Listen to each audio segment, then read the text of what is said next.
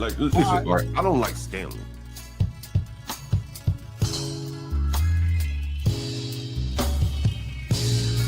I think the only person I had been was Stanley.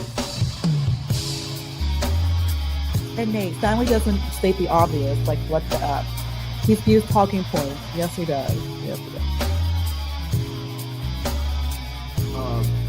The nature of American culture, it's a white people problem. Okay. I literally said they need to understand that people bother you like that. If they want to beef with you, it's called Stanley versus the world.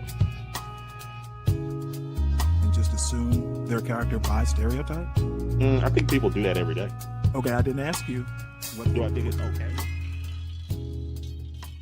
Family and fellow soldiers, I'm the professor, and this is the moment of truth. And now the Friday Crime Report.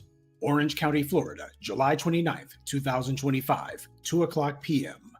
Solar panel salesman Antavis Johnson visited the home of Cheryl Pyle and Stephen Wiley in Hunters Creek. He was calling to see if they were interested in his services. They could have just said no, but they decided to do a lot more than that. I had my binder, had the notice, but before I was able to pull out my notice, she called her husband down, and that's when everything just turned left. According to an Orange County Sheriff's Office report, Johnson was harassed and threatened by the couple, not just in the home, but all the way out into the street. Johnson would record this interaction on his cell phone and later upload it to TikTok, where it racked up millions of views before TikTok decided to take the video down, because they believe in free speech, don't you know? Of course, when incidents like this manage to break through the white media filter and actually get some traction, you always got those people from white society who are the first to say, well, it couldn't have been that bad. There's always people who are making a big deal about just words. This is probably just one of those minor misunderstandings that black people are blowing out of proportion. Black people are always blowing things out of proportion. Well, watch the video for yourself and you decide. Record me. Cool, take your black out of here, mother. Listening with a wrong person. Take your black out of here. You. Don't come cuss at my door, mother. On your phone. Get your feet, mother. Off my property now. Here, record that back again.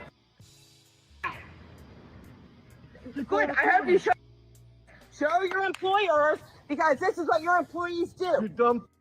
There's no soliciting. Get your black out of here. You come back again, we'll hang you. Don't go over his house either. Either one. Whoa. Oh. Get your black. Keep in mind, these are the same red state racists who love to tell everybody that they're not bigoted at all, that that's just a media fantasy. They're just being stereotyped as being racist. These are the people who will tell you, oh, I got nothing but black friends, and I would never use racial slurs. I get along with everyone. Do they look like they're getting along with anybody?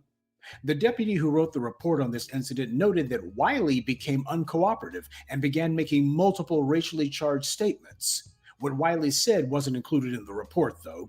So even when the local pig patrol showed up, these two reprobates still couldn't be civil, even with the cops. So in front of the police, they were still spewing racial slurs, is what that means.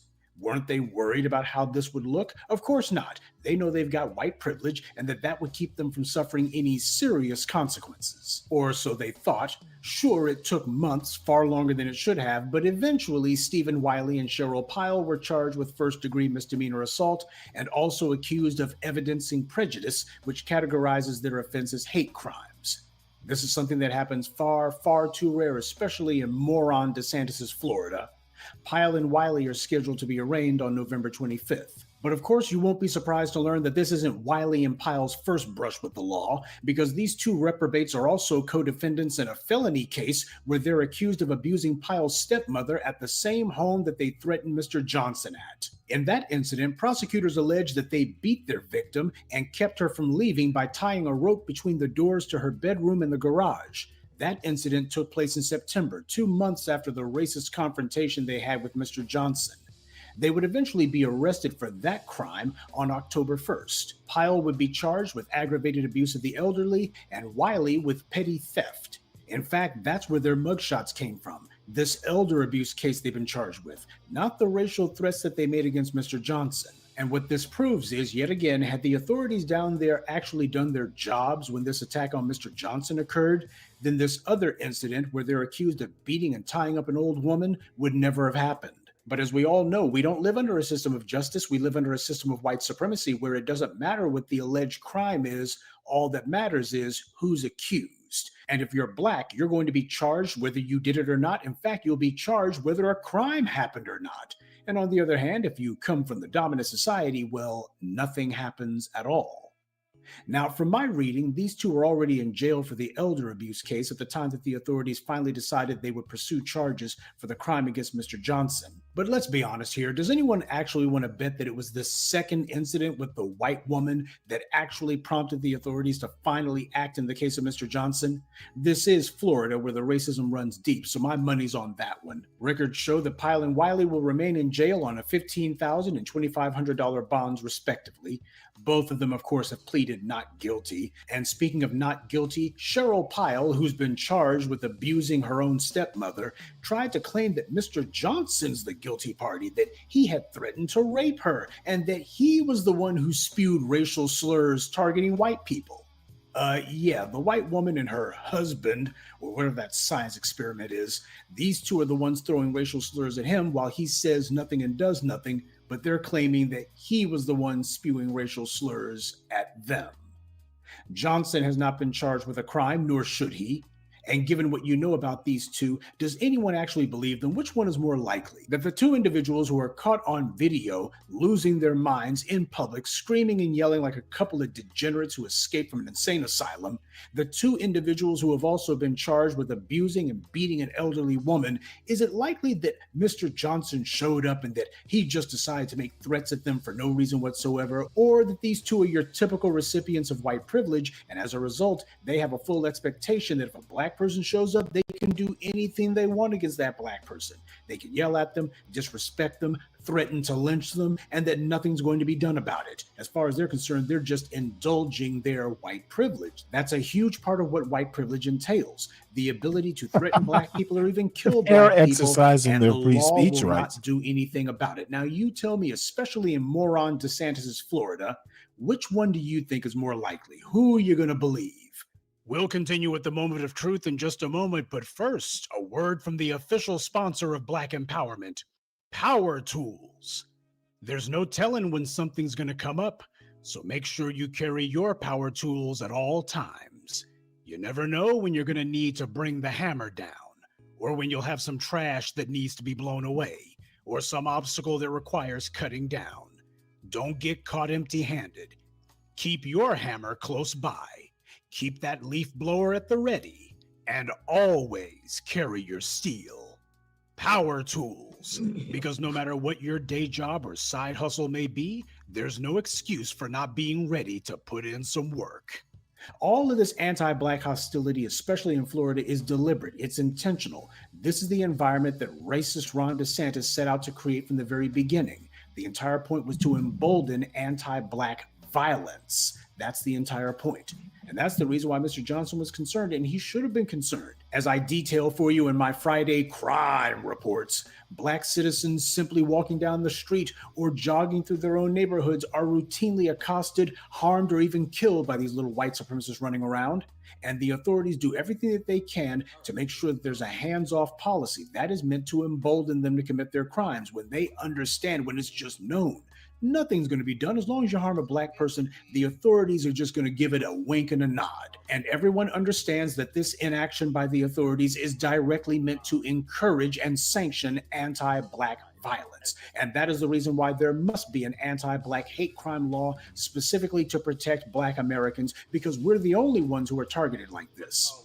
Even during the hysteria about Stop Asian Hate during the pandemic, there wasn't a single year or even a single month when black people were not the primary victims of hate crimes. But of course, you wouldn't have known that by the white media coverage. And with trash like Juju Chang working for the white media, you understand exactly why that is. And before some idiot comes along and says, well, I heard that they said that they had a no solicitation sign up. If you got a no solicitation sign up and somebody knocks on your door anyway, you tell them to leave. You don't sit there and start threatening them and telling them, get away from my house and all the rest of that. That's somebody who's indulging their anti-black whimsy. That has nothing to do with a solicitation sign. But I'm not about to dignify any of this typical white splaining and anti-black excuse making. How many times have we seen stories about black delivery personnel drivers who have been threatened, assaulted, pursued, and shot at by racist white people, and nothing's ever done about that? Was that because there was a no solicitation sign up? Black delivery drivers who are carrying out deliveries at the locations that they're supposed to be at, and yet the white people in those areas, they're looking to say, you're black, you ain't supposed to be around here, and we can go ahead and kill you because we live in the place where we know that the cops and the DAs aren't going to do anything about it. That's the reason this occurred. It had absolutely nothing to do with any alleged no solicitation signs and everything to do with a clear understanding that these white supremacists can kill black people with impunity because the authorities allowed them to. And were it not for social media, nobody would have even known that this incident happened. And even with social media, you see there's a clear open policy on these white supremacist platforms of going ahead and suppressing this stuff. Shut it down, make sure nobody sees it, cover it up. That's what happened. Larry Ellison bought TikTok because he's a Zionist and he was angry that TikTok posted videos of the genocide in Gaza. And those TikTok videos were a driving force behind the campus protests and the online pressure campaigns that came against the Israeli government. And for longtime backers of the Israeli regime like Larry Ellison, that could potentially be a threat to him too. He had a problem with that. But when a black man posts a video of some racist white people threatening his life, oh, well, that we cannot have.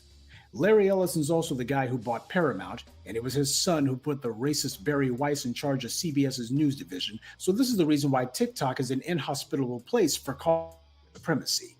I'm the first to tell you that taking video of these racist incidents is fine, but being ready to protect yourself from them is far better. Florida is one of those states where the legislatures removed practically all gun restrictions, and they did that specifically to embolden white racists like these two to carry guns and then carry out anti-black ambushes too. I think you should keep that in mind, especially if your employment requires you to go to people's homes. If you're going to be on the job, then you must be ready to put in some work too. And that's this week's Friday Crime Report. Keep your eyes open and stay on alert, because there's a lot worse criminals out there than the ones the white corporate media chooses to show you. Good day. Well, good afternoon, everybody. Welcome to Stanley versus the World. That was a lovely crime report. I don't know, a little hyperbolic, I think, but I was sitting here wondering, what would happen if the guy who was doing the selling carried a pistol? I wonder if that's allowed. So anyway, welcome aboard, everybody. Everybody, please make sure you hit the like button. If you are new, please make sure you subscribe to the channel. We are slowly but surely trying to get to 500 for the option to monetize. Speaking of which, the Sovereign Beer Fund is taking investments and or donations. So support the show. It is Saturday, and it'd be nice to get some Guinness Stout here. So contribute to the Sovereign Beer Fund. Today is pretty much dedicated to looking at some recent events, or basically it's kind of like a where we are with MAGA sort of show. And it is amazing some of the things that have happened in the past week or two. One of the more shocking things, and I know it's just a little thing, but all of a sudden, there's a new executive order out modifying the scope of reciprocal tariff with respect to certain agricultural products. So, this affordability thing that the Democrats have kind of used during their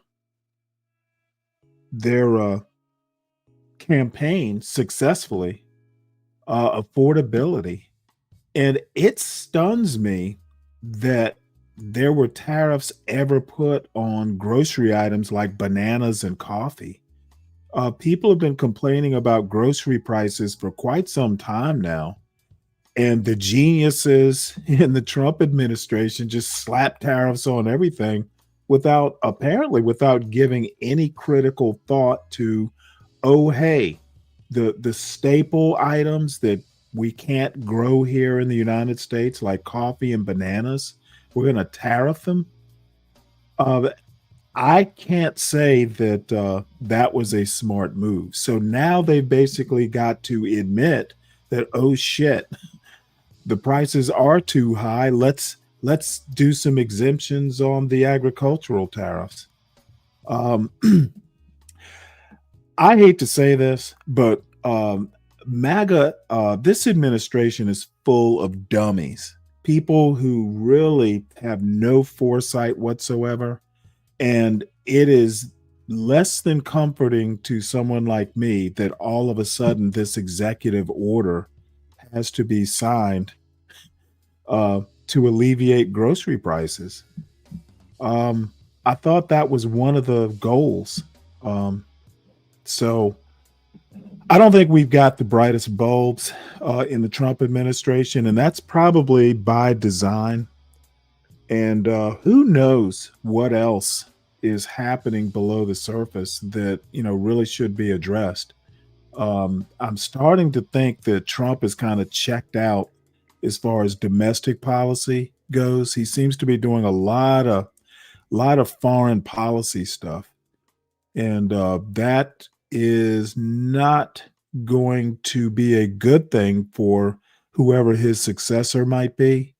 Letting this economy just kind of drift the way it seems to be drifting. Donald Trump is really not doing a good job as far as, if MAGA is something that these people want to take effect culturally. Steve Bannon said it himself. You probably need 3 terms to actually have some of these culture war items that they're trying to correct take effect more or less permanently. And at this rate, I'm not absolutely sure MAGA's going to be able to hold the House next year. In 2028, we've got 3 more years of this slipshod leadership. The only thing Trump seems to be able to do very well is enrich him and his family and, the select few that are in his circle, the billionaire class folks that are in his administration. Scott Bessent and I forget the Commerce Secretary's name. He's a billionaire too. And I said it yesterday, MAGA's faux populism. It's really an oligarchy in flannel shirts. And, this is the title of the show pretty much says it all. Countdown to I Told You So. I will be doing the official I Told You So come New Year. I'm going to combine it with a New Year celebration. Trump is not doing a good job, folks. Nowhere near it. And for the people who want to pretend that everything's okay, at some point, the bubble's going to be burst. And this Epstein deal, I don't think it's going to bring Trump down. Apparently, he has decided, oh shit, he's ordered the Justice Department to go find Democrats. Go find Democrats that Epstein was associated with. That's like whataboutism at the very top level of government. Find me some Democrats. Oh, what an idiot. So this came into my inbox, my email inbox from Pew Research Center, what the data says about food stamps in the U.S. And since food stamps have been on everybody's mind, I figured we do a little bit of I wouldn't say a deep dive, but a dive into some of these numbers, things like how many Americans use food stamps, how has the number of food stamp recipients changed over time, who is eligible, etc. So we'll slog through this. So first up, how many Americans use food stamps? The numbers vary from month to month, but in May 2025, the most recent month with available figures, 41.7 million people in 22.4 million households received SNAP benefits. That works out to nearly 1 in every 8 people in the country. On average, that's actually kind of a high number. On average, 42.4 million people in 22.7 million households received monthly SNAP benefits through the first 8 months of the fiscal year. SNAP operates in all 50 states, the District of Columbia, Guam, and the Virgin Islands. A separate program provides nutrition assistance grants to Puerto Rico, American Samoa, and Northern Mariana Islands. Let's see. Food stamp use jumped during the COVID-19 pandemic and remained high. So,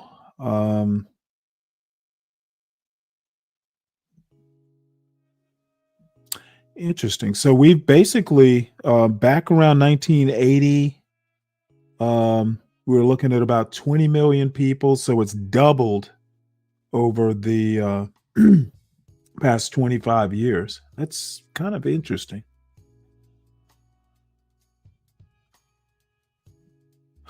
Having that number double over 20 years, that's troubling. It doesn't look like people are doing better if more people are on SNAP.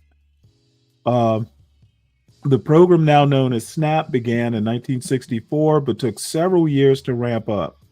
It wasn't until July 1974 that states, which share administrative duties over SNAP with the federal government, were required to extend it to all jurisdictions within their borders. So, started out in 1974 with 12.9 million people. Let's see what else is in here. Who is eligible for food stamps? In general, a household qualifies for SNAP if it has a gross monthly income at or below 130% of the federal poverty level, as well as a net monthly income at or below 100% of the poverty level.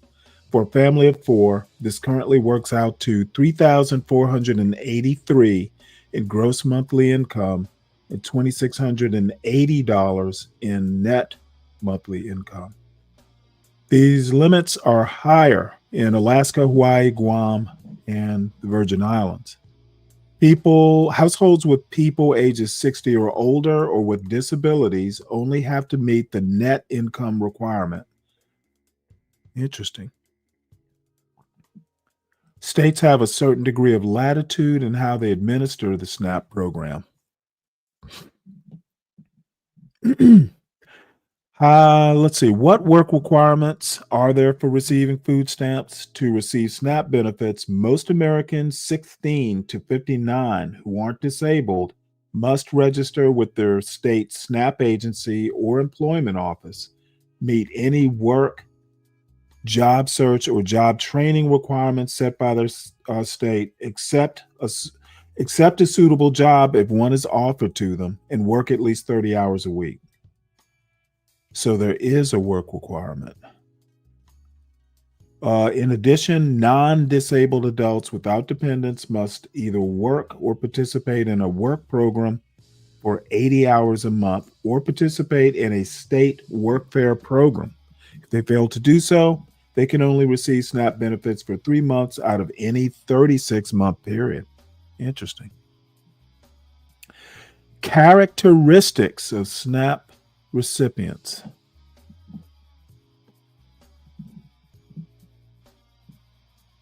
Yeah, they probably did lower the requirements for during COVID. So let's see. Most of the recipients are between 25 and 44. Oh, interesting. And a good number of people, 22.8%, 25 to 44 age range, 45 to 64, 20.2%. So most people between 25 and 64, that's about 45%. I'm sorry, 43%. Um, this is interesting, and I wanna emphasize this. 61.1% of recipients of SNAP are white. 37.4% are white, not Hispanic. Um, that's interesting. Why would those two categories be there? I think that's a typo. White, Hispanic. Um, actually, Hispanic. Blacks 28.7%, Asian 3.5%, all other races, combinations. Oh wow. This is okay. This is what is white, not Hispanic?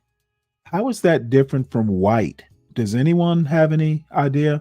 So Hispanics, any race, receive 30%. White, not Hispanic, 37.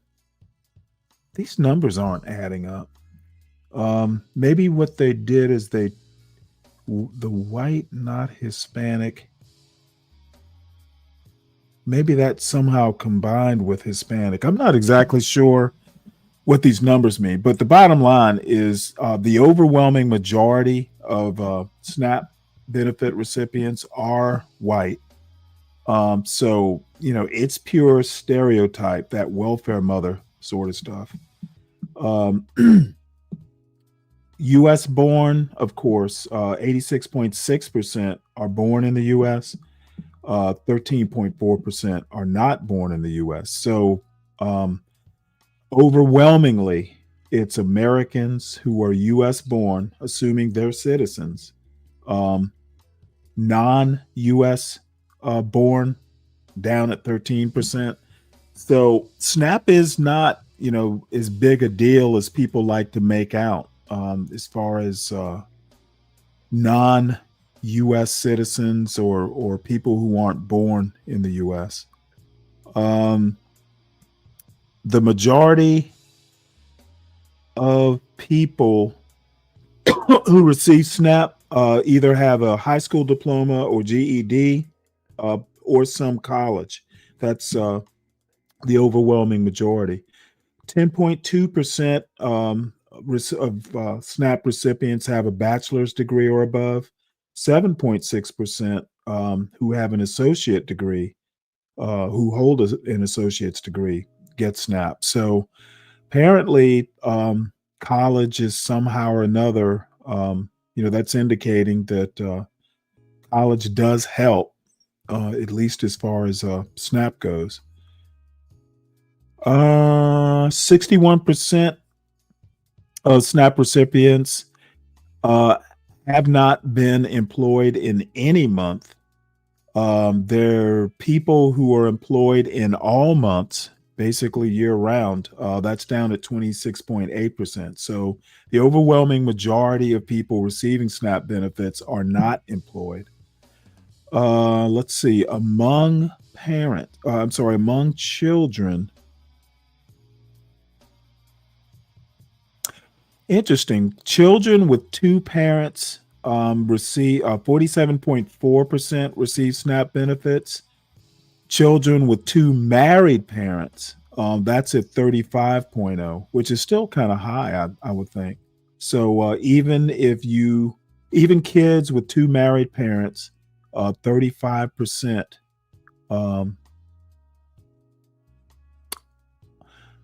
35% of children who receive SNAP have married parents. That's kind of a high number, higher than I would expect. So let's see what else is in here. How much do food stamp recipients get each month? In May 2025, the national average benefit was $188.45 $188.45 per person, $350.89 per household. At its peak in November 2022, the average monthly benefit was $259.50 per person and $493 per household. Wow.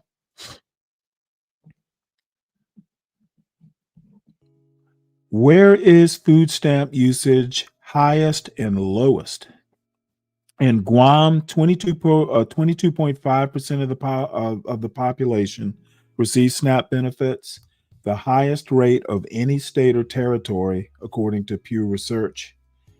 New Mexico is next highest at 21.5%, followed by District of Columbia at 20%. Wow. In the Virgin Islands. So, wow. District of Columbia, 20% of the population of District of Columbia gets SNAP. Wyoming has the nation's lowest SNAP use at 4.6%. Utah next at 5.1%. New Hampshire 5.4%, and Kansas 6.3%. That's surprising. Kansas is perennially one of the poorest states. So that's interesting. What can you buy with food stamps? What can't you buy? Oh boy. So you cannot buy alcoholic beverages and tobacco products.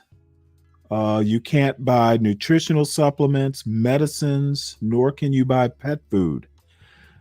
Foods that are sold hot, think rotisserie chickens or ready-to-eat soups, aren't eligible either. Wow. So rotisserie chickens aren't eligible? Wow. Nor are household goods such as paper towels, cleaning products, and toiletries. Gasoline isn't eligible either. You would think you'd be able to buy a rotisserie chicken. That's real food. Where can people use food stamps? Where do they use them most frequently? Almost 267,000 establishments, from grocery stores and farmers markets to meal delivery services and senior centers, were authorized to accept SNAP benefits as of September 2024. A few types stand out. Supermarkets and superstores such as Walmart and Target together make up about 15% of SNAP accepting establishments. More than 44% of all SNAP accepting establishments are convenience stores. Interesting. But they accounted for only about 5% of redemptions. While only 561 internet retailers such as Amazon were authorized to accept SNAP benefits, they accounted for more than 10% of all redemptions. So that's Ryan and his macadamia nuts.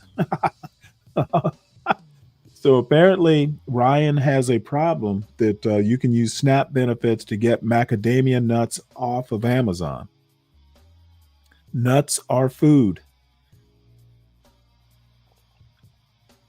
Let's see. Federal spending on food stamps has grown sharply since the 2008 recession. So let's see. Is it administrative and other costs? So 140, is that billion? Yeah, it's got to be billion. Not quite. It's probably about close to 140 billion. In fiscal 2024, government spent 100 billion on SNAP. Let's see. How has the cost of the food stamp program changed over time?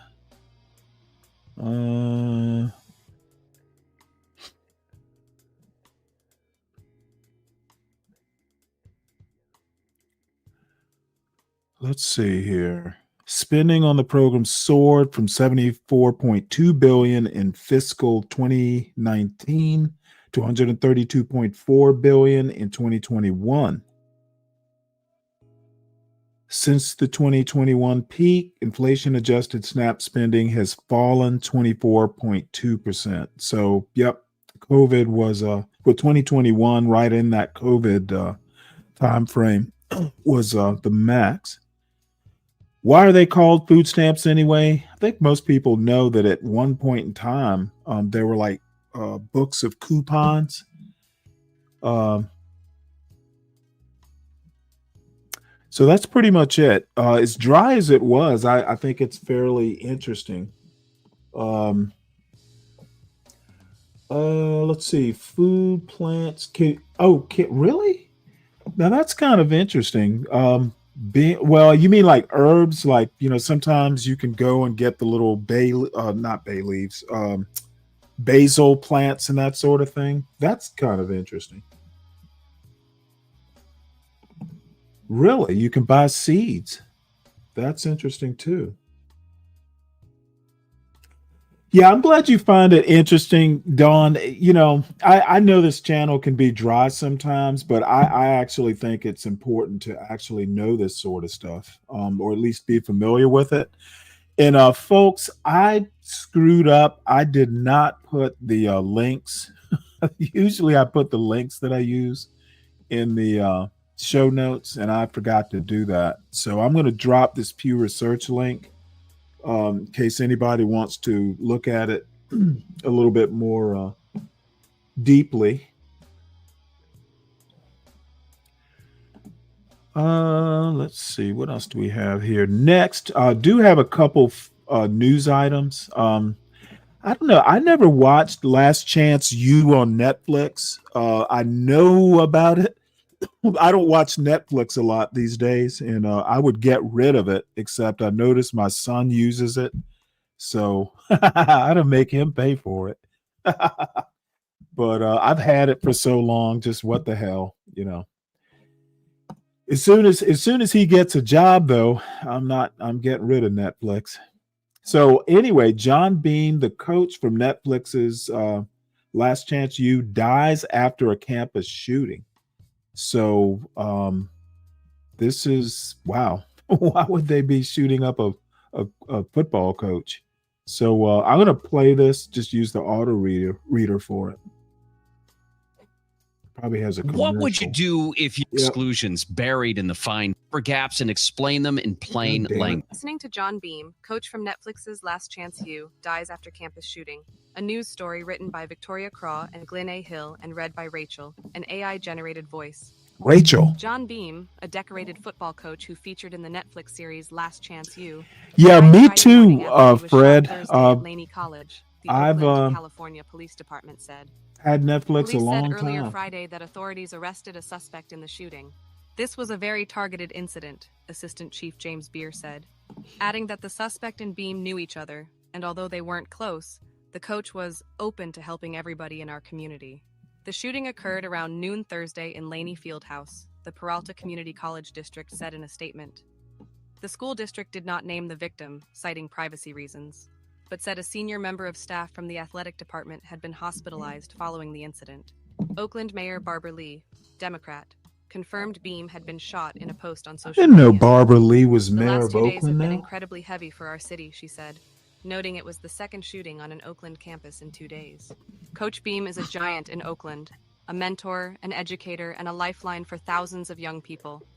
For over 40 years, he has shaped leaders on and off the field, and our community is shaken alongside his family, she wrote. We are standing together, praying for Coach Beam and his loved ones. Beam started working as running backs coach at Laney College in 2004, before moving to head coach in 2012. Josh Ramos was named the head coach in 2024, but Beam remains the athletic director at the college. He started his coaching career in 1979 in San Diego, before moving to Oakland and coaching at Skyline High in 1982. The coach is reported to have produced over 20 NFL players and won several league championships in a career that spanned more than 4 decades. Wow. He coached players who won at every level of football, including an NCAA Division I national championship, NCAA Division III National Championship, Canadian Grey Cup, NFL Europe Championship, and Arena League Championship, according to Laney College. Beam rose to national prominence when the Laney College Eagles were featured in the Netflix documentary series Last Chance U in Season 5, which aired in 2020. The show follows athletes from difficult backgrounds as they navigate their education and sports careers. They have the weight of the world sometimes on their shoulders, Beam says in a trailer for the show. Our job is to believe in them so that they can believe in themselves. Oakland officials said the shooting followed a separate shooting at another school campus a day earlier and voiced concerns about gun violence. Schools should be the safest spaces in our city. We need guns off our streets now, Lee said. Oakland police said they had arrested 2 minors in connection with the Wednesday shooting at Skyline High, with 1 minor suffering from a gunshot wound taken. Some 10 fucking minutes you didn't hear. A new phone for Billy, a necklace for Sam. Sorry, what? All the while on the lookout for scams. A swipe here and tap. I'm sorry. Let's turn up your volume. So what's going on? Shit. Pause the video and then maybe you can hear. Okay, motherfucker, dude, don't come up here fussing. I'm not just in the saying. mood. I've been saying something. Okay, no, don't just say, sir. Don't come up here hot. Fuck. Now let me finish what I was saying, Stanley. I don't really care what you're saying. No, you gonna care, boy. No, I'm not gonna care. Stanley, don't start your shit with me today, Stanley. I ain't in the mood for your shit today, Stanley. Hey, let me put it to you this way. You come in hot and I will cool your ass down. Don't come in hot on my panel. Do not come in hot on my panel, ever. Stanley, just shut the fuck up. Okay, it doesn't work like that, motherfucker. Ryan, I'm not sure why you have a problem with people, if filet mignon is food, shrimp is food, king crab legs are food. Why do you have a problem with people getting a steak? What do you expect them to eat? Gruel?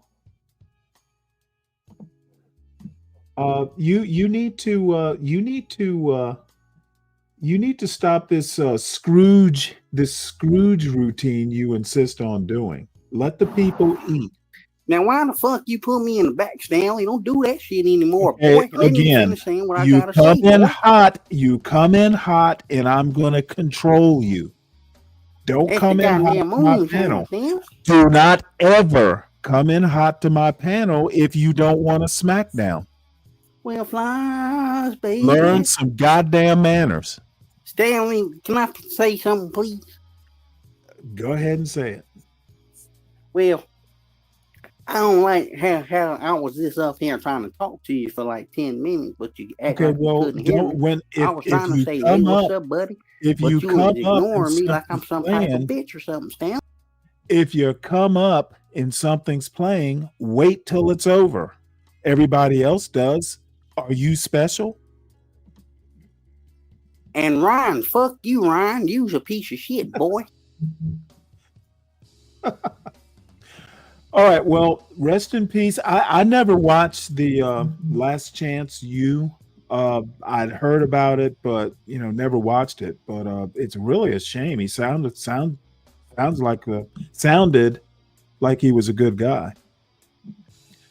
So this next story is really apropos of nothing other than I found it interesting that the AIG parts ways with a guy who was supposed to be CEO, I guess, and for some reason or another, he didn't take the job. So John Neal's withdrawal from the insurer comes as the company grapples with another high-profile departure. The incoming president of AIG, Stanley, Yes, JB. you ain't got no pussy to run to or nothing? Why do you ask? Because I was just wondering. Now, I Okay, don't well, ever hear you say you've been getting wondering. pussy or anything, Let me take care of my business and you mind yours. Don't, So I the mean, you don't got to jack president off or of- nothing. Go out and get pussy. the incoming president of American International Group, one of the world's largest Fuck insurance you, Ryan. Dude, I'm reading. Abruptly withdrew this week after the New York Times asked AIG about a romantic relationship involving the executive in a previous job. So apparently, the New York Times came in and just fucked this all up. What is up with the New York Times? John Neal's appointment was announced by AIG this summer. Will no longer be joining the company due to personal circumstances. A spokesman at the Hey Stanley, could you tell Ryan to Dude, get his I fake do not like construction being working ass on the interrupted panel? when I'm reading. Please don't interrupt. Mr. Neal engaged in a romantic relationship with his personal assistant at an Australia-based insurer, QBE, in 2017. He failed at the time to disclose the relationship to QBE's board, which the company code of conduct required. The board ultimately learned of the relationship and slashed Mr. Neal's bonus by $550,000. He stepped down from his role as chief executive there several months later. Several publications covered the departure. He worked as chief executive of Lloyd's of London before AIG hired him. Damn. I don't know. I have mixed feelings about this. Hey, may I say something, Stanley? If you must. Ryan, if you got to say something to me, hit the link and bring your construction hat, boy. King crab legs are just food. I saved up for them, but let's give. So, Ryan, look, I don't even eat king crab legs. I think they're disgusting. But let people have their food. Just because apparently these food stamp recipients are buying up all the crab legs and they're not saving any for you. Is that why you're mad? It's food. Let them have their food, Ryan. Damn.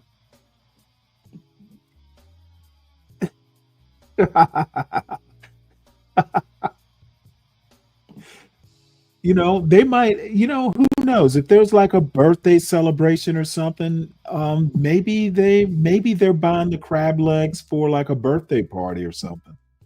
Let them eat crab legs. Exactly, Dirty.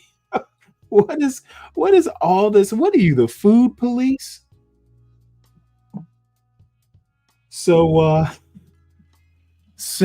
anyway, I have mixed feelings about this. I don't know. I'm sure somebody will probably call me a pig or something, but now it says here another AIG executive was accused of SA at some resort in Vermont. Ryan, why you don't like me, boy? We white. We supposed to stick together. Hey, do you offer what is it with you and self-control on this panel? Shit, Ryan, he keeps fucking with you. Do you think this is the JB Smooth show? Yeah, because Ryan keeps fucking with me. Guess what? It's not. And I'm drinking moonshine. I'm the goat. Bad. You need to drink in silence. Well, if that motherfucker leave me alone, Stanley, I could. Can you can really buy a wedding cake with food stamps? Oh, that's fucking awesome. Well, we not on that, Stanley. I'm on this bitch Ryan, Stanley. We supposed to stick together, but that motherfucker, dude, he wants to go bad on me for no reason. Down into the chat. Drop down into the chat and deal with That's why I don't like you blacks. That's why what? You heard me out. That's why I don't like you blacks like that. Well, then why the fuck do you come up on this panel? Because I got to get some shit straight with you, Stan. You know what? Come back when you find some respect. Type in the chat what you have a problem with, and I'll address it then. But you're not going to come up here and disrespect me on my panel, you asshole. So that is it for the news articles. I do have one thing that Army Yosef Frimpong did before we get into the MAGA stuff, and this may even dovetail into the MAGA stuff. So this is called "What Makes an American: Values in Concrete Trajectory." So, seeing as how, in my personal opinion, the Trump administration has no values, it'll be interesting to hear what Army has to say about values. America. My name is Amy Yosef Frimpong, and it's not obvious what it is to be an American, and we're going to have to confront this question, much like Justice Brown had to confront the question what it is to be a woman, and we want to give a better answer than maybe she did possibly. So I'm going to give you a little bit of content to that answer as to what it is to be an American. Some people just say, well, it just means to be born in America. That's a legal definition. Well, that's true. But that doesn't have enough content. And some people will probably in advance of that say like, well, what it is to be an American is to have the values of America. Well, you can have the values of America in other place. That doesn't entitle you to citizenship in America, right? And all the rights and privileges that come with that.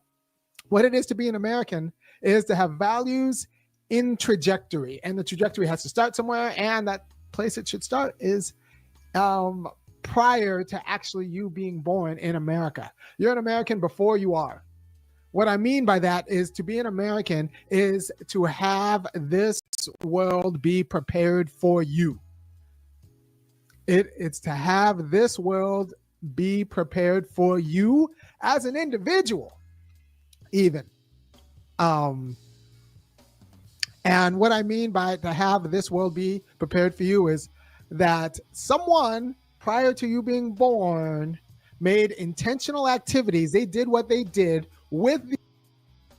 Oh, by the way, I've gone ahead since JB is going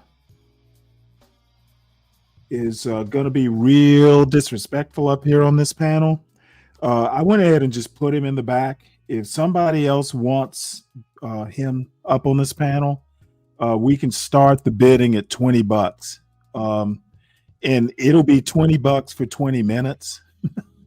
I have no intention on going much farther than that. So, JB, the more money you can drum up to bring you back up on this panel, the longer you can stay. $0 equals 0 time on this panel. I'm not in the mood for someone to bring their belligerents up here and then tell me you don't like blacks. Fuck you if you don't. Pay if you want to come up here, you're racist. The idea that they were preparing a world for you, for your enculturation to raise you. They did that. And if they did not have you in mind, or when they did that in your community in mind, they built the community with the idea of we're building a community to raise people within this community in a certain way.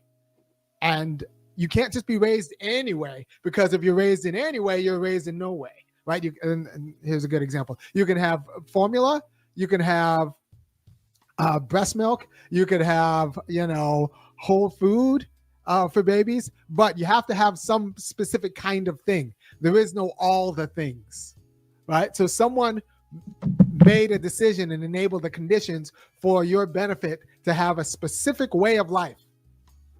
A specific way of life. They enabled the way for you. Now, that's usually we see the good parts of that. That means we owe our benefactors because they enabled the life for us. Unfortunately, in the same way that you recognize that like your composition is not necessarily all of your design, it was the products of people who took on responsibility and did activities to prepare a world that then like made you, and like now you're comprised of the world that they made. That can be seen as a good thing, but there's also a dark side of that, and I say dark both metaphorically and literally, whereas to be an American and to be black in America is to be made in a world that was made for your very specific degradation. They wanted Yes, and he and Yvette Carnell used to do a show together, and I think they're still close. But yep, he was a part of that ADOS crew. And funny enough, the falling out was because he married a white woman. There were people who did not appreciate his race traitorism. So that was kind of where the break came. I don't know that Yvette Carnell had a problem with it, but others did. The people who made America wanted to degrade your parents in a very specific way so that they degraded your childhood in a very specific way. Right? These were all intentional actions. You can say some of it's negligence, I don't think some he's of that it's radical. intentional targeting, but they wanted to both you to be able to live and to live in a degraded way, in a very specific sort of way, and we are products of that America. Oh, You know, and people say, by the way, JB, I went ahead and got a screenshot of your threat to strike the channel. So, if you choose to do something like that, I'll just tell YouTube, hey, dude just made idle threats. I mean, that name doesn't sound particularly American. Well, okay, so I'm half a product of that. Oh, I'm well, born in LA, Army makes a lot of racy comments. So I think I have a kind of perspective, because especially since I grew up in one of the more degraded aspects. He's in the back right now, the Fred. American kind of cultural. I'll let him up for some money. And this is going to get in trouble with some You know of the what? audience, I'm not but going if it to doesn't make get in some trouble, money off of if you racist. don't think that what I'm saying is out of hand, then you should probably go to www.funkyacademic.com and kick in $5, $15, to $50 a month. I will tell you that I think America deformed my mother in a way that convinced her that she didn't need my father. Right? So that wasn't, because she's actually a pretty smart and good person. She's just like didn't have she was effectively deformed by the American project. And that was the purpose of the American project. There was a project in this country to screw up my mom's ability and capacity to parent. And to give her that, it was part of that ideology, right? So she's a victim of like her circumstance, but the circumstance was the situation where she didn't think that like I needed a dad. So you have to understand that part of what it is to be an American is to understand that you are comprised of other people's decisions, specific other people's decisions, who then compose the world for you as an individual, not for other people. And now you're in that world, and you have a certain sort of discretion with the trajectory of that world and how you can make activities that sustain the world for others. Right?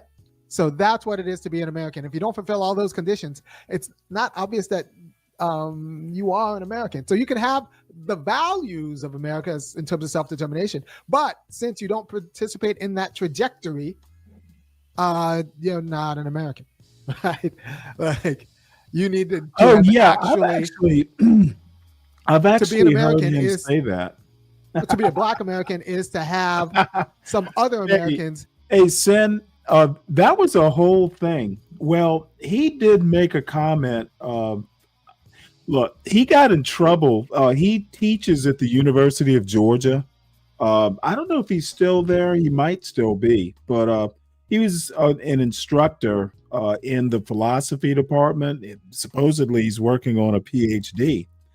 Well, he did get in class, and he'd be mighty. There are a lot of hot takes in his class. Well, anyway, I forget the exact comment, but whatever it was, some student complained about it, and he wound up in a lot of hot water. Basically,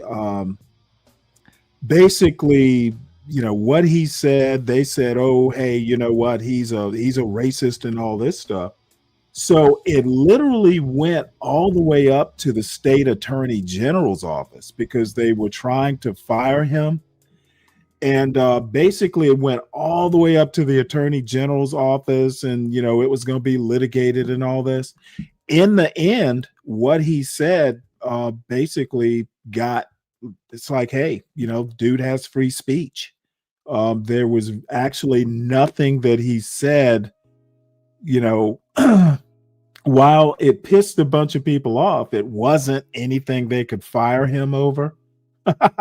This is what happens when you fuck with someone who's good with language. He went right up to the line, but he didn't cross it. So yeah, he survived it. And as far as I know, he's still teaching at the University of Georgia. So I don't know why that would have anything to do with him splitting with ADOS. But I do know he still speaks highly of Yvette Carnell. And I think she's actually been on his show like maybe in the last year or two. So, I mean, they're still friends, apparently.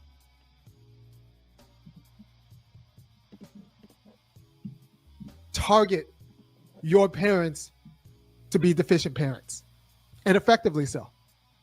Effectively so. That's what it is to be a Black American. Ryan, many white people did die for Black liberation about 125 years ago. That's extremely debatable.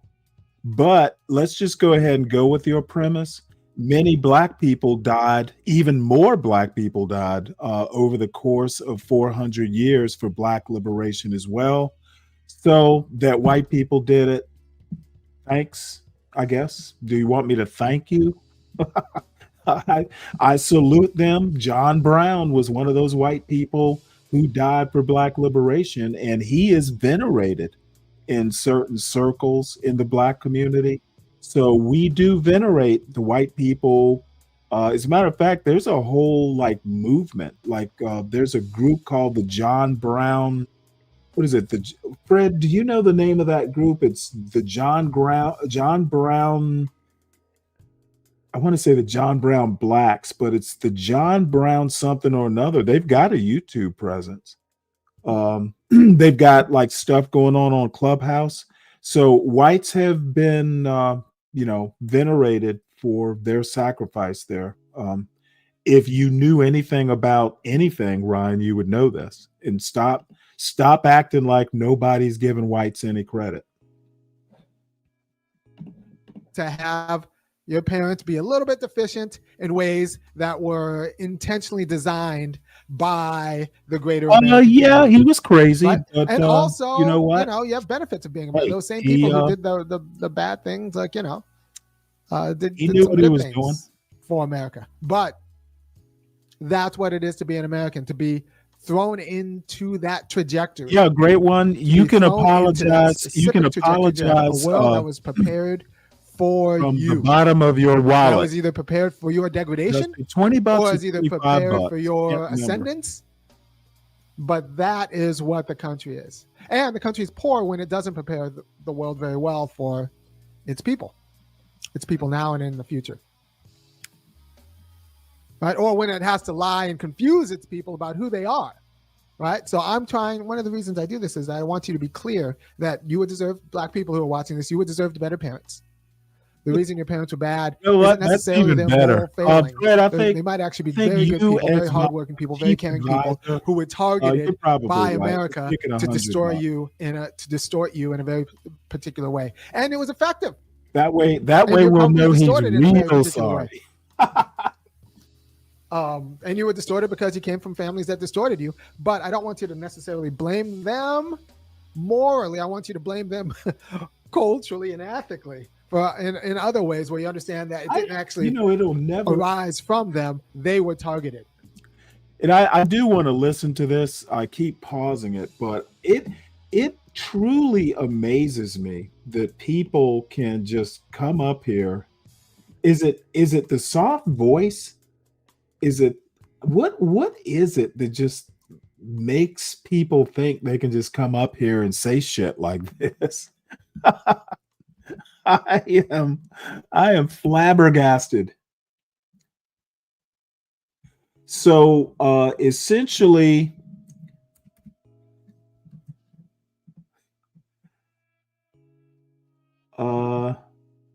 let's see. Let's say support JB Smooth's apology by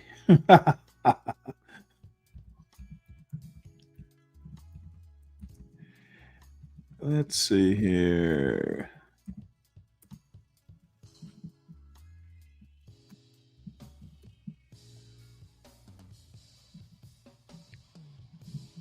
All right, here we go.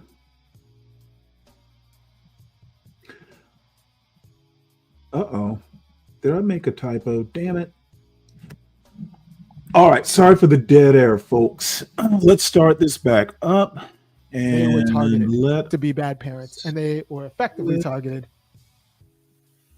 And Yeah, so it's a now big deal, you are the Philomena. product of that effective targeting, right? And that's what makes you American, right? So to be an American is to have certain values in trajectory.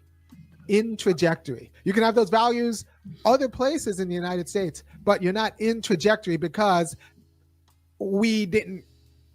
Americans didn't prepare those other places to give you those values. Here, Americans prior to us prepared the world to give us Well, certain values. you just all kinds of bitter today, And when right? you recognize You that, okay? when you recognize that, that is part of being an American, and you need to recognize the good and the bad parts. Oh, was he? I You need thought to he was an recognize the good instructor, and the bad parts, which of is the pretty much the same. individual activity of others that prepare the world that composes you. And then as you get older, you get more discretion in how you compose the world Actually, for others. I don't know. I don't know how it works at the University of Georgia, even though I went there. He was actually listed in the faculty directory or whatever as an instructor. I don't know if that's what they call their teaching assistants, but apparently he was being paid. He's got a master's degree in philosophy. So he might have actually been employed as an instructor. When I was at the University of Georgia, I had a biochemistry instructor who had a master's degree, and he had worked at the Centers for Disease Control or something like that. So he had a master's in biochemistry, but he had a lot of like actual experience. So they just brought him on as an instructor. So sometimes they'll do that, with people with master's degrees. But this idea that you are entering a stream and what happened downstream of you, the good things that happen downstream of you, like there was a water filtration plant that happened downstream of you. So you're entering a stream of clean water. That's great. Also, you have to recognize that some people defecated in the water upstream. What happens if there's a water filtration plant upstream and you're thrown into a clean stream? That's great. But you have to understand that some people intentionally poisoned upstream, and you have to deal with that. That's part of being an American. And not in the abstract, but in the concrete, you're in poisoned water because of those people back there. Actually, right. So you have to actually deal with that, and you have to name it. And if you can't name that, then you're deficient in understanding who you are as an American. And there are certain sort of deficiencies that the right wants to enculturate into America. They want the good, but not the bad. And I'm saying we need the whole story. I just want Americans to know the whole truth about who they are. All right. Someone asks, do I think parenting is more challenging now than 30 years ago, or about the same? Depends. It depends. I think it's more important because there's more flux. There's more flux. Because now if you don't parent well, the algorithm will get you. But there's more resources out there to parent well if you want to. There are more resources out there because of the internet and if you're still going by the same script as the 1970s, In the 1980s, especially. If you're going by the same script of the 1980s and 1990s, which just said work, work, work, provide money, and then let the institutions raise your kid's toast. Especially if your kid's black. Your kid's toast. Because the institutions won't raise your kid. You need to actually raise your kid. You need to actually raise your kid. But you have resources now to do so if you're not like caught up in the idea that your job is to go to the market and make a ton of money, and then you make that money, and then you spend the money for other people to raise your kids. What? That's that actually will not pretty work funny, out. Anton. I like I will that. tell you right now, that will not work out. Take the pay cut. Be with your kids. Guide them through, because nobody's going to teach them like you do. And now we have resources out there with the internet to do it. Like that's most latchkey kids got messed up. I, as a latchkey kid, I'm reading a comment that says most latchkey kids got messed up. I, as a latchkey kid, will attest. I could have used parents, but my parents didn't know that I could have used parents because society was telling them that what they should do is like make money, and then somehow, the bionic woman and the fall. We spoke about this yesterday. I think it was with Man of Tomorrow. This thing that we're doing with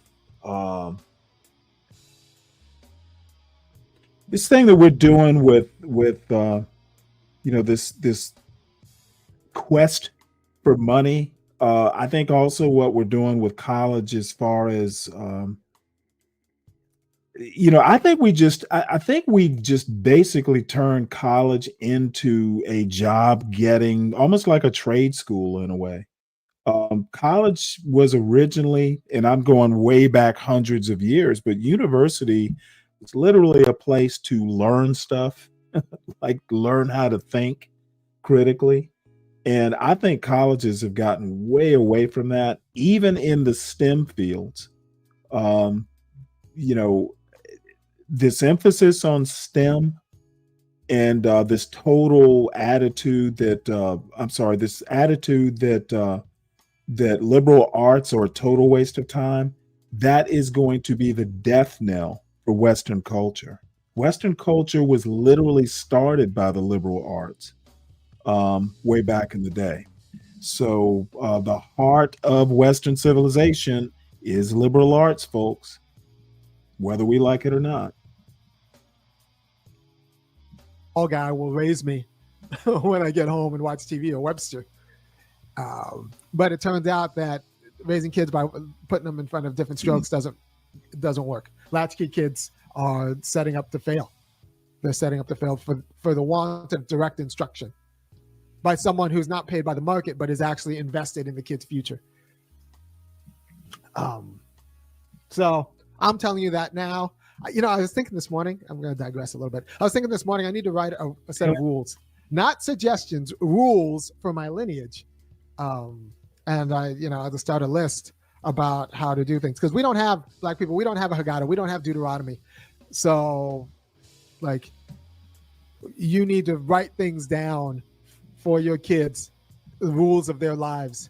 And don't call them suggestions, call them rules, because you don't want to say that you could do it, take it or leave it. You want to say that, no, these are what you should do. Now, I can't enforce them. They're unenforceable rules, but they're not suggestions. They're not mere suggestions. They're actual rules, hard and fast rules. If you want to be a no safe friend pong, this is what it means. And like, start a document like that and let that be your legacy. Anyway, when I finish this document, I started writing notes for it. I'll post it somewhere, and you will, you can have rules for your family if you want to. But what it is to be American is to be plopped down in trajectory in a world that was prepared for and composed for you, such that so that you're comprised of it.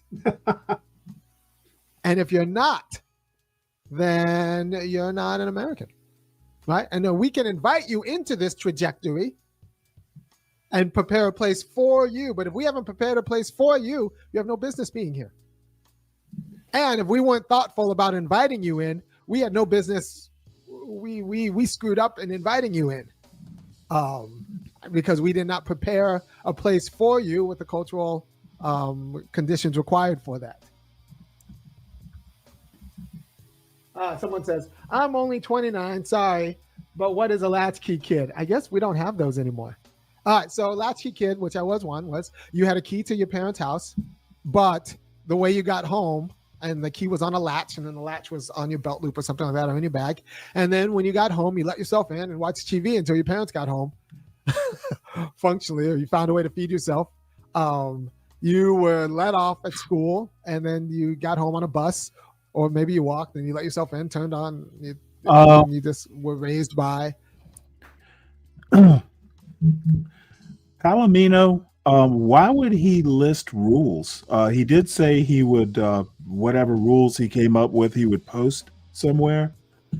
But I hope you understand that different families are going to have different rules, maybe similar, but they're, one family can't write rules for another family. The screen. That's what a latchkey kid is. And it made sense because work days and school days never really matched up. And it especially made sense to me because my mom worked like 3 to 11. So 3 to 11 or 11 to 7. So, I didn't see her till late. And so that was an entire form of parenting. And it still is. That was an entire form of parenting that kind of erupted in the late 70s and 80s. Especially in California, probably came later in other places in the United States, but that was an entire way of being in the late 70s, 80s, because we told parents that what it is to be a good parent as part of their culture, as part of the world, as part of the design and the defamation of them as parents. We told parents that part of what it is to be a good parent is to make a lot of money at work or to work hard and then, pay for institutions or pay for a zip code to raise your kid. And it turns out that was just a con that the people who wanted you to work, the bosses, wanted you to buy. And the only people who really bought that were, black people. But it got a lot of people, it screwed up a lot of people who actually wanted to do the right thing. These weren't people who were trying to be lazy parents. These are parents who actually wanted to be good parents, but needed, but had their culture kind of,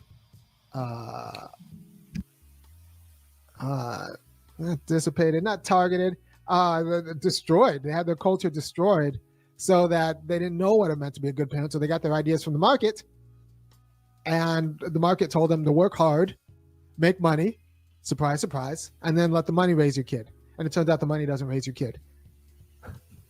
The money does not raise your kid. So I hope that explains what a latchkey kid is. So I guess technically I was a latchkey kid. A lot of times I get home and my parents weren't there yet. So I'm trying to figure out why, Palomino, why are you say you're not shocked he was a latchkey kid. Is there something wrong with being a latchkey kid? If anything, it means your parents trust you won't burn the house down while they're not there.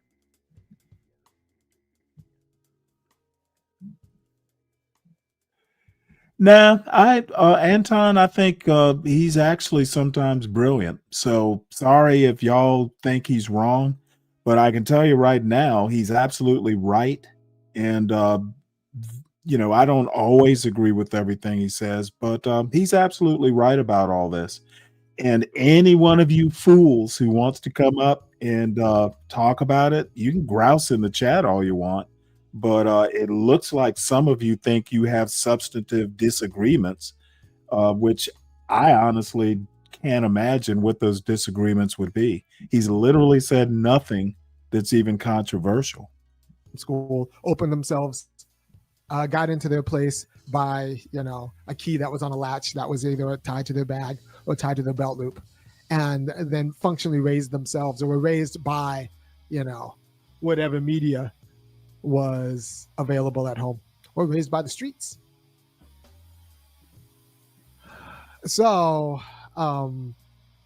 what it is to be an American is to have certain values in trajectory, and that trajectory starts, it's like a ray where there's a starting point and you go forward, and that trajectory starts by a world that was prepared for you and then creates you for it.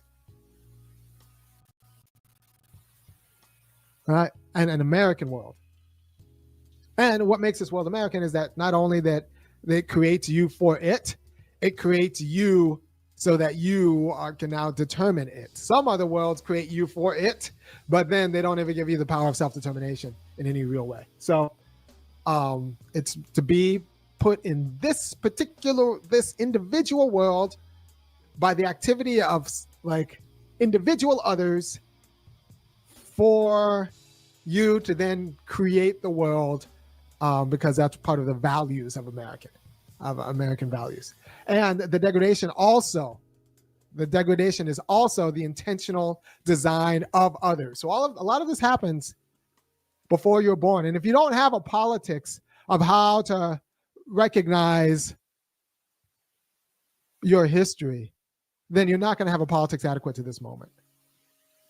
If you don't have a politics that's adequate to recognizing how you are a product and creation of history, of prior activities, then you're not going to have a politics of this moment. And liberal politics will fight against that because it'll tell you that you are somehow emancipated from history and you're free completely from any sort of cultural moorings. And maybe you're determined by biology, but you're not determined by culture. And culture isn't something that was a partial function of activities, discretionary activities of those behind you. Or that America will open up the same to everybody and everybody has the same American culture. No.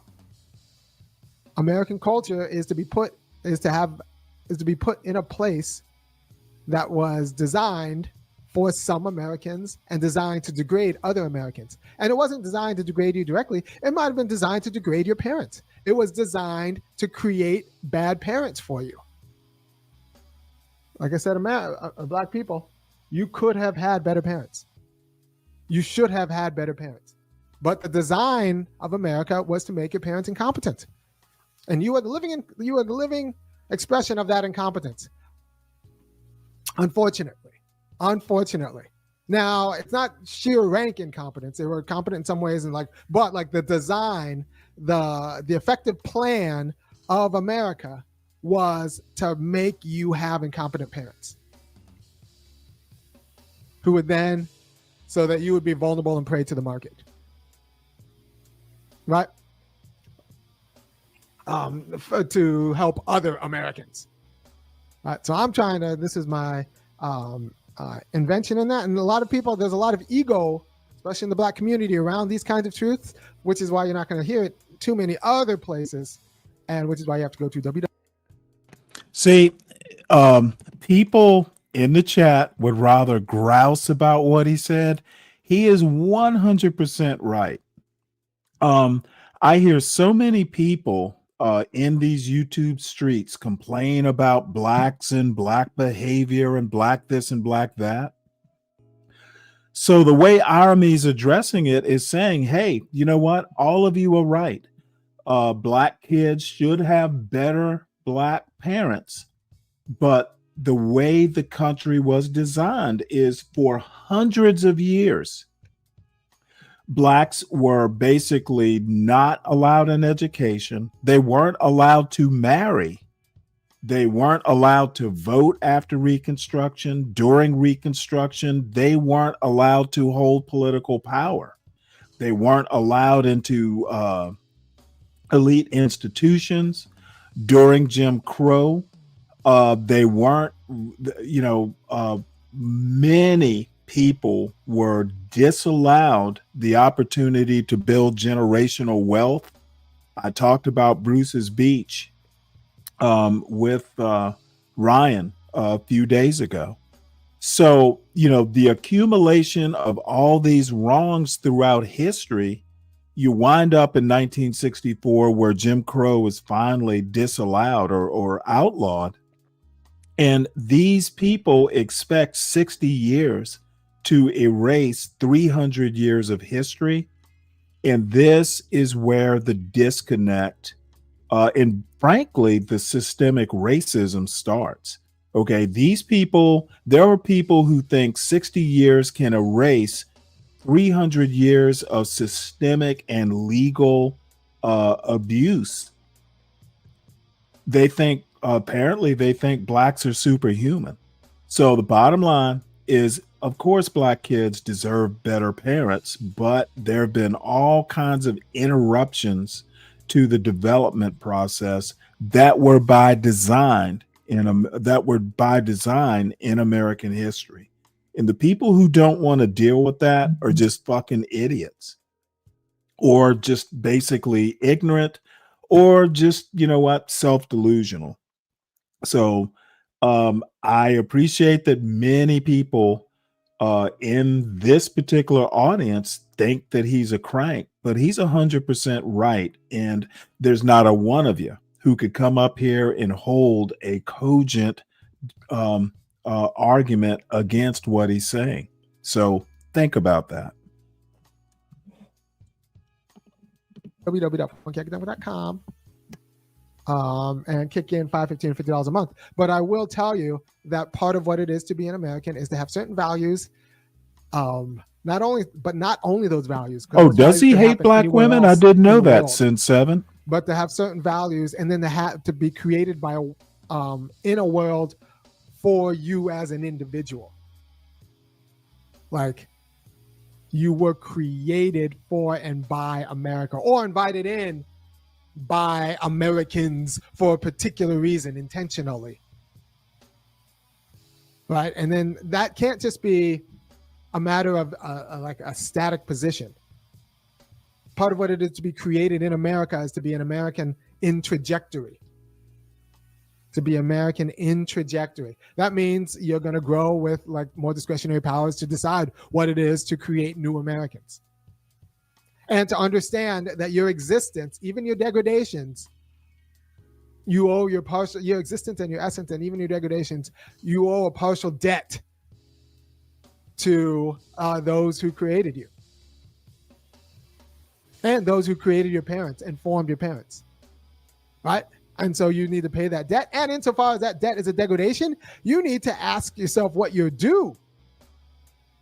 And that's where this ties into reparations. So we need to get. Remind me what Lipstick Alley is. I don't. Robust fight for reparations. It seems like I've heard the term. Of national politics. You didn't have to do this maybe 15 years ago, when kind of the liberal consensus wasn't here. But the liberal consensus kind of imploded because they told you the only thing that made you American was like your ability to participate in American markets. And that is not sufficient. Your ability to participate in the American market, and maybe possibly the fact that you could parachute and plop down or somehow buy, cheat, and steal your way here. That's what made you American. That's not true. There are other cultural commitments. Your commitments, if your family was not deformed or secured by America, you're a different kind of American. My family was very much deformed in a very specific American way because of other Americans. Now, like I said, my dad's family, completely different. Deformed in different ways by different people, but that's not the situation that I was raised in necessarily. It might have been the situation that gives me a view, so I'm not drinking the water. And I can tell you that a lot of it's poop. But have you got a link to it, Sim? To be an American is to be formed and deformed by individual prior Americans, and to be on the trajectory of forming or deforming future Americans. Now this. Yeah, I think he's starting to repeat himself, as he often does, and I guess that's like a habit you might develop in a classroom. But he's absolutely right. The thing is that so many people aren't aware enough of American history to counteract. And you know what? It's not really even, finding fault with America necessarily. It is what it is. It was what it was. I think the best thing that Black parents especially can do, and parents in general, is be aware of American history and, act within your family to counteract it. if you know that America is fundamentally at its core founded as a racist republic, and there's some, if you're of the mind to go back and actually, read up about stuff like this, Western culture, post Enlightenment, especially the Enlightenment, basically invented racism. So, post Enlightenment, Western culture is fundamentally racist, and a parent who's aware of, or culturally aware, let's use that term, you have to act within your family to counteract those forces. And that's pretty much what I have to say on that topic. So let's move on. Trump rescinds support for Marjorie Taylor Greene. Who'da thunk it? Marking a major political breakup. So President Donald Trump announced Friday he's officially rescinding his endorsement of Representative Marjorie Taylor Greene and attacked her in personal terms, while the Congresswoman countered that Trump was trying to make an example of her to prevent the release of files on convicted sex offender Jeffrey Epstein. The president's post marked a major political breakup weeks in the making, a dramatic intensification of a simmering back and forth between the two former allies, who grew apart as Greene criticized Trump on a number of fronts. It spilled into a messy exchange of blows as the controversy around Epstein again took center stage in Washington. I'm withdrawing my support and endorsement of Congresswoman Marjorie Taylor Greene, Trump said in a post to social media, adding that Greene, who is running for re-election in 2026, has gone far left. Sure she has. He added, she has told many people that she is upset that I don't return her phone calls anymore, but with 219 congressmen/women, 53 U.S. senators, 24 cabinet members, and almost 200 countries in an otherwise normal life to lead, I can't take a ranting lunatic's call every day. He called her a ranting lunatic. Wow. Greene has publicly warned in recent weeks that Trump has been too focused on foreign policy, totally agree with that, and is not doing enough to sell his domestic agenda at home. Well, he can't sell it because it's unpopular. Taking her message to outlets like CNN and ABC's The View, Greene, she was on The View? Greene, who arrived in Congress in 2021, has until recently been an ardent and outspoken Trump supporter.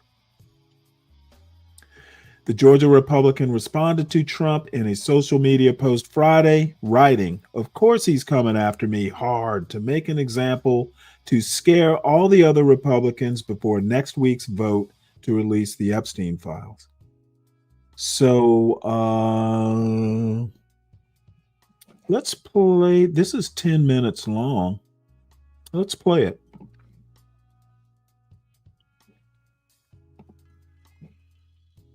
If it'll play.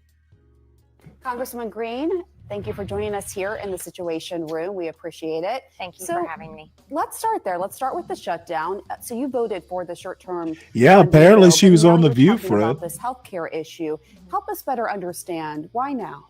Well, actually, this is something I talked about when I first ran for Congress in 2020, because I grew up in a construction company family.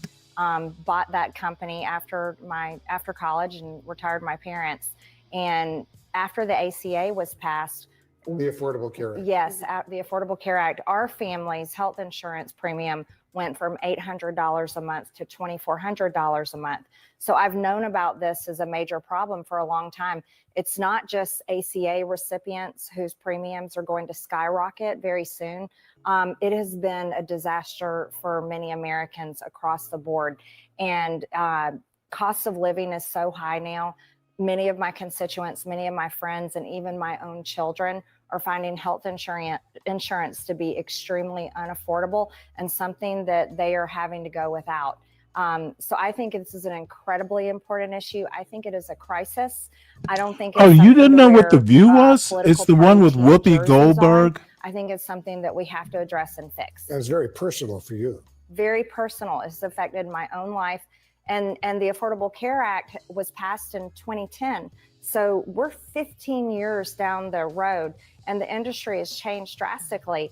You know, one thing that really irks me about these politicians is they get all sincere and motivated when something affects them personally. And I guess that's human nature. But man, when it affects everybody but them, they are cold-hearted. And I guess maybe that's the nature of politics, but voters should hold these people a lot more accountable than they do. Companies dropped out of the market. We've seen doctors stop having their own practices and become hospital employees. We now have is to that report is that what it doctors was, because Fred? we don't have enough. Healthcare has drastically changed, and I'm one of those that gets real tired of political drama when it's not actually solving a problem.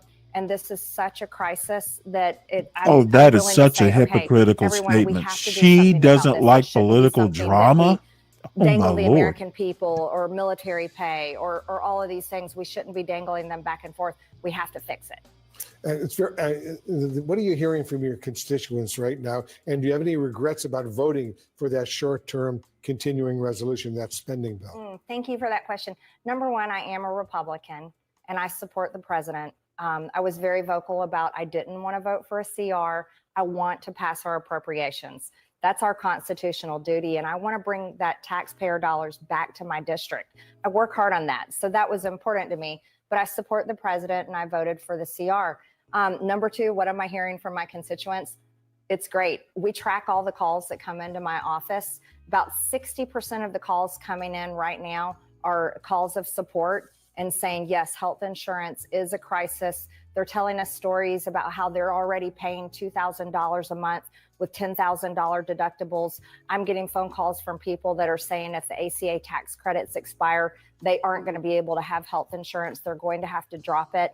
But I'm hearing from people on both sides, people already on the ACA and people that are already getting crushed by high health insurance premiums. I want to ask you about this new Washington Post poll. Yeah, but I would think if a bunch of people have to drop it because of the price, that is literally what MAGA wants to happen.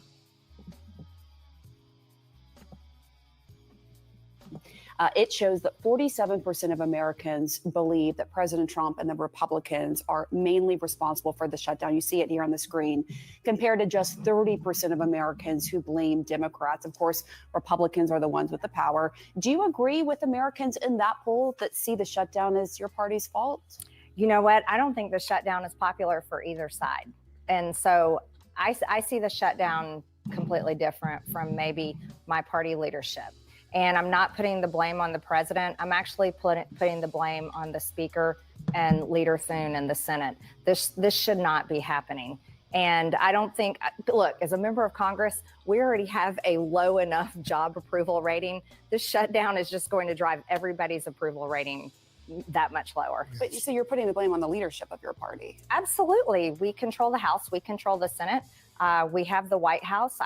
I've been vocal saying, you can use the nuclear option in the Senate. This doesn't have to be a shutdown. But what we have to do is we have to work for the American people. And our country is so divided right now. We see it all the time in every single way. It's divided in what I would say very dangerous ways. And we saw that with the recent assassination of Charlie Kirk, which has upset so many people across the board. And look, when it comes to hearing from senior citizens, especially or my Erica own friends Kirk, and neighbors and my own family members and people that voted for me, and they're just saying, Marjorie, we just really want somebody to do something about health insurance premiums. We really want our government and our leaders to actually focus on our country for a change and fix our problems. That is the message I constantly hear from my district. And I'm a representative. I don't have to be a cheerleader for my party. I have to represent my district because those are the people that hired me and sent me here. And I myself, I agree with them. And I'm pretty much over it's just drama constantly on TV. No offense, because you guys are on television, but that's all that we see in American politics now. You know, there's a reporting that President Trump, as you know, recently called at least 2 senior Republicans to ask, and I'm quoting now from these reports, what's going on with Marjorie, end quote. Have you talked to the president about this issue? It's obviously so personal for you. Well, you know, the president has my cell phone number and he's called me many, many times. So if he wants recently, how recent? I don't get into that kind of details, but he knows how to call me and he can ask me himself. But here's the deal. There's also this. Oh, call me, I'm not Donnie. blaming you guys, but there is a media narrative trying to say that I don't support the president. I absolutely support the president. I campaigned for him for years. But I'm also an action person, and I want my party to solve problems. And you say he's not getting good advice, though. You told Manu Raju. What specifically? Well, I don't think it's good advice that a government shutdown is going to help Republicans in the midterms. I don't agree with that. I also don't think it's good advice that Republicans ignoring the health insurance crisis is going to be good for midterms. I actually think that would be very bad for midterms. And I think that just not staying focused on America First policies is detrimental as well. Yeah, and on that note, are you concerned about the cost of living? Very. That the President Trump said he would lower? The inflation crushed people in the past 4.5 years. And once again, going back to the first thing I talked about on the show, that they are just getting around to looking at tariffs and getting rid of the tariffs on things like bananas and coffee. It means they dropped the ball months ago. They weren't paying attention. Trump just slapped tariffs on everything. While people have been complaining about grocery store prices since he's been in office, and all of a sudden it takes an election where Republicans got their asses handed to them for him to go, oh, tariffs. We need to do something to bring down grocery prices. The fuck didn't he do it at the very beginning? These dudes are asleep at the wheel and they're going to pay the price.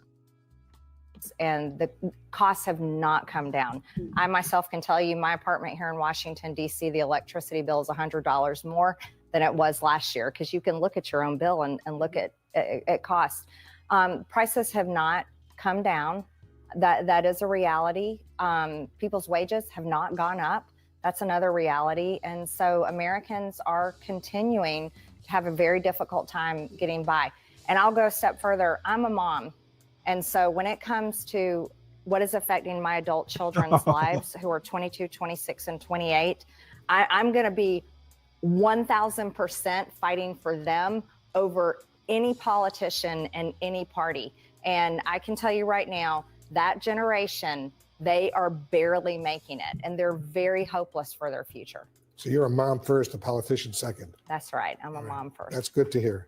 So I want to just ask you also about another issue you've been really outspoken about. And of course, that is the Jeffrey Epstein files, wanting to release those. I know Democrats have also been calling for that, a few other Republicans as well. The Democrats are accusing Speaker Johnson of delaying the swearing in of Arizona's Democratic Congresswoman-elect because she would give the last vote needed to release those Epstein files. I'm wondering, the Speaker, for his part, he has denied that. He said it's because of the shutdown. Have you spoken to him? Do you think she should be sworn in right away? Well, I'll say it like this. I can't conclusively say if that's why the House is not in session, but the House should be in session. And the House should be in session for many reasons. We have appropriation bills that need to get passed. There is a new Democrat that's been elected that does deserve to be sworn in. Her district elected her. We have other bills that we need to. It's going to be much more than an hour there. To avoid and the I don't discharge petition. Trump. I just why drag this out? That is going to I don't have know him well enough to 218 hate him. signatures. And so I say go ahead and do it and get it over with. The big news that we're all following right now is obviously the ceasefire deal between Israel and Hamas and Gaza, and the hostage deal that all the remaining Israeli hostages, dead and alive, will be allowed to go back to Israel. President Trump says he might be going to the region as early as this Friday. He wants to be there when this historic moment unfolds. He wants to witness this, talk to his aides, talk to the Israelis, talk to the Palestinians as well. Do you have any concerns at all that this deal could still, God forbid, fall apart? I don't know. I certainly applaud the president. This has been one of the issues that I've campaigned on and talked about constantly. I'm very much against America's involvement in foreign wars. And the president has worked very hard on this. However, we have to see Israel and Hamas, both sides, truly cement this agreement. But I certainly hope for all involved that this definitely is a peace deal that will remain. We all hope that, yeah.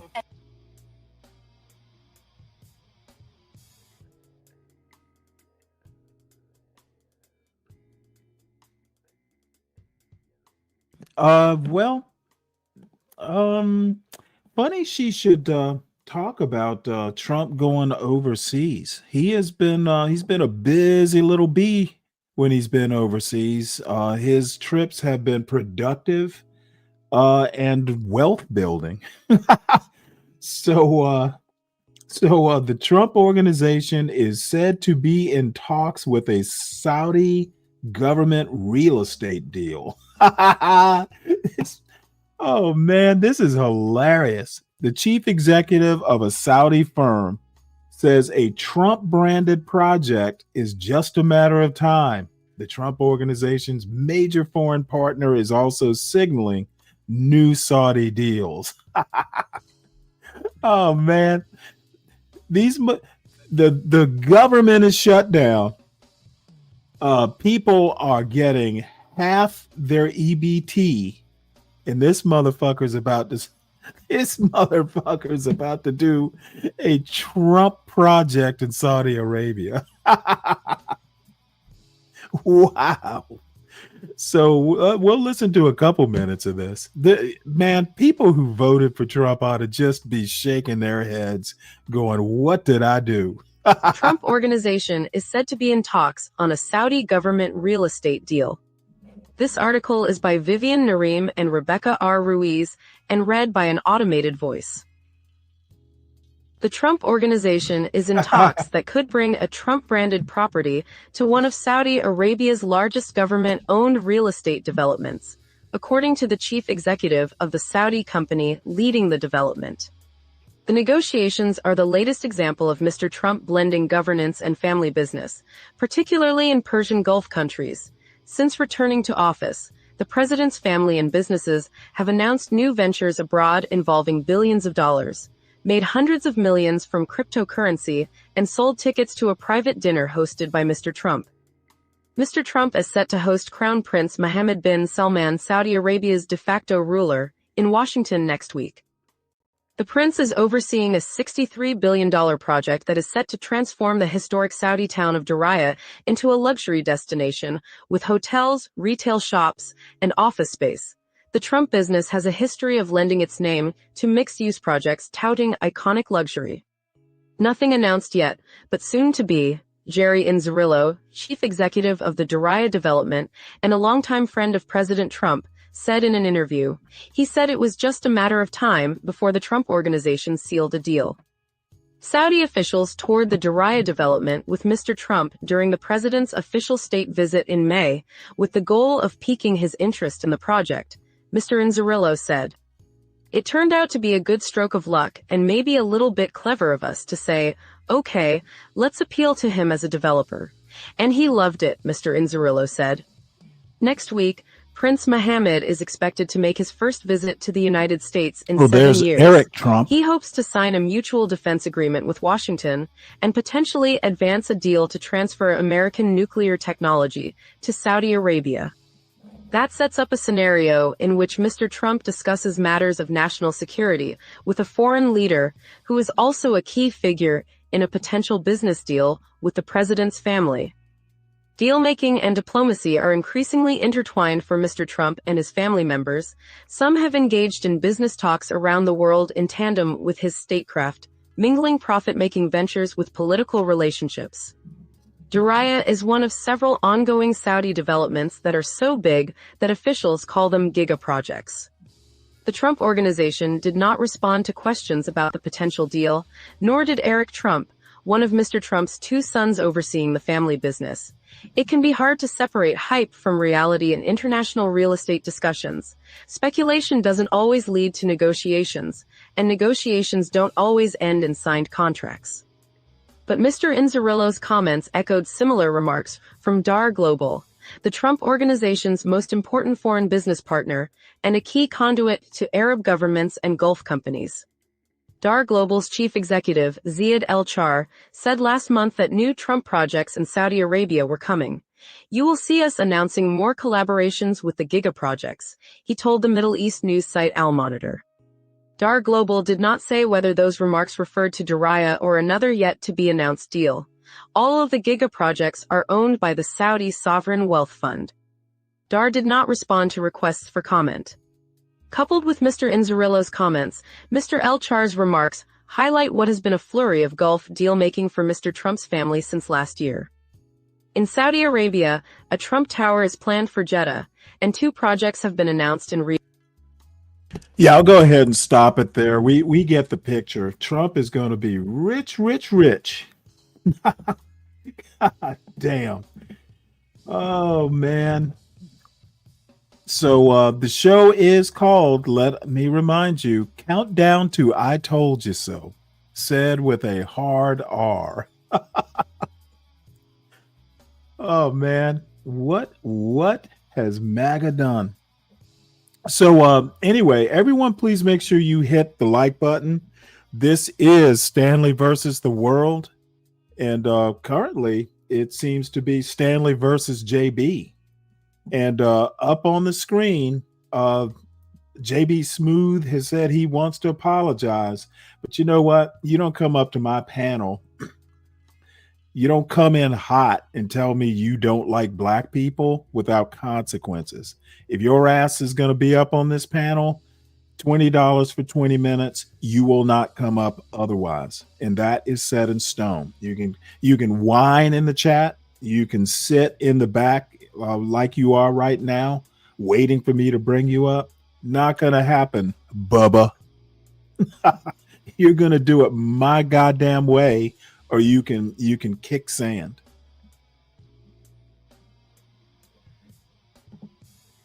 All right, well, let's move on.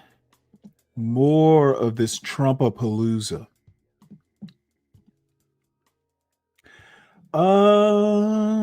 You know what? Let's do this next. And there may actually be a part 2 show tomorrow. I haven't really decided yet. But this is the Ezra Klein show. I know everybody loves them some Ezra Klein. But it's called The Groyperfication of the GOP. And I haven't watched it, but I sure do want to. So let us watch this.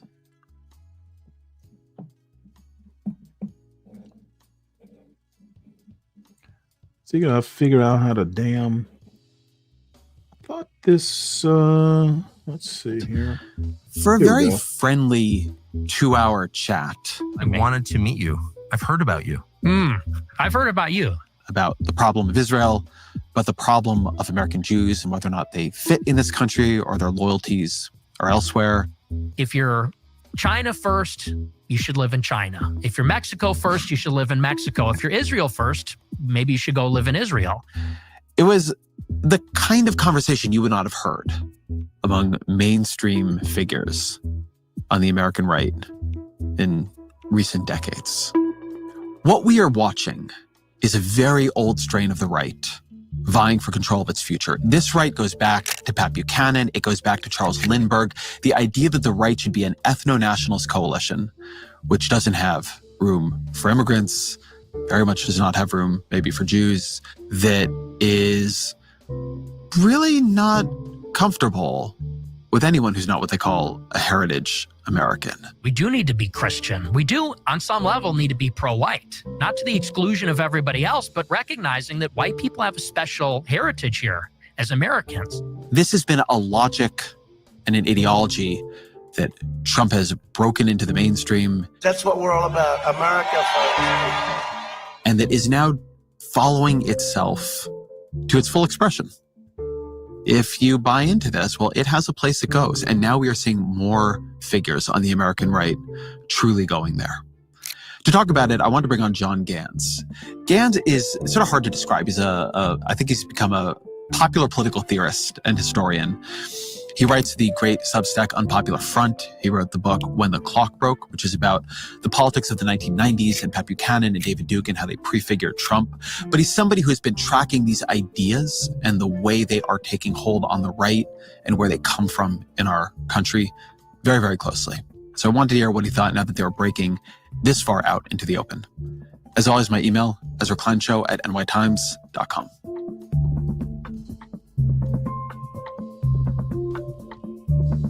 John Gans, welcome back to the show. Thanks so much for having me. So let's say that, blessedly, you've never heard of who Nick Fuentes is. Maybe you've just heard of him in the last few weeks. Right. Who is Nick Fuentes?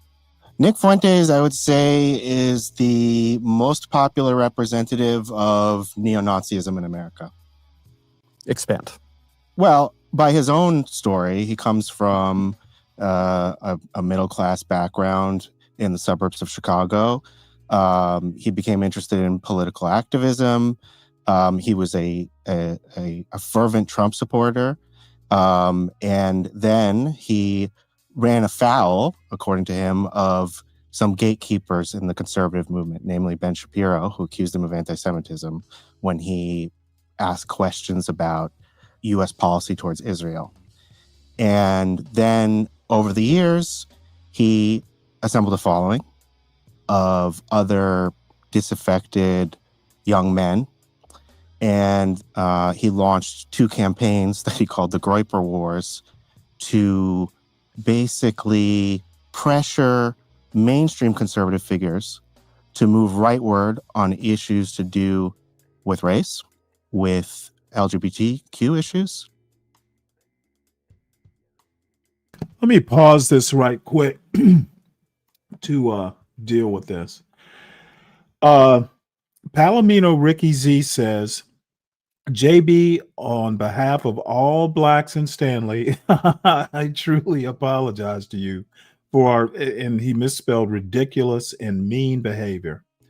Ricky, apparently Stanley is not one of those blacks that you can come up on his show and say you don't like blacks and get kid glove treatment. I put my foot up the ass of racists anytime I get a chance to. And if you and all the other anti-black blacks are too weak to do it, that's on you. I'm not one of you. And with Israel and the subtext being there, the Jewish question, Jews. So he's not that subtext oriented compared to some people in this movement. I mean, he'll talk about an admiration for Adolf Hitler. He doesn't just talk about Israel. He talks about the Jews. You know, we have to go a little bit further than to say something's up with the Zionists or Israel. It's not Israel. It is the Jews. And once again, remember who is responsible for it all. The Jews. They are responsible for every war in the world. It's not even debatable at this point. Hitler was a pedophile and kind of a pagan. It's like, well, he was also really fucking cool. There are figures here who it feels like they try to keep a mask on. Yeah. And he doesn't. He doesn't. And I think that's a key part of his appeal. I think that his viewers find that refreshing. They find it titillating. And they find it to be reflective of their politics. You mentioned the Groypers. Yeah. What's a Groyper? Well, let me tell you a story of how I learned what Groypers are. I was writing a piece for the New Republic about 5 years ago about the right.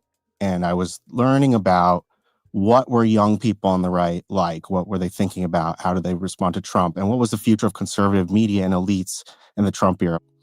In the course of this, I kind of befriended some young right-wing guys, and they kept on talking about groypers.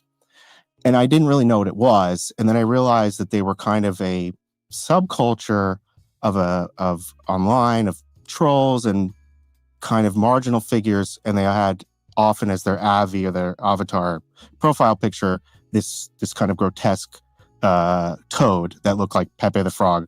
And it's my understanding that this subculture is larger than Nick Fuentes and not necessarily under his control or direction, but that it's so funny that this Groyper thing and Nick Fuentes, MAGA and Donald Trump, they, it's almost like Jefferson said, they've got a wolf by the ears. And that's about as much control as either of them actually have. So in a weird sort of way, MAGA actually controls Trump. And apparently the Groypers kind of control Nick Fuentes. So they've given their leader guardrails. Talk about a bottom-up organization. Might be their little fascist form of liberalism. What's up, Mike? Hey, what's going on, Stanley? Hey, I don't appreciate you talking about my boy Trump like that, man. Oh, I don't give a fuck what you appreciate. Do you think I said it for your appreciation? Well, I just don't understand why you talk about him and then you don't like him. So what, you can't move on and talk about somebody you like? Well, I've dedicated the whole show to Trump. Have you been keeping up with the news? There's all kinds of things coming out. Man, I don't watch fake about news. Trump. There's all kinds of things coming out about Trump that need to be talked about. He is president of the United States, after all. But you didn't have this much to talk about with Sleepy Joe Biden, did it? How do you know I didn't? Huh? I know you, yeah, because I didn't hear you. You weren't even. Hey, you weren't even watching the show when Biden was president, were you? I was. Stanley, I'm a day I don't one. think you. I When don't John think you first were. started, when you started your channel, I'm day one. When John started his channel, day one. CT, same Okay, thing. well, like I said, I had plenty to say about Biden. Now, I Nah, you never approved of criticized Biden okay, like you do now. I approved of a lot of what Biden did. So, Oh, we can do you tell. think are you saying I should have complimented him more? No, I was saying if that's who you rocked it with, if You that's who asked me why didn't I talk you about agree what Biden? you just said. You agree with a Okay, lot of what he said, what he did. son, you're gonna Just go the way listen. of JB. All you gotta do is You're listen. gonna go the way of JB if you keep Man, this fuck up. JB. I'm Mike Okay, 123. yeah, well, you know what? As I was saying, you asked me why I didn't talk about Oh, Biden more. I thought you answered and we're done. The reason is that I generally approved of what he did. And are you asking me, should I have complimented him more? Yeah, fuck a compliment. He should have been. You should have been in support with him being out of office way before he even ran. Okay, well, thank you for sharing your opinion, but I really don't give a fuck what you think. Because How he about didn't do that? anything for it. Okay, listen to what I said so you don't keep nattering on about stuff I don't care about. I appreciate your opinion. Now that you've expressed it, my response is I don't give a fuck. It's noted, but it's noted. You may continue. Good. He speaks for them. He attempts to speak for them and to unite them into a sort of political force. But what do the Groypers shit either. believe? I mean, this is a very meme-heavy online trollish subculture that is endlessly dancing on the edge of, oh, aren't we just joking? Yeah. And so pinning it down can be a little bit like trying to pin smoke. Right. Because you focus in on a view, a meme. It's like, oh, you have no sense of humor. Yeah. But it's the classic, first you're making jokes about the gas chambers, then you're thinking about sending your enemies to them. Yeah, I think it's a little difficult for people to understand because we're accustomed to thinking of, politics coming from ideas, coming from intellectuals, elites, media figures that disseminate ideas. And this kind of goes in the other direction. It bubbles up from message boards. It bubbles up from memes, jokes, ironic playfulness. But basically, the text, not the subtext of all of them, is kind of a constant barrage of propaganda that's anti-Semitic, racist, misogynistic, homophobic, you name it. And also a lot of content that is conspiratorial, obviously, that sees shadowy actors running the government, and is also deeply dissatisfied with the state of America and the prospects it has for people like them.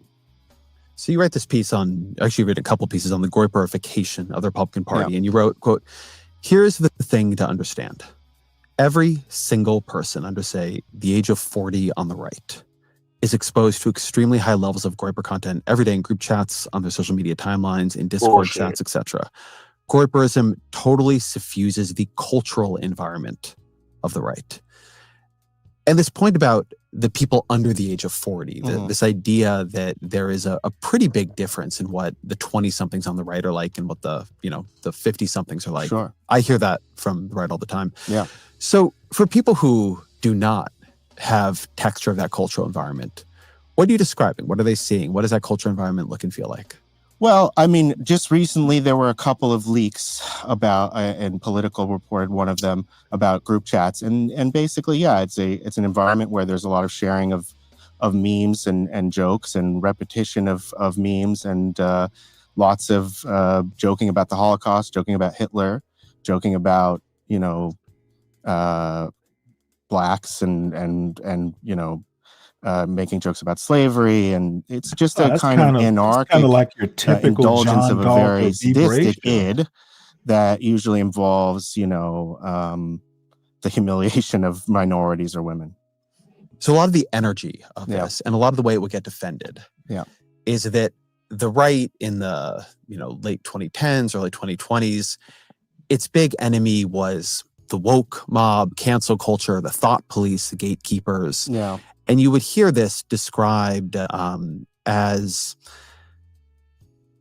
joking, but a provocation about that. It is showing that you can say what the cultural enforcers don't want you to say. Yeah. Richard Hanania, the sort of dissident right figure and intellectual, describes it as like the based ritual, where people on the MAGA right get together and keep upping the ante to show that they are not part of the establishment. They're part of this counter-revolutionary force. How do you think about the interplay between whatever that was? Because I take it as there was a sort of culture that emerged in response to censoriousness, and then the movement into actual belief. Well, yeah, I think that was a way that people could justify to themselves what they were seeing on an everyday level. And some people could say to themselves and to others that basically they were participating in a cultural revolt against this censorious state of affairs, that and that was their interest, which was to tear down those norms and to open a space of freedom. Freedom to do what is the question? Is it just to, say and do racist things? I don't know. So I think it created a structure in which, those ideas spread rapidly. It's even to call them ideas is wrong. These memes really spread rapidly and made it so people who may have been uncomfortable with it or may have found it at variance with the way they were raised to kind of look the other way and say, we are in a sense playing around. And the first thing that does, it seems to me, is you're breaking down an immune system that people have. Yeah. And you can't extricate this, in my view, from Trump. No. If you have any hint that's enough of this shit. Of that attachment to old norms, so you're leaving, mores and courtesies, well, then you can't be a true Trumpist it. because he doesn't attach to any of that. Yeah. And so you begin I'm sorry, demonstrating a cultural affinity to I'm that not kind going of nowhere. I don't want to hear that. let me I'm sorry, I didn't hear you. You need to stand behind the president of the United States right now is Trump. You got to respect it. Hey, you ain't got no choice but to respect it. Fuck you. You ain't got no choice but to respect you're acting like I'm some fucking dick sucker like you. Trump is in control of how I'm you live a every day black right man. now. I'm a black man who does not feel the need to obey his white masters like you. You should support who Well, who you no. depend on.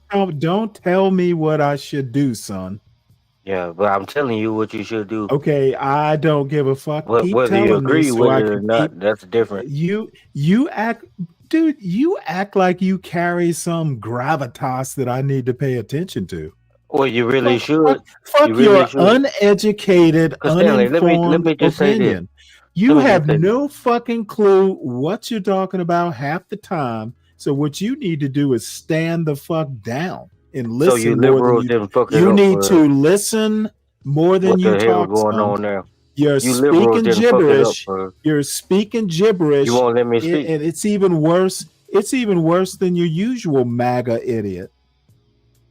Well, first off, you Most of fucking the liberals. most of the MAGA people that I run across in this space can at least form a fucking cogent sentence. You fucking But liberals. You boomers. you are not one of them.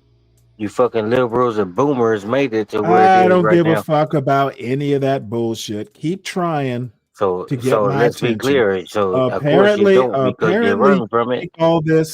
Apparently you think all this You're is really running going to from get it, my and it's attention. the truth. You're running What from you're the truth. doing, boy, is you're distracting from And my all you can video. do is throw You names are and whatever. distracting from my video, and I am not appreciating Yeah, it. I don't think everybody want to see this Well, I don't give a fuck.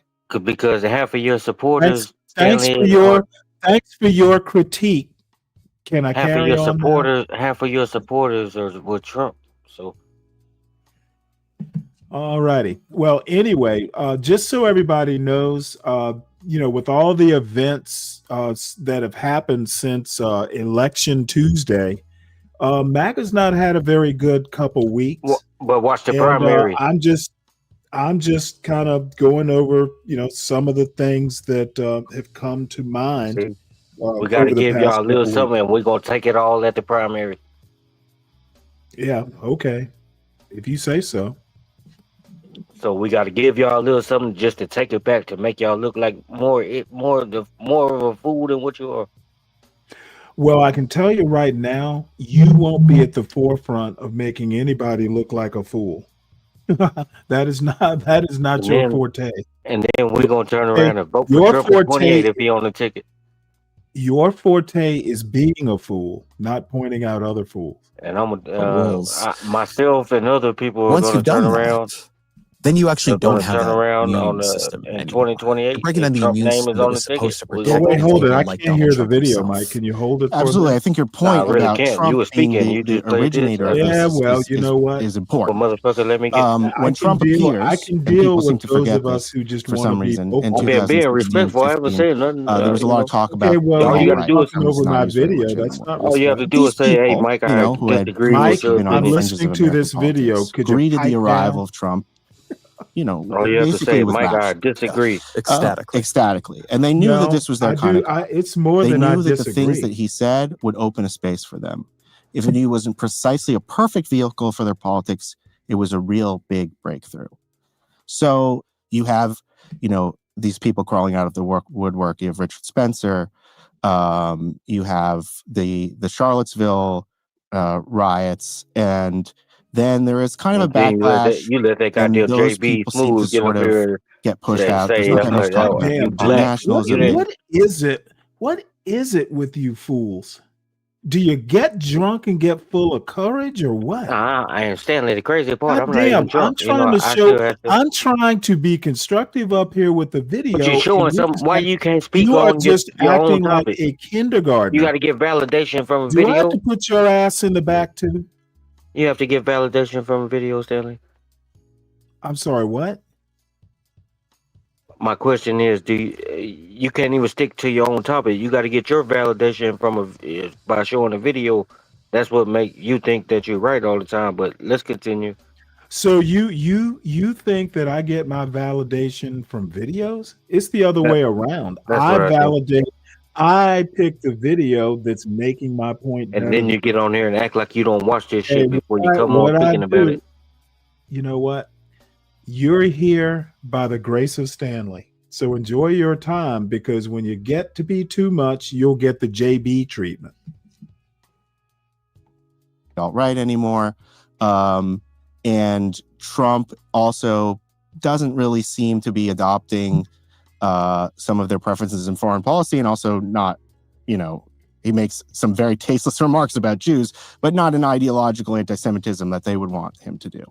So this thing kind of goes on the back burner, but it's very much suffusing the culture of young right-wingers who are not, they're in the intermediate and lower ranks of the various, bureaucracies, the various staffs of conservative institutions.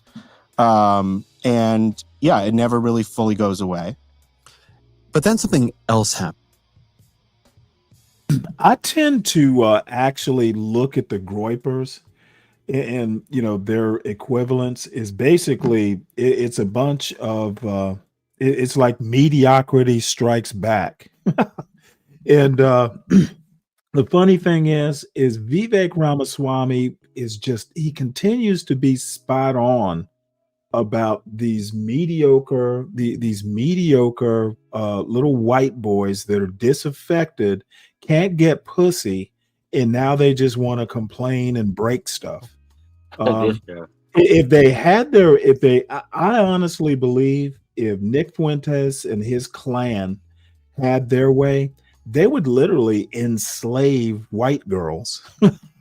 They would make all the white girls like, you remember Princess Leia in that Star Wars movie where she's got the coffle or whatever it is around her neck and she's chained to a wall next to Jabba the Hutt? That's what they would do. That's what they would do with all the white girls. Just put them in chains and make them sex slaves. Yeah. Which is that as weak as the gatekeepers are in this modern era, there are still people with keys to various gates. Yeah. And by the end of Trump's first term, Trump is banned on most of the major social media platforms. Right. Certainly a lot of these figures are banned on them. And as Trump makes his return, and then very specifically when Elon Musk buys Twitter, renames it X, takes off functionally all of the guardrails, then the ability of all this to flood into the conservative nervous system, get that out of my car, please, really changes. I want you to watch a clip from Tucker Carlson here that I think is interesting. Unfortunately for the guardians of the old system, the old Republican Party, people have been allowed to describe it accurately, mostly because Elon Musk opened up X. Yeah. And, when he did that, you get all kinds of filth and nonsense and lies, but you also get some truth, actually quite a bit of truth. And one of the main things that people are telling the truth about that they didn't tell the truth about before is that our foreign policy really doesn't have much to do with what's good for the United States. And once those words have been uttered, they can't be taken back. Yeah. So Carlson here is talking about Israel. I would say maybe he's not entirely talking about Israel, but that dynamic he's describing, that Musk taking over X is a hinge point, seems true to me. Does it track for you? Absolutely. I mean, all of these figures reemerge when they had been pushed out, and they create a media ecosystem that is suffused with these ideas. So, first of all, there is a lot of people online are looking for information. They're looking to understand an extremely complicated world. They encounter, and they have a sense that perhaps the establishment views are either misinforming them or are just flat out boring. And then they discover, a narrative about things that's more appealing, simplifying, seems persuasive, exciting, and also it cannot be discounted that Nick Fuentes in particular is extremely entertaining, and they gravitate towards these crackpot ideas. Look, the United States, its support of Israel is a perfectly legitimate topic to dispute and to have differing views about and to criticize. And more people are coming around to that position. They saw what was happening in Gaza, and they were deeply upset. I don't know whether this is a excuse me. He's smoking a cigarette, boy. I don't know. No, I should never talk when I'm eating. And yeah. I was about to say, Ryan, I don't know whether that's a compliment or not, but I actually, a lot of these videos I haven't even watched. I don't pre-watch them generally. So I'm not going to watch all of this. I hope not. But I wanted to get a sense.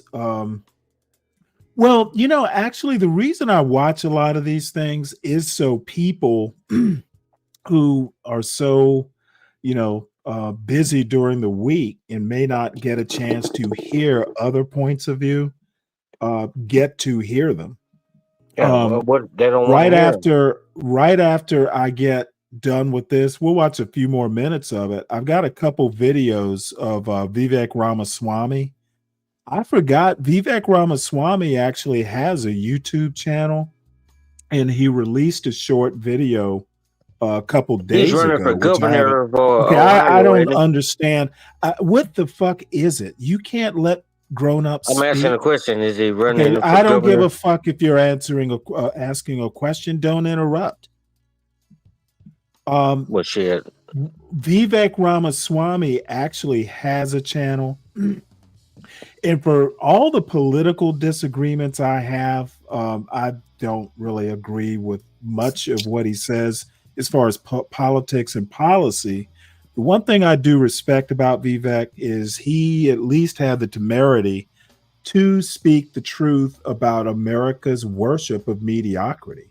People like Nick Fuentes, motherfucker's mediocre at best. He is entertaining, but he's not like a top flight leader or thinker or anything like that. But that's He's just your very opinion. he's like a fucking class clown that went national.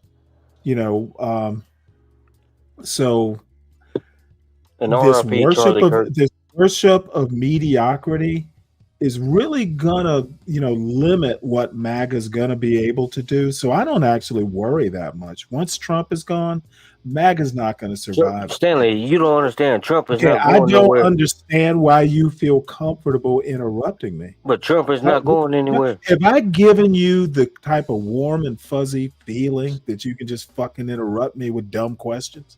He's not going anywhere. Well, you know what? Maybe you're not following, and I understand your limitations, but let the adult speak. You don't understand shit. You assume. I don't understand you.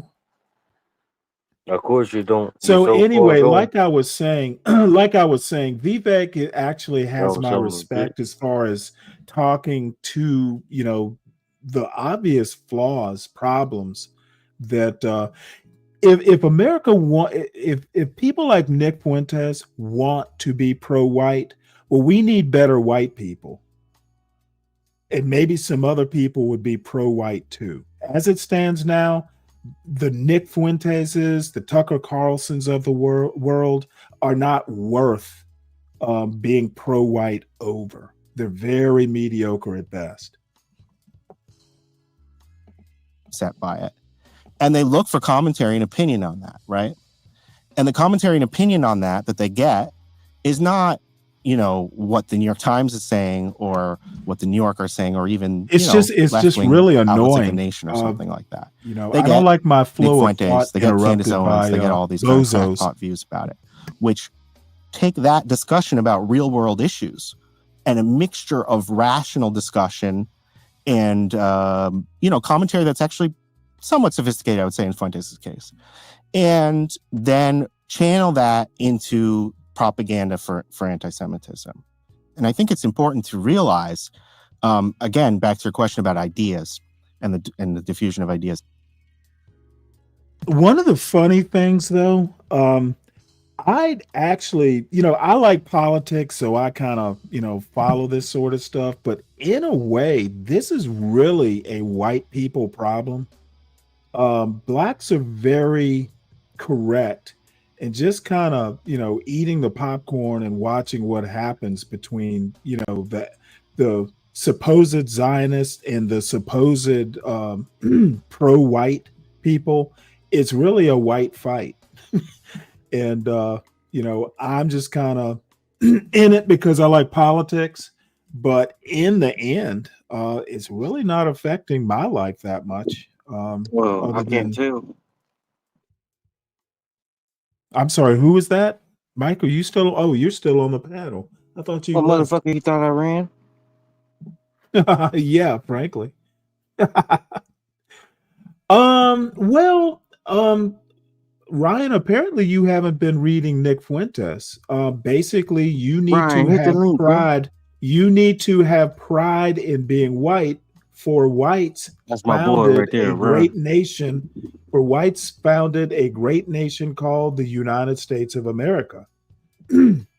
That's my boy right there, This is Ryan. You should hit the like link. America is the greatest achievement that whitedom ever achieved. White on white crime. Well, I mean, that's exactly what Charlie Kirk was. It was white on white. R.I.P. Charlie Kirk. So this is really a white people problem, but it's fun to cover. If you like politics. But you cover it. Okay, if you said that, then why can't you see? I'm sorry, what? I said you're covering a white person's fight, but you're not doing anything to help the black people's Why fight. why the fuck do I want to help? I like the fight. Let them fight. May the best white win.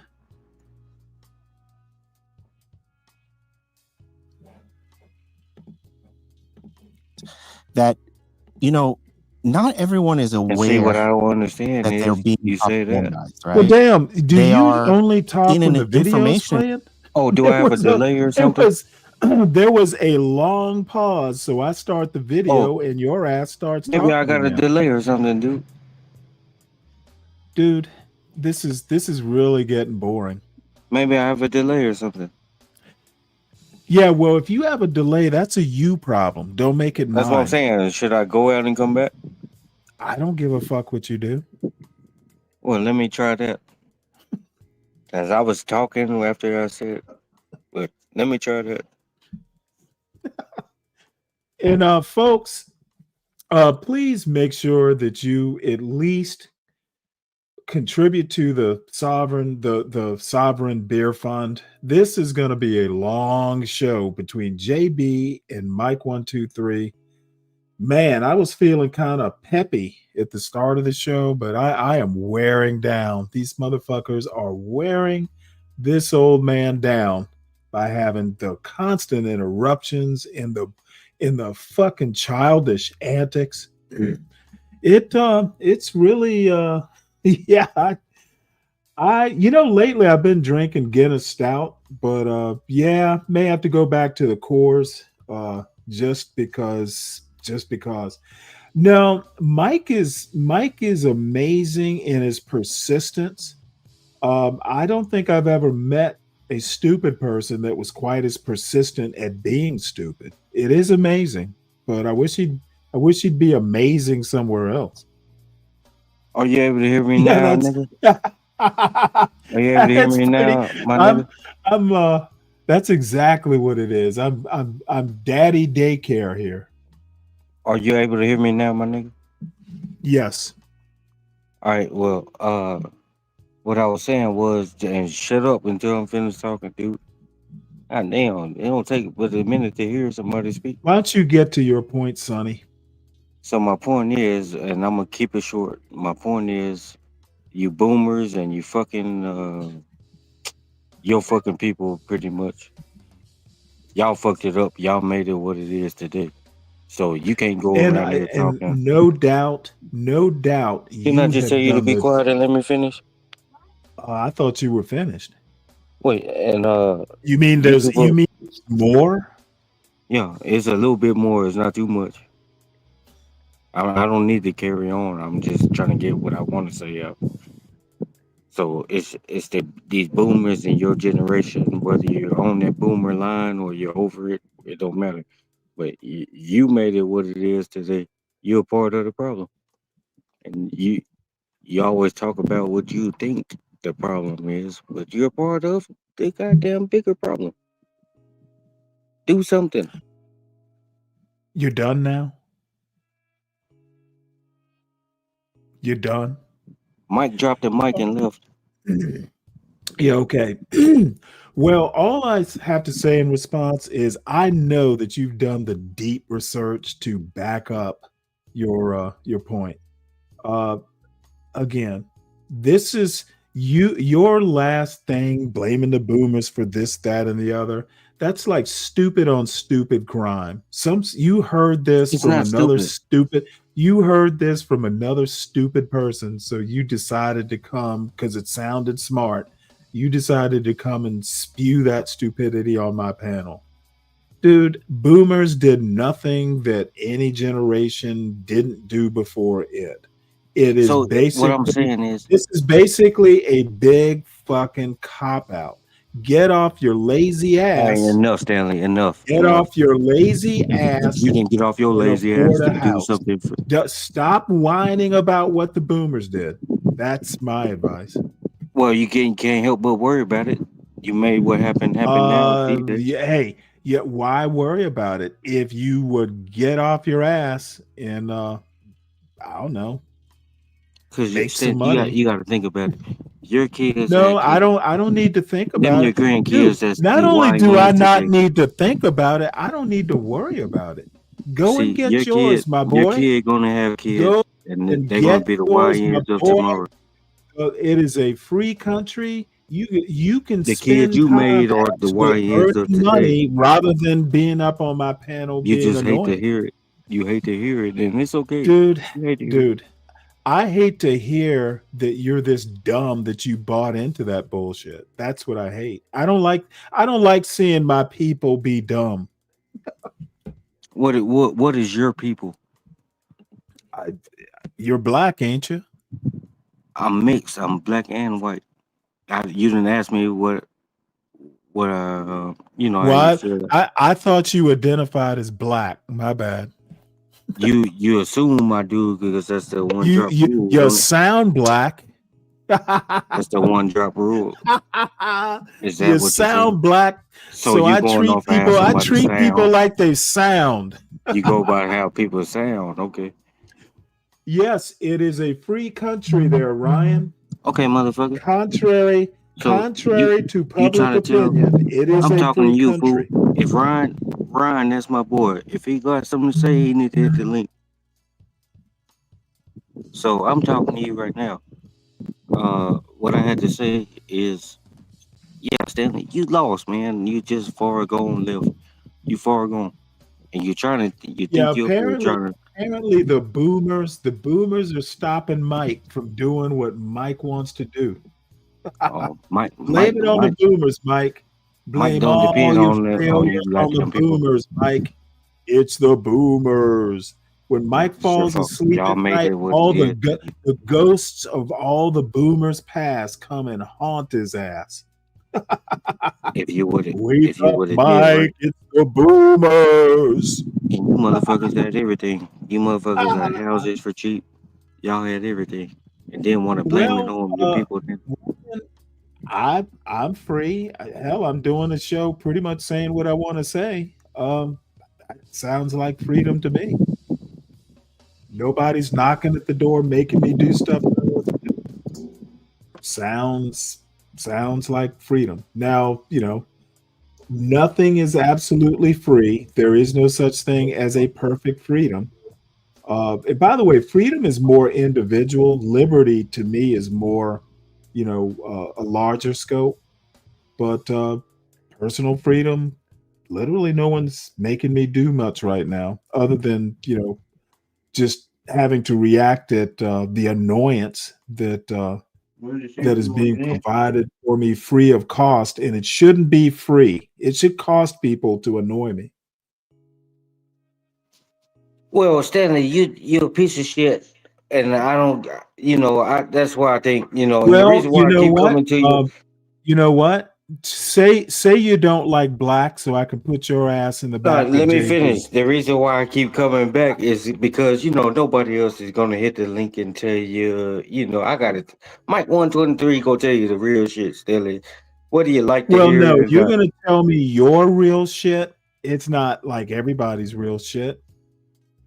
well, whether It's your you own It's your own Can- personal shit. Nobody else Can really. you be gives a quiet? shit You did about it. enough talking. Let me respond. You did No, I never do enough talking enough on my talking. show.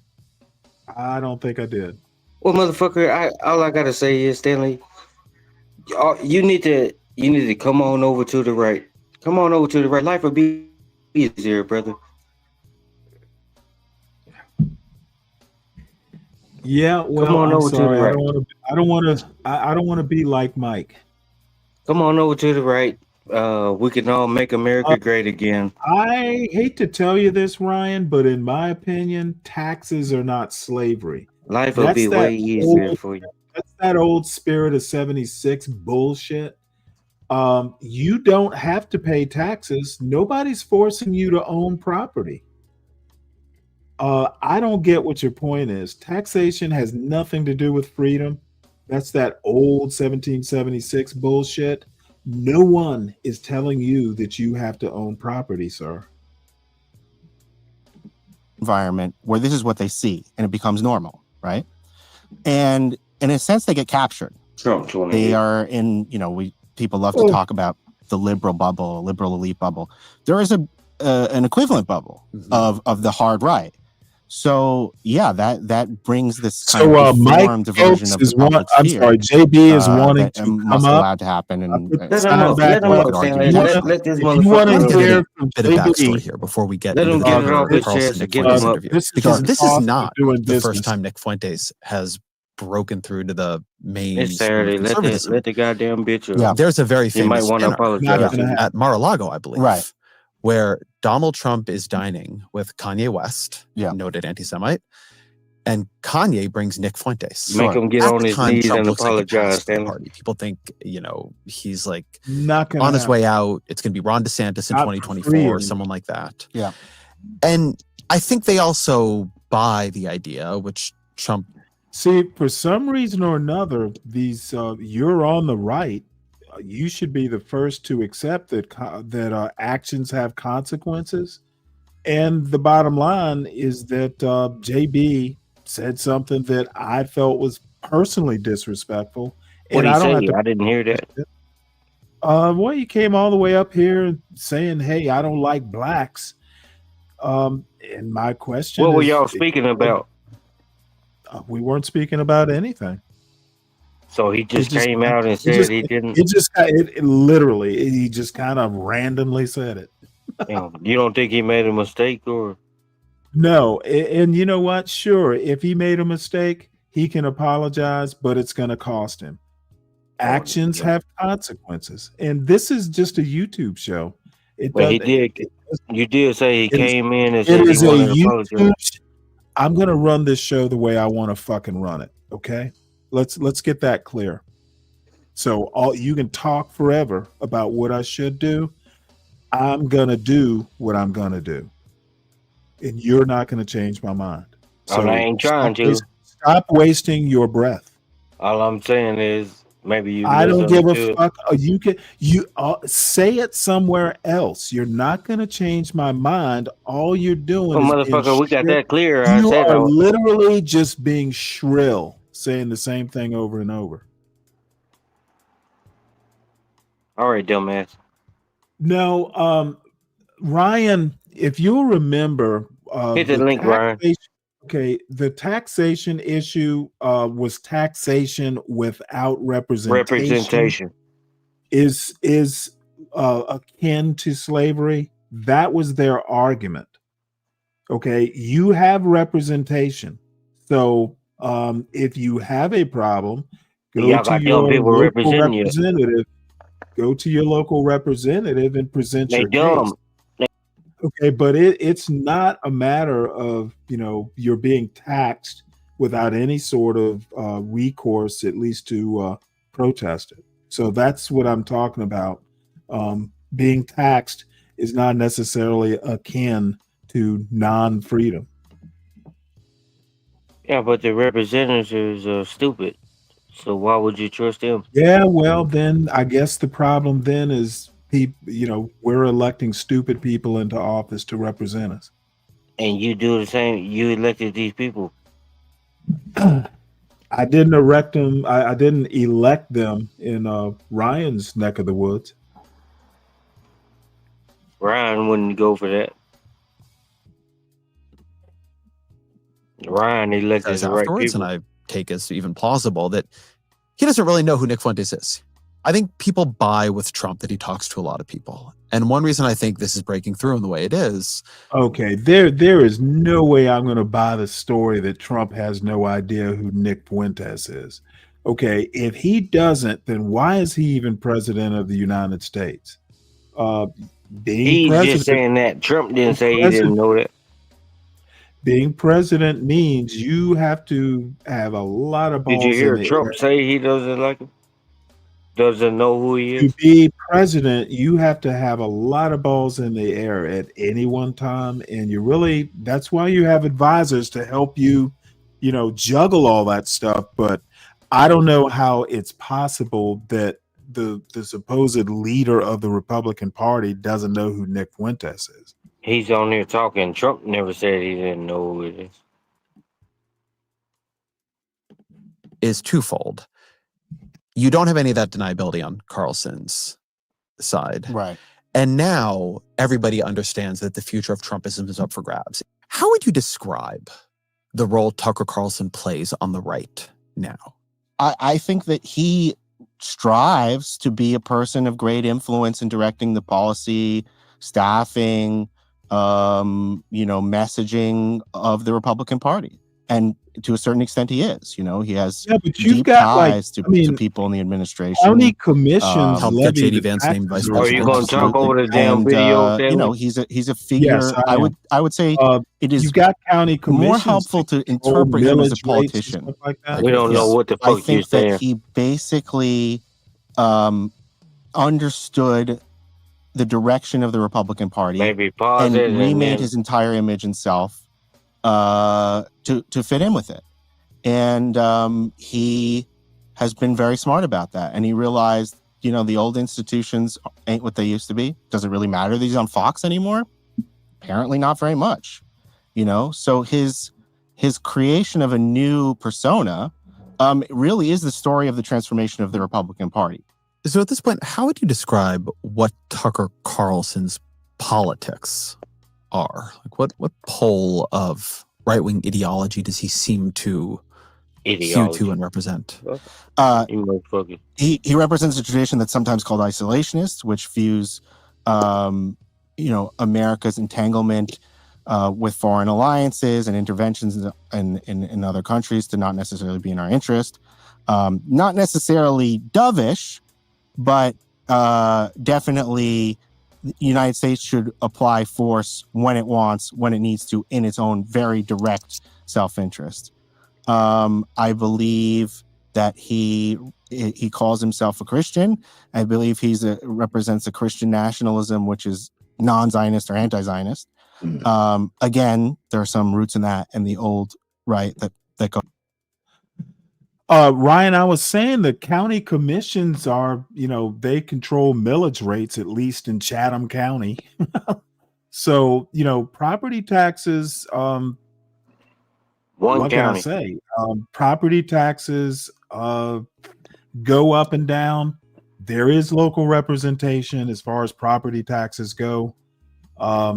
That's about as complete an answer as I can give. But you What are are you not gonna do? being Protest taxed. the property tax? You are not being taxed without some sort of representation that you can go and complain to. And it's the representation that's fucking everything up. Goes back for the pre-war. He is very hostile to immigration. He seems to have a very strong sense of white ethnic identity and believes that, it's a problem for the country if there are too many non-white immigrants. Forgive me if I'm misremembering this. Yeah. Didn't you do an interview with the son of a Ku Klux Klan member? Me? Yeah. Oh my God. I'm so glad you brought that up. So I was working on a piece in 2020 about the conservative movement, and Tucker was a big part of it and his kind of transformation into a right-wing populist. And I got a remarkable quote from someone who was the child of Don Black, a Ku Klux Klan leader and a big figure in the white nationalist movement. The person I got the quote from, just to be clear, left the movement and was highly critical of it. But here's what they told me. From the perspective of my family, Tucker's making the same points they've been trying to make their entire lives, but much better. He's found a wider audience and the ideal method of expression for many of the same ideas. My father's a little baffled still that it's Tucker Carlson, sometimes someone who he always never liked because he saw him as a shill for the Bush administration and the Iraq War, that's bringing white nationalist ideas to the Fox audience.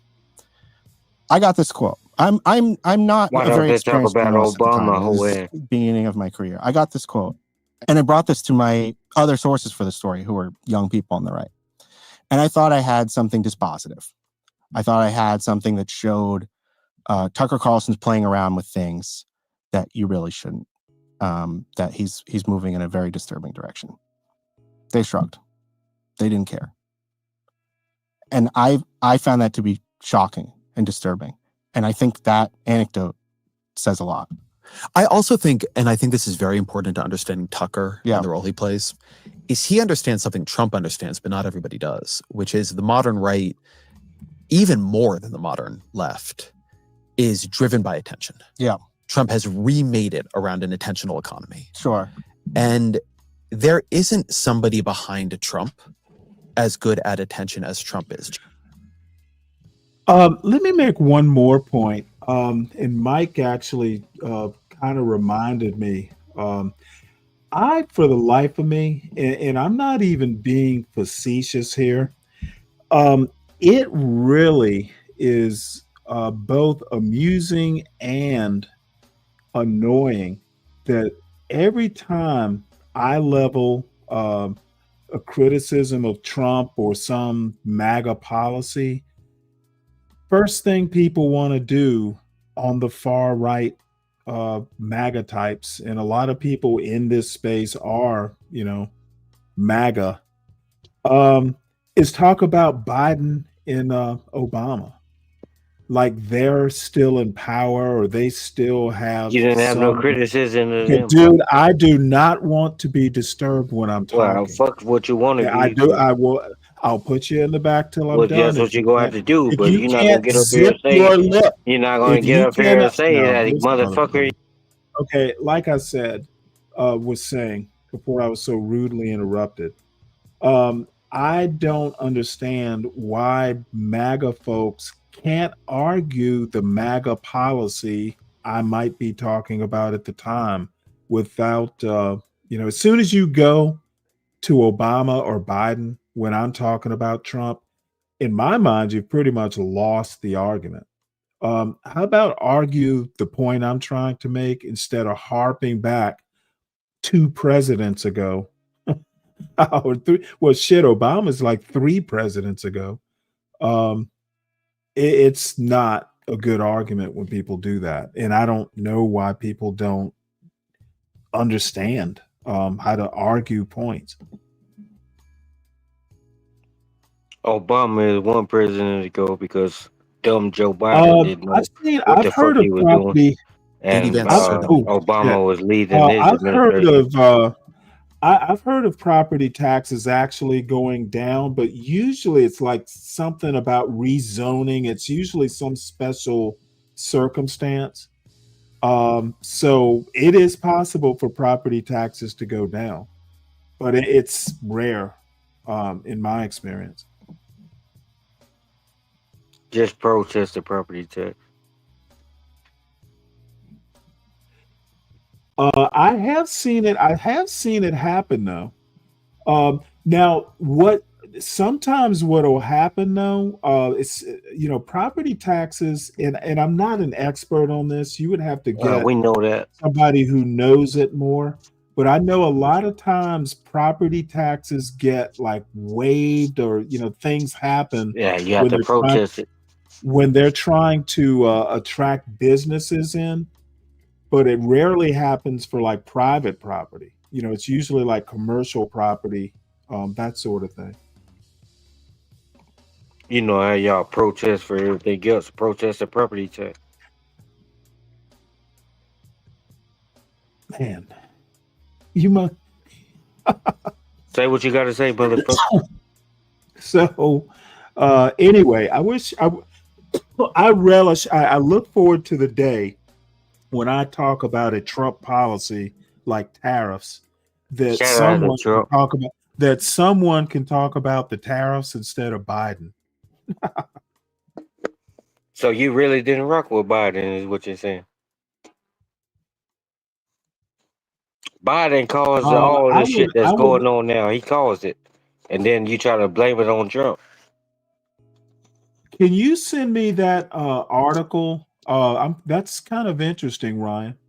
Trying to blame it on Trump, and Biden caused this shit. Trump is fixing it, Okay, and he's you only know been what? there what 9-10 months. When I say tariffs, I mean Trump, not Biden.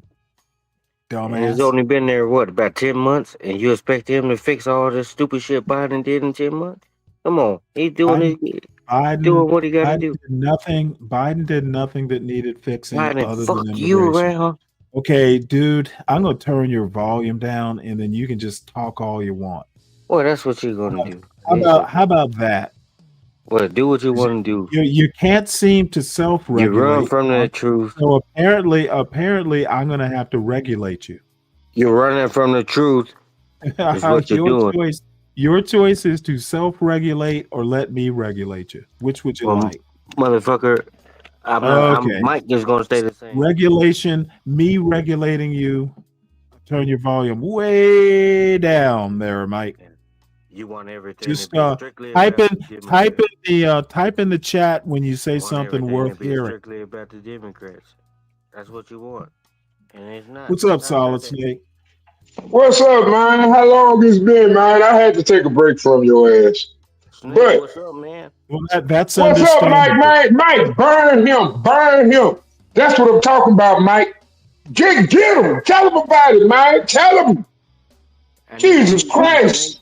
Do you need chapstick on your lips, Solid Snake? Really, bro? It's the lighting. It's the lighting in the room. Okay.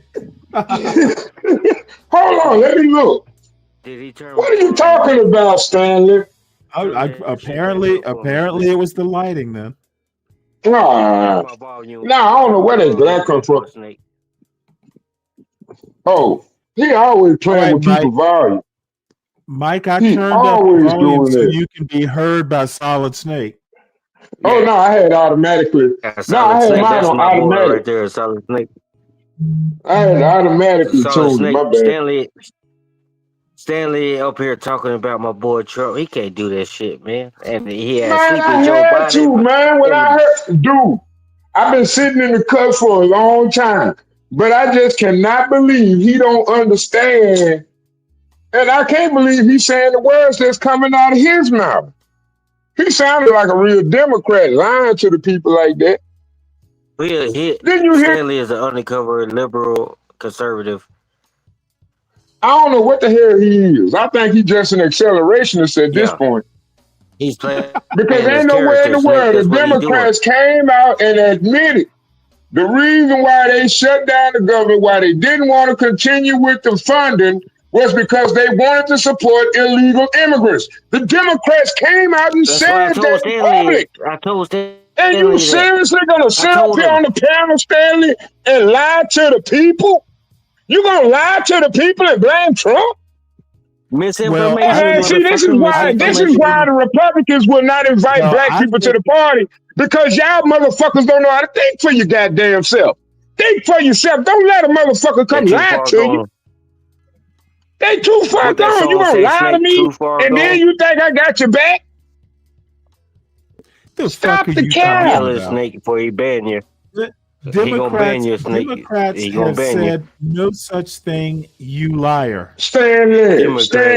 Oh, hey, if they said it, I need you to send me that link. Put some money where your mouth is. Send me the link where the Democrats demon crack. Hey, I tell you what, Stanley, it's a YouTuber named Nuxanor. It's a YouTuber named Nuxanor. He just literally posted the video with all the information in it.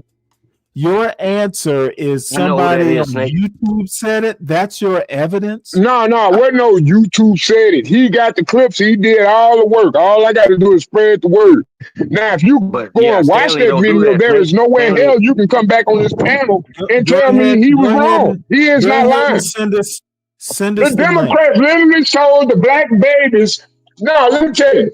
See, they don't accelerate away from putting goddamn yeah, for abortion sure. clinics in front of your grocery stores and your drug pharmacies. You know, they use Yeah, the for drug sure. pharmacies along with the grocery stores. You know what I'm saying? So they can bring them abortion clinic big trucks in there because, you know, they can afford the parking lot space. See, all this does is accelerate the deletion of black babies. But Stanley, on the other hand, this is what he enjoys. He thinks it's funny. You know,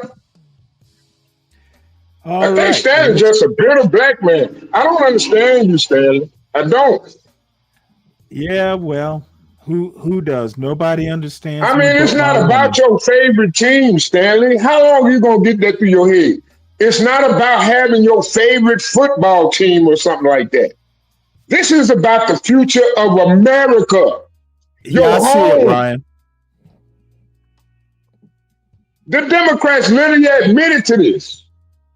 And you're going to sit up here on the people and then try to say it was Trump's fault. You still with this Trump fault. You are a highly intellectual individual. I credit you with that, Stanley. But the question is, why you don't never follow through? Follow You through with just what? follow through with information that you being fed. Because you going on this panel like Mike wrong. And Mike is not wrong. Mike is 100% wrong.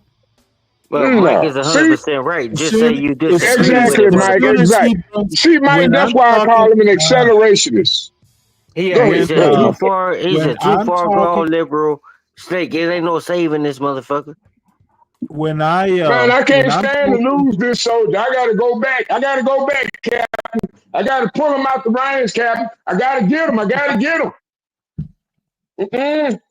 Yeah, well, when I'm talking Trump, No as soldier soon as left Biden's behind. name comes up, You never talked I know Biden when he was that the president, argument is Stanley. lost. You never talked about him.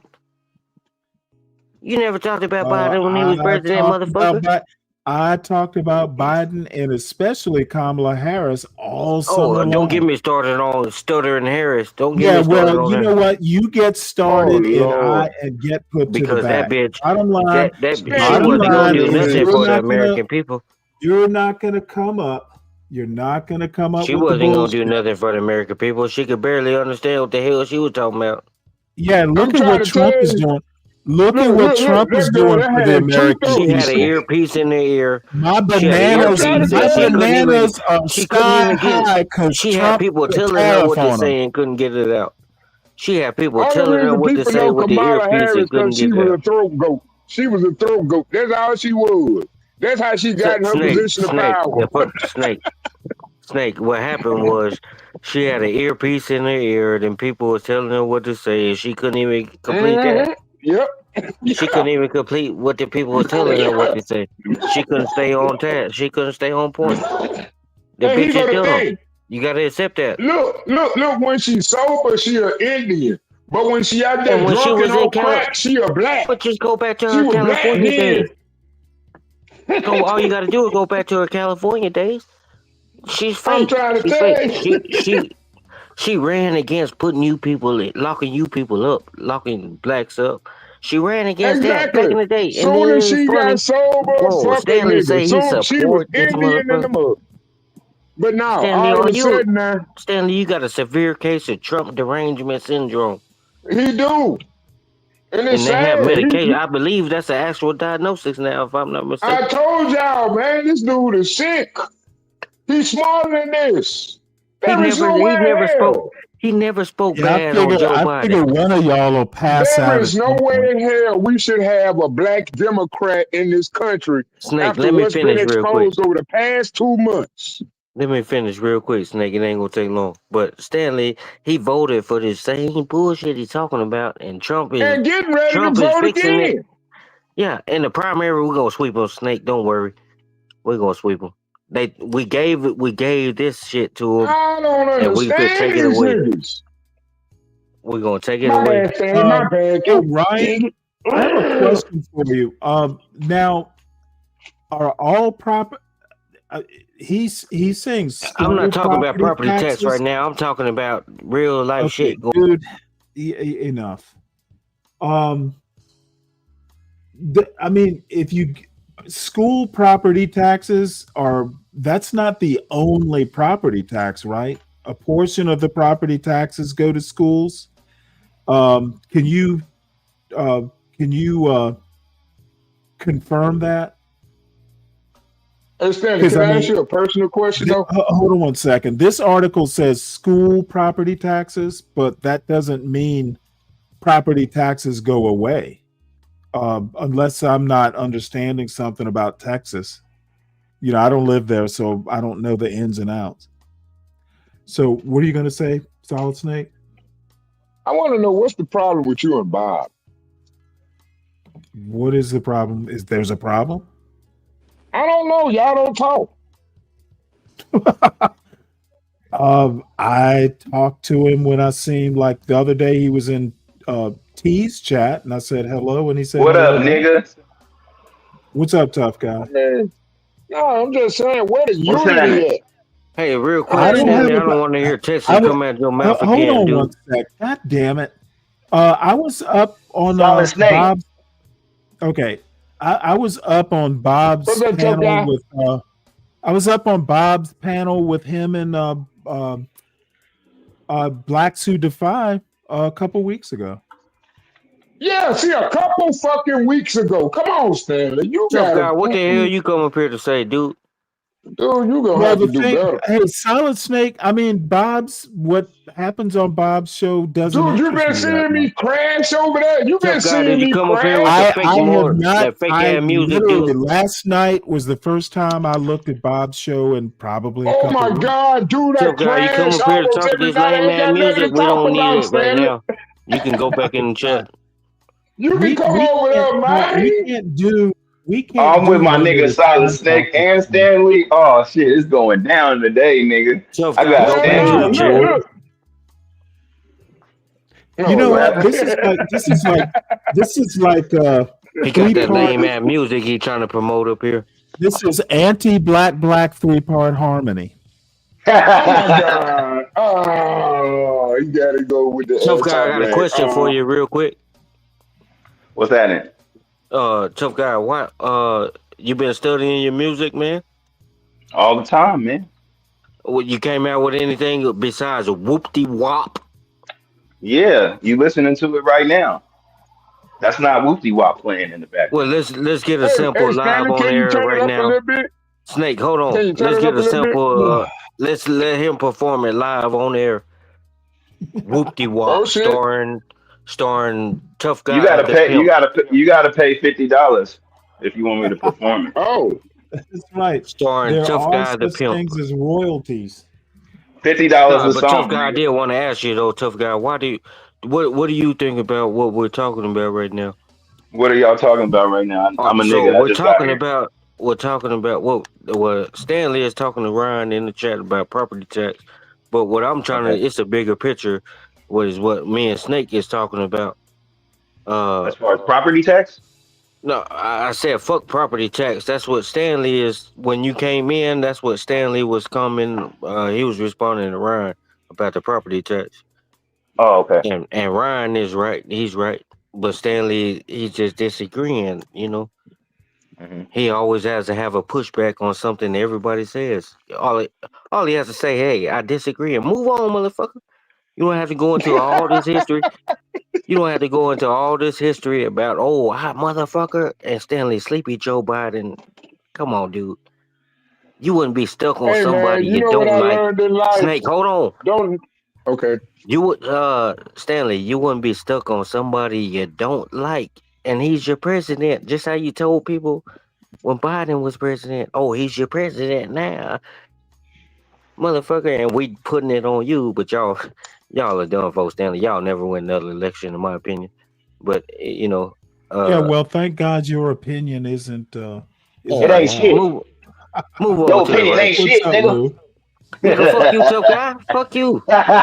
You always be talking shit to me, nigga. I have to get your ass Fake back. pimp ass nigga. I asked you a question. You couldn't even answer the question, nigga. I did answer the question, you bastard. Goddamn, I ain't no bastard, dude. I know who my parents are. Oh, okay, me too. My parents was married How long? Okay, listen, we're not gonna go personal. for like Let's not till go I was personal. 3. Till I was 3. Let's talk personal. Since you was 3, how old are you? Nah, we're They gonna married talk about before I was business. born. Before I was born. They was married until I was like How 3 old are you, 3 pimp? years old. 41. Pimp, you 41, pimp, and you haven't learned to stop pimping? Come on, dude. Well, they have new words for it nowadays. I wouldn't But give a fuck if that what they call it nowadays. well, because there's a lot of new words for pimping nowadays. Is what they Cause so let me in ask the you this laws. real quick Listen, though. listen, listen. And it's You not a ask me dick. a question. Do you want me to Hold on. answer? You don't want me to Yeah, answer I'm the gonna let you question? answer, but hold on. Let me ask you this before I forget. And this not to deviate for Stanley's show. I did this question I wanted to know. I was gonna ask you, but you always run from Mike 123. But I did want to know, like why do you want to do somebody's daughter that way? What do you mean? Why do you want to capitalize off somebody's daughter? Would you want your daughter to be done like that? I'll tell you this. I'll say this. Now you gotta listen to me very carefully. If Kelvin my says daughter, it's called. Kelvin says it's called trafficking now. yes, exactly. I was just about to see. That's what I was about to say. That's the legal term, and then the new term to stay out of trouble is just management. You do things legally. You have a management company. So you want You do things according to the law, meaning they can't be doing anything that's illegal. how That's could it. anything be like? How can anything like that be according to the law? Come on, dude. Because the game is farther than you think, nigga. I could have a bitch in real estate right now. And then would you want somebody to do your daughter how you doing these people, these ladies? You say what now? If you had a daughter, I don't know if you do or you don't, but would you I want your do. daughter to go through what you doing other Okay, people's now daughters? now that's what I was gonna answer. If you gonna let me talk, you gonna let me talk. Okay. Now I need you to bring your whole mind. Bring your whole mind. Okay. Nothing gonna Now justify it, but I hear your listen, opinion. listen, because I need you to hear me out. Yeah, And I I hear need you to you out, bring, but nothing and I gonna need you to justify it. bring but I need you to bring your whole mind, fam. All right, go ahead, pimp. Because this is the whole thing. Of course, nobody would want their daughter to participate in something like uh, selling vagina, right? But that's what y'all think about when y'all think about the game, and that's why you're asking me that, right? Okay. Now that we have that established, I need you to understand this. Oh, we don't have that If established. Let's be clear. Okay, well, I'm sorry that you that motherfucking you that Oh, you're lame. gonna have to With, go Well, it's not elaborate. You're gonna established. have to That's just your elaborate. you mentioning what you feel. So go ahead. You have to I'm go not elaborate. mentioning what I feel. All I'm not right. Well, mentioning you what I could feel. just Who's got continue, all but the it's not background established. noise? That's tough guy No, it ain't me. Who? or a snake. Hold Is that on. you? Cut that goddamn Somebody mute got a button on, TV. dude. You got a TV on. Somebody got a TV on. No, but tough guy, I'm gonna hear you out, man. But it's not established. You got to understand that. Do you Well, know the you don't. meaning What of did I established? say? What did I say that we had established though? You don't remember what you just said? You supposed to be listening to me, nigga. Come on, dude. I'm well. Continue what You you was asked gonna me. say, You dude. asked me Come a on, question. man. See, you don't even want me to Tough answer guy, your question, tough man. You guy. keep Come trying. on, dude. You playing games, man. I You thought you were don't want to smarter know. than that, tough guy. No, because you don't want to know, dog. You keep talking. Stanley, who's right and who's wrong since you want to be a referee? You know what? I He don't think mentioned that it, and then all I of a don't think sudden Tough Mike is Guy's wrong. even gotten through his argument. You keep Exactly. You interrupting won't him. even let me talk. But he said the only time I interrupted was when he said when the motherfucker Okay, said, "Oh, so you interrupted him. That's what I I said. did, Stop I interrupting did, him and let him talk. Do I sound? How do I sound? I interrupt." You Oh, you sound good, good, Hey, G. loud You tough and guy. sound clear, good. Tough guy. loud and What up, clear. OG? Oh, What okay. up, All OG? right. All right. Oh But go ahead, Lord. All right. tough guy. Go Hold What's on, ahead. man. happening, Silent Snake? Hold on, let me talk to No, they're Silent trying Snake to real get this quick. audio right, No, man. They're nigga, trying I'm to get this talking to you, audio right. nigga. Don't deviate from what I was Man, you asking see you. I'm how on. I I'm. dragged on that show? Come on, y'all. Y'all calm down. Calm down. Relax. We got an 8-hour show. I'm Not asking him a 12 question. hours. I'm at Snake. Do Snake. we? I was We asking. ain't He's got We're answering the already. question. Hey, me and Stanley get up here all night and argue about toilet tissue. Trust me. Okay. You Okay. got time. You got time. Okay. Solid Snake. Solid Snake. Solid Snake. I'm gonna answer this question. All right. So you asked me about my personal child, right? My daughter. And since you wanted to ask No, I me didn't about my ask. daughter, No. Let's yeah, be you clear. I did. didn't You ask you did. about your Did he personal not, daughter. Stanley? I Stanley. didn't ask you about your Stanley. personal daughter. I Stanley. said if you Yes. had a daughter. Yes. What did he say? I don't know whether you do or you don't. What did he You know I say? what? said that. I said that. Everybody's talking over See, that's what I'm everybody. saying. It's Y'all hard gotta to. give each other time. You gotta No, give each but I'm other time. saying Y'all he rushing lied into though. opinion. I asked him. I said I don't know whether you have a daughter, but if you had, go back and listen to it. He If says you he had a has a daughter, daughter. He said he has a I said daughter. I don't know whether he do or he don't though. He So he does. trying to He say just like I said, talked about yeah, he got his daughter one. He got one, personally. Mike. He trying to say like I talked about his daughter Okay, personally. Mike. Now you're making no sense. He answered I'm making in the sense, Stanley. affirmative. How about let's move along? Oh God. Go ahead, tough Yeah. guy. Mike Okay. 123 making sense, dude. Okay. All right. Are you ready?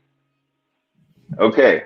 So now I need you to bring your whole mind and I need you to listen. So moving forward from No, but that, you're not gonna talk to me like that. hopefully, no, but I'm trying to I'm not winning I'm trying your to holes establish or your comprehension, bro. You know, like you got to be able to comprehend what I'm trying to tell you, my nigga.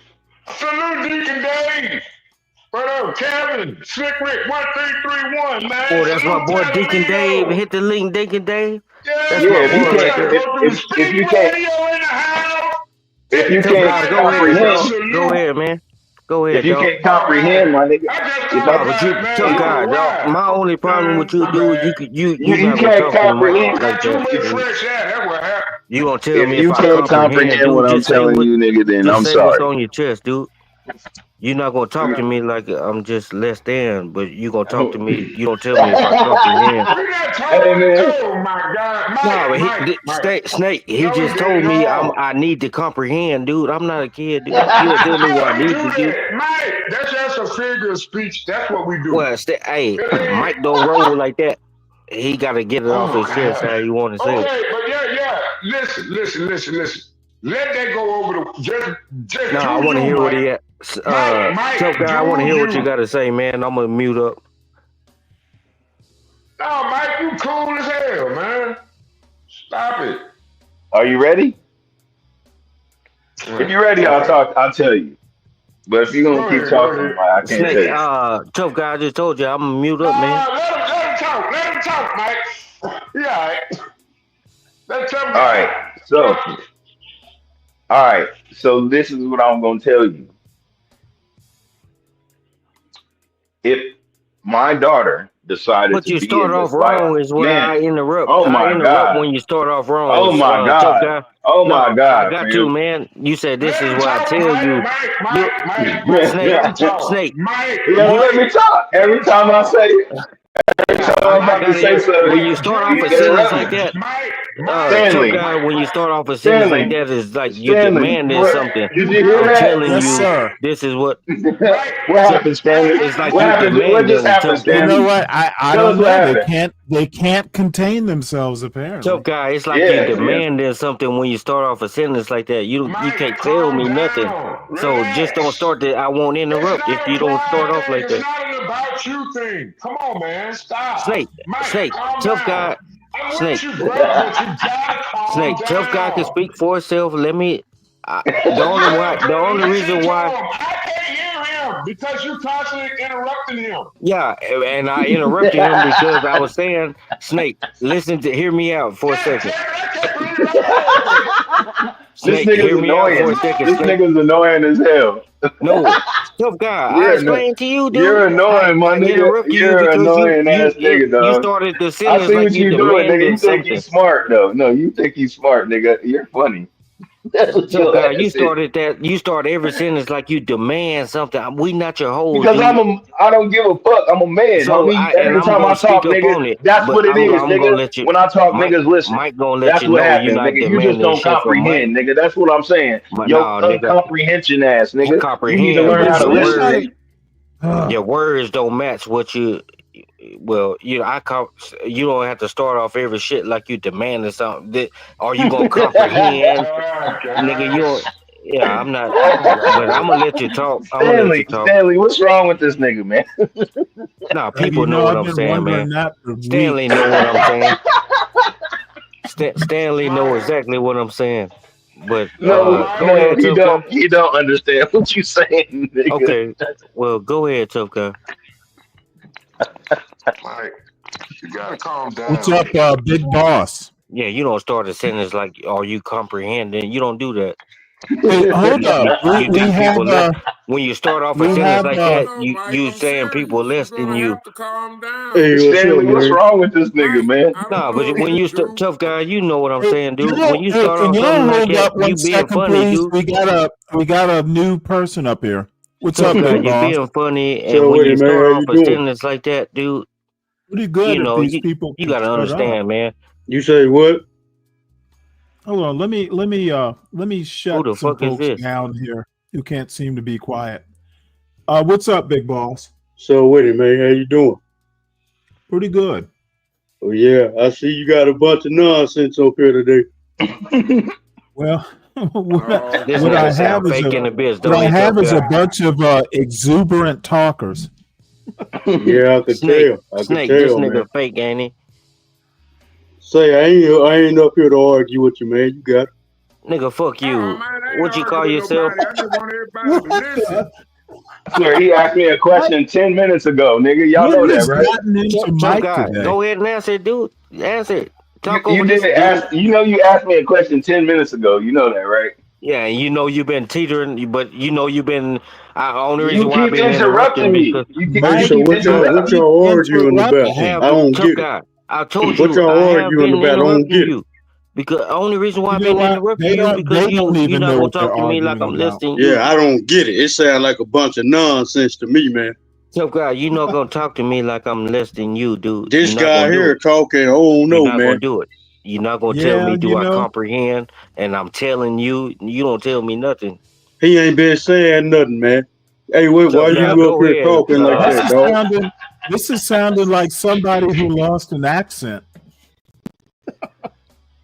Hey, Stanley, what's up, man? Why you block me? Because you don't like black people. Oh no, I did not say that. You heard me wrong, Stanley. Oh no, I don't hear things like Tough that guy, wrong, answer the son. question, dude. Well, let them talk, Stanley. You don't get to decide that, I'm son. not going You to know, interrupt you, but yeah, don't start off your yeah. leading in I statement how you want, appreciate your like you're telling exuberance me to to want to do come something back like I'm up. listening. This nigga really salty about that. The way I'm talking to him, man. He a little bitch. Well, what person wouldn't be salty? You know, You're a little bitch. That's what's wrong. Hey call it man, what you want, but go ahead just and let me finish. explain this pimp Just let story. me. It's not a pimp story. You asked me a question, did he not, Stanley? What question did he ask You me, know what? Stanley? It's been I going asked you a on so question. I long. said, I would you don't want know. I somebody don't if know you who's had a asked daughter or what if you so far. didn't? What I've would gotten you want far somebody to do afield. your daughter like that? Would you want somebody to do your daughter like that? Is what I asked. All right. Now, now that we've gone through all that, now I Yeah, need you but to don't listen to start your my. Don't shit interrupt wrong, me. dude. Don't interrupt me. Yeah, don't start it wrong. You see what I mean, Stanley? I can't even do this, man. This nigga, man. Every time he asks me a question, he gonna interrupt me. Now you know how I feel. Go He ahead, gonna tough guy. interrupt. Go ahead. Oh, now you want me to speak. This nigga's funny. Hey man, it don't even matter. You don't even care. Because if you cared, you would listen. Stop drinking tap water. I'm listening now. You ain't talking. That's All all right. that fluoride. That's All all right, that you ready? fluoride. All right. So again, I if I was dealing with that and my daughter decided to be in the game, there's nothing I could do about it. She's a grown woman. She's going to make her own decisions in life. But if she were to be in the game, I would want her to be with an individual like myself, a man. You have to Oh, be that's a weak, man. bro. I gotta You have interrupt. to That's be weak. you have to be a man first before you're anything. And a man handles his business and he knows how to take care of other people. You went to church Period. Sunday? Yeah. Yeah. Okay. Mm-hmm. So, okay. Did you ever read the Bible though? Yeah. I mean, What does like, that got to do? What does that got to do with no, what I'm saying? read it. Stanley, what does that got to do with what I'm saying? You know what? I have a whole bunch of trouble with people being able to actually stick to what the topic being discussed. Right. So, I don't get it. You understand? Okay, so Stanley, what can you please explain to these people that may not comprehend what I am trying to convey? Please. Nigga, Could you do what you that for trying me, to say? please?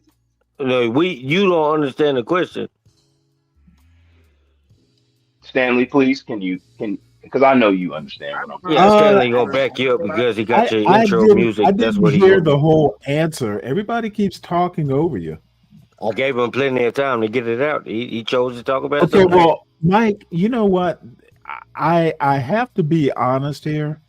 Why don't you just let him answer without Well, disturbing him? motherfucker, I've And been on then mute for all this okay, time. motherfucker. Now, see, what you don't want to do is piss me off, Mike. I don't give a fuck whether I piss you off or I've not. had enough, Mike. Mike, it was funny for He it was don't funny want for a to little do it while, anyway. but it's he don't want to hear it, it's dog. starting I've not to been be on mute, funny. dude. What the fuck is you talking about? He don't want to listen, man. They don't want to listen, bro. That's all. Stanley Well, interrupted no, you. I didn't he knows interrupt if you. he listens. He knows if he listens, he's just gonna get trashed. Well, I mean, like I said, I wouldn't want my daughter to participate in the lifestyle of anything criminal. But if she did, I would want her to do it right. There's rules to everything. Just like if you're selling drugs, you don't sell drugs out of your house. You know what I'm saying? So, I mean, I don't know what else to say, man. You know, like I said, if she were to participate in the game, I would want her to be with a man. A man, meaning he's a man first, an individual that is going to help her better herself. That's But it. why would you even say if she want to do that? Hey, Because Chris, I wouldn't want that's her to do gotta it. be. This is gonna be a show title for sure. Yeah. Of course, you don't want your child to be in part of any type of criminality, man. That makes But no she see sense. what you're doing, don't it? I wouldn't want no. I mean, this is the whole thing. You know, I asked her directly one time, and she said it makes sense. But she don't. She that's the whole So thing is that your she only daughter gets that told from her you that mom makes sense what you're doing. because her Wow. mom has put that Yeah, already wow. in her mind. You know what I said, Stanley? You know Wow. what I figured out? I said, you know So, what? guys, you I may can need to only refrain from some of the imagine shit. what you figured I'm out. gonna ignore the chat. I'm gonna ignore the chat long as the chat listens to me. But yes, we Solid Snake. Hold on. Let Stanley jump in with what he asked first. I don't have anything to say other than the Sovereign Beer Fund is open for donations. Somebody buy me a beer because I need it. Hit my niggas. I was gonna say that though. I was gonna say it because man, Stanley, I'm sorry, dog. You know what? Man, As a matter of fact, hey, Chris is people just. that hit that mute button. You know what I learned, and I had to learn this. I'm this. gonna joining have to say. Hold on before you go farther. I'm gonna have to say Chris is actually finally, after all these months, has finally actually shamed me. Come on, man. He literally did a comment that fucking just literally strikes to the heart of today's problem. So bless you, Chris. I'm quite impressed. Yeah, no, I need more, Chris. Nah, we all pay attention, Stanley. I'm just shooting shit. Shit. Everybody love this motherfucker shit. That's why we here. The locker room. All right. Well, Chris has I'm sorry, JB. Mike is left. So he'll probably be back. Yeah, Mike is weird. You know, he talks and talks when you're trying to speak. He don't have a range of emotions. I don't think he has I don't know what I can call it. No, Wait, did you say range of emotions, or did you actually meant spectrum of emotions? He's on the spectrum. He said he's on the spectrum. I mean, everything is the same to him. Pain, he doesn't have a spectrum of emotions. To him in my mind, the way I'm thinking. So his reasoning is very balanced. And it's almost like absolute. His reasoning? What reasoning? My bad, Ryan. Jesus Christ. My bad. I got to cut my mic down again. Hey, man. All I know, Stanley, is your boy, Mike, he doesn't know how to listen or comprehend well. And he will interrupt you. And then he's combative. And he does all that. It's like it's a game. I done peeked him. He's doing it. He's not playing a game. He's angry. He's angry. He don't know how to express it. Angry at what? Snake, you need to be quiet. And tough guy, you need to ask me what the fuck I am, dude. Ask me. I'm right here. You're gay. That's what you are. No, he's not. Oh, come on, man. Don't do that. Weak and gay.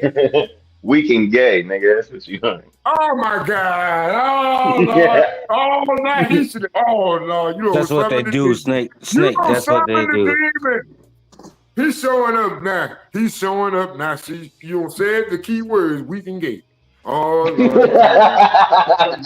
See, now I got worried about the snake no more, cause the man finna come in the house now. See, I ain't saying nothing, but tough guy, you started this shit. You thought you had a good day. We can get you doing.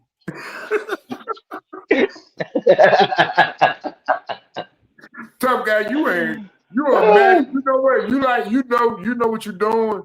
I call you the maestro of calamity. Tough guy don't know what he's doing. Tough guy's lost. You are the maestro of calamity. Snake, you just hyped him up for no reason. Tough guy's lost. He couldn't even answer the question. And I was on mute for so long, and he's an ugly nigga, man. You was on mute because you don't need to speak. You don't even deserve. Tough guy, you look like a rat, bro. Nigga, you should have went down. You should have went down your mama's throat, nigga. That's what should have happened to you, nigga. Yeah, that's what you and Stanley do. You know, you like to talk about it when you can't face the fact.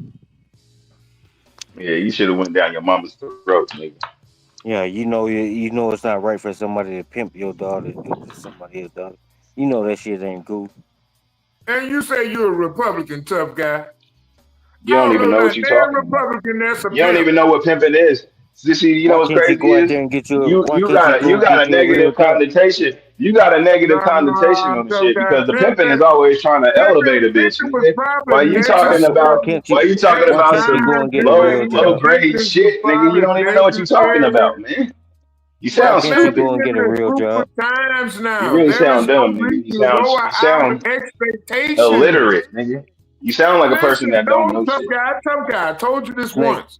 The question is, why can't he get a real job? That's the biggest question. I do got a real job. I'm a professional musician, sir. Yeah, that's bullshit. That's a cover up for your pimp scheme. Shut your ass up, nigga. You know I'm telling the truth. You shut your mouth. You shut your mouth, buddy. You shut your mouth, bud. You shut your goddamn mouth, buddy. That's what you know I'm telling the truth. You shut your fucking mouth, buddy. That's what you need to do. You shut your damn mouth, buddy. Hey, right, Stanley, forgive me for what I did earlier, Bubba. And you shut your damn mouth too, boy. You shut up and put a dick in yours, you bitch. Yeah, well, you know what? You might as well just add to the chaos.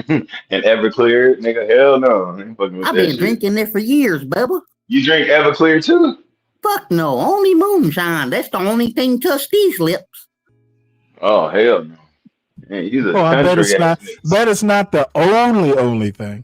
That's a Yes, Stanley, the only one that Stanley sucks dick up here is Tough Girl. He's already admitted to sucking up trannies. Oh yeah, that's what I said. This nigga's funny, man. Hey man, you funny, dog. Even your voice, he's a country ass nigga. Duh, asshole. You can't tell. Yeah, nigga, I can tell. Sound like you got two teeth. Sound like you got Well, some let overalls me talk on. to Stanley real quick. Sound like you got some overalls and some Carhartt on it, and you just came from out in the yard pulling the weeds. Carhartt? No. He's wearing Dickies. Stanley, Oh yeah, you can't afford Carhartt. I bet your breath smell like dick juice, boy.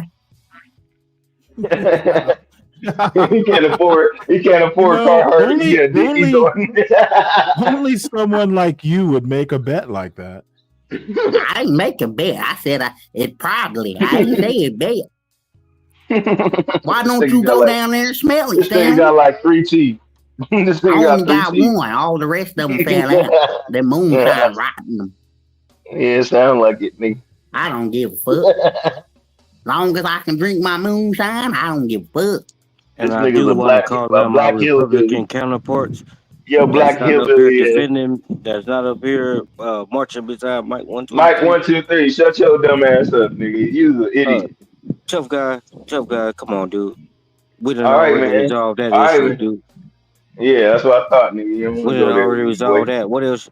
What I else you bet you. doing in life besides beating on a fucking drum and pimping hoes? What else Hey, are you doing? why y'all just won't make an agreement? One of How y'all you get on y'all gonna knees and how say you I'm gonna hate on sorry. somebody? How you gonna hate on JB, somebody fuck actually you. making a living and JB, doing fuck something you. off of music? Hold How you on, gonna tough do guy. that? Shut up. JB, fuck you. Something They like that. should just apologize to each other on their knees. Nah, I don't do shit like that. You like to Yes, see you do. men on their knees, don't you? Yes, you No, do. I'm just saying, because you at some point in time you And I gotta got a bow bunch of down weird and say niggas you that pimp sorry. hoes and get on their knees. Did you apologize to me on their Mike knees? 123 gonna call it out. Stanley okay with a nigga pimping somebody else's daughter. What you say, Stanley? I said, were you on your knees when you blatantly apologized to online me? trying to get I'm a people man. to I don't never understand what get the on fuck my he knees, trying to say. bud. It ain't Who's right. a pimp up here? He blatantly online telling people to believe what the fuck he's saying. It's not right whether you want to hear what the Wait, fuck. hold it. It's Who? not Tough guy, nonsense. use a What are you pimp. talking about? I'm talking to a tough guy. Tough guy, use a pimp.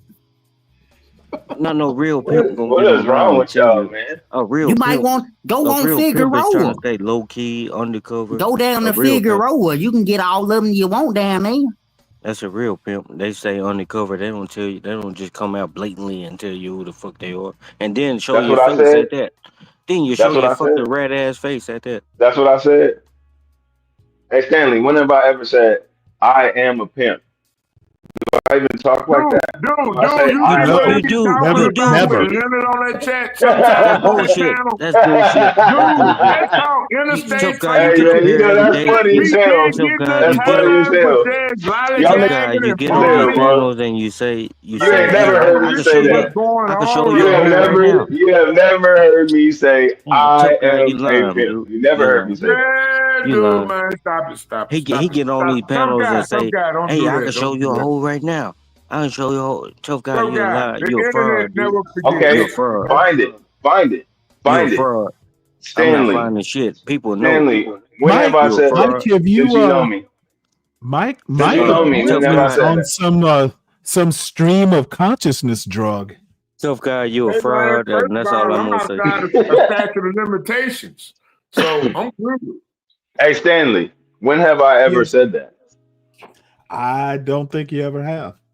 Thank you. Of course you And I don't, won't, Stanley, because and you I playing won't, his and I intro never music. will. You playing his trash ass intro music. Of course you're gonna agree with him. Oh yeah. They ain't got shit to do with that, man. My Well, trash Mike, ass you're one intro of music. the few that's here for the You come intro. here every Come day. on, Yeah, you come here every day and you it's listen not to this everybody. show and you hear It's my not right music for all the time, bitch. everybody ear. Everybody don't have an You're ear for an that. avid listener, you fucking hoe. Everybody don't have an ear for that. No, 18 months. Everybody don't You have an ear hearing for my that music bullshit. right now, bitch. What the fuck is a We ain't whoopty talking wop? about no damn. You can't get away from me, bitch. You listening to my music What now, the you hoe. what the fuck is a whoopty wop? Yeah, you listening to it This now, nigga nigga. dumb, bro. Oh my And God. y'all up here Yeah, agree with nigga. what he I'm in the doing. back of your mind, nigga. Y'all Hey, agree with Silas him Mack, do fucking you other drink people's moonshine, daughters, Bubba? making money off of other people's daughters, and y'all have Yeah, nothing to nigga. This say is about Now that. ridiculous. what? Now what, You nigga? tasted it before? Fuck This is you. ridiculous. Don't That's ask what me I no thought, question. nigga. Yeah, but Don't Yeah, ask me no you're question. you're an this is avid ridiculous. listener, bitch. You listening to me right now. I ain't Not only listening to my you, voice, dude. you You hear my done talents, nigga. you done said enough. All in your back, all in the back of your head right now. You done said enough. Your daughter gonna get Yeah, ran I through in the bet. street. Yeah. See, Well, you don't obviously now don't know I my Hey, child, understand why hey, them Mike. abortion fans sitting Hey, oh, outside the yeah. damn Hey, grocery hold store. on one sec. Hey, Yeah, but they he Mike, don't can't. even know. He don't even know my child. He's stupid as hell because Mike. he don't even Let know me how let my me daughter give moves. you one I piece of might be a advice. damn Democrat. Y'all hold on one sec. Mike, don't do that again, or Now I'm you'll gonna be do it banned. again because Motherfucker, say something like that again, and your ass, I will personally ban you from the chat and the show. Don't do it again, motherfucker. you gotta do what you gotta do, but it's the truth. Oh, motherfucker, I will do what I'm gonna do. You can talk all the smack, all the shit you want to talk, but I know what you won't do, and you know what you won't do either. So fuck with me on it, son. Oh, why is it okay for him to do other people's kids like that? He can Motherfucker, say whatever he wants. you heard what I He said, can say and what it he didn't wants, matter. Stanley. Like I said, she gonna get ran through. It's a free country. Hey man, that's what's up. Yeah, Hey, well, but motherfucker, like I said, you won't be saying shit like that again. Take your bow. yeah, There are man. limits, son. We're just angry, man. You know, hey, you know what's crazy is he knows nothing about my child, and he knows that I actually have a Well, relationship. I don't exactly know what's gotten into him. You don't. I mean, But he's I got gotta, kids, you know, that don't work with and everybody, he's man. got kids. If somebody said some shit like that about his kids, he would be He wouldn't say all that. up in all up in No, but arms. he wouldn't say that to my face. We on the internet, Stanley. You know, he could say whatever he can say whatever he wants. You We on gonna the bring internet. him back, Stanley? He can come back. I ain't tripping, Stanley. Well, no. Dude, I have standards, and I do too, but I mean, this is the whole thing. He won't well, say Oh, that but to they my on the face. internet, Stanley. I'm Stanley, sorry. yeah. Yeah, he ain't gonna say that to my face, man. I Well, Bring him already back, know. Stanley. he's not Hey, going to how say it old are on y'all? him. How old are y'all? How old are you guys? I'm not worried about him saying something Not about too tough somebody guy. he don't even know. He No, don't even know no. my child. Tough guy. I did it for me. There are fucking Oh, okay. standards. Well, yeah, he don't You even said, know. He how don't even. old are we? Yeah, my baby is elite, Not man. too, She not about to too go to tough guy. college. She got her shit together. She got a 4.0, nigga. Oh man, I So got a He said, I don't how know. 30 old are you, something year old. tough guy? I got a 33-year-old grandson. I mean, Yeah, my son 33. My my goddamn baby. son, my grandson is 5. So it's Yeah, she like, been talking to the same dude for a while. So I don't know, man. Everybody thinks they I know, mean, like, but they Hey, I don't ain't know gonna lie, Speak shit. I don't play Radio. with Oh, kids. I wait. don't play Hey, with hold it. kids. Speak I Radio. don't know why white Speak people Radio play says with bring him kids. back. I don't know why white Speak people Radio. willingly play with Let me. kids. I don't know why black people want to listen to white people playing with kids, because this shit is ridiculous. I ain't worried And about people need women, to man. realize this shit. This shit is ridiculous. This whole conversation is fucking ridiculous. How old are you, Snake? Probably old enough to be your damn daddy. Yeah, you look like you can be my granddaddy. My Well, great shit, I probably granddad. fucked. Hey man, I'm telling You you, probably man, I was fucked my nasty granddaddy. motherfucker. I'm telling you, I transported hoes, man. I Bring used to him, get bring him around the back, dirt. Stanley. Bring him back. Bring him back, He said he Stanley. gonna come back. No. You know what? I He's said begging. don't do it, He's and the begging. motherfucker did it. If Speak Radio wants him back, between him and Mike, you can come up with about $25. And I'm not. There are things you don't do on my panel, and talk about Yeah. people's daughters being run through and shit like that. That's beneath me. And it Hold should on, be Stanley. beneath. Stanley, It let should me be. tell you a Hold funny on, story. goddamn it! I'm Let me talking. tell you a funny story. Okay, don't Yeah, let I me don't.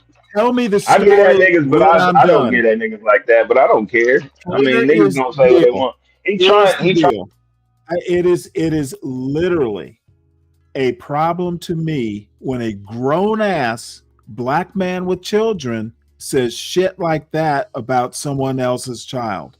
It will not be done on my panel. Sorry for the standards, folks, but if you want fucking Mike back, it'll cost you. And the $25 is probably going to be for 25 minutes. They're lines you don't cross. When I tell you not to do something on my panel, don't do it, and you can stay here forever for free. Okay, but being ornery like a little child, I'm not going to tolerate that shit. Get a fucking set of morals, you bastard.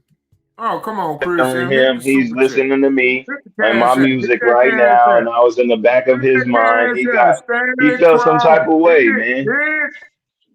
So what's your story? Yelling. Hey, Jane, freedom ain't free. When you're that lame, man, you got to go to those extents. You know what I'm saying? He had to talk about. He had to talk about my daughter. Freedom. Because that's what's gonna happen to his children, you know, and that's why he he probably Do had we even have kids? Yeah, he's got kids. He's got 2 little kids. Fuck, Yeah. I feel sorry for those kids. Yeah, for real. But yeah, man, that's how lame niggas. That's what. How many kids do you got, if you don't mind me asking? Mike got 2 or 3 kids. Oh, I got 7 kids. Damn, nigga. Yep. And you drink moonshine like that? Hell yeah, my kids is grown. I ain't said my kids is grown. They grown. They out of my house. When they turned 18, they had to get out. Man, go ahead. You don't even. How you gonna tell them to get out and you ain't employed them for at least 5 years before they turned 18? This my motherfucking house, and I'ma run it how I wanna run it. All right, but did you employ them? Did you give them a salary? Did you pay them? Did you give them any income when they left the house? How much Is they money your you kids? left? Is they your kids?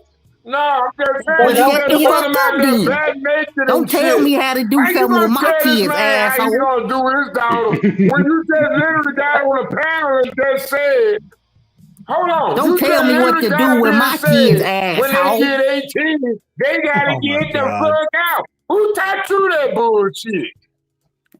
You Who ain't taught got you no to be in household to somebody go else's to. business what they do with their kids, motherfucker? No, I'm just saying, if you're gonna judge a motherfucker, you might as well have standards. And you How am I obviously ain't judging my got kids none. by telling them to get out? It's my motherfucking house. You not in my motherfucking house. You don't know what I do in my motherfucking house. But I'm just saying, you got a business they established in. Mind your goddamn business.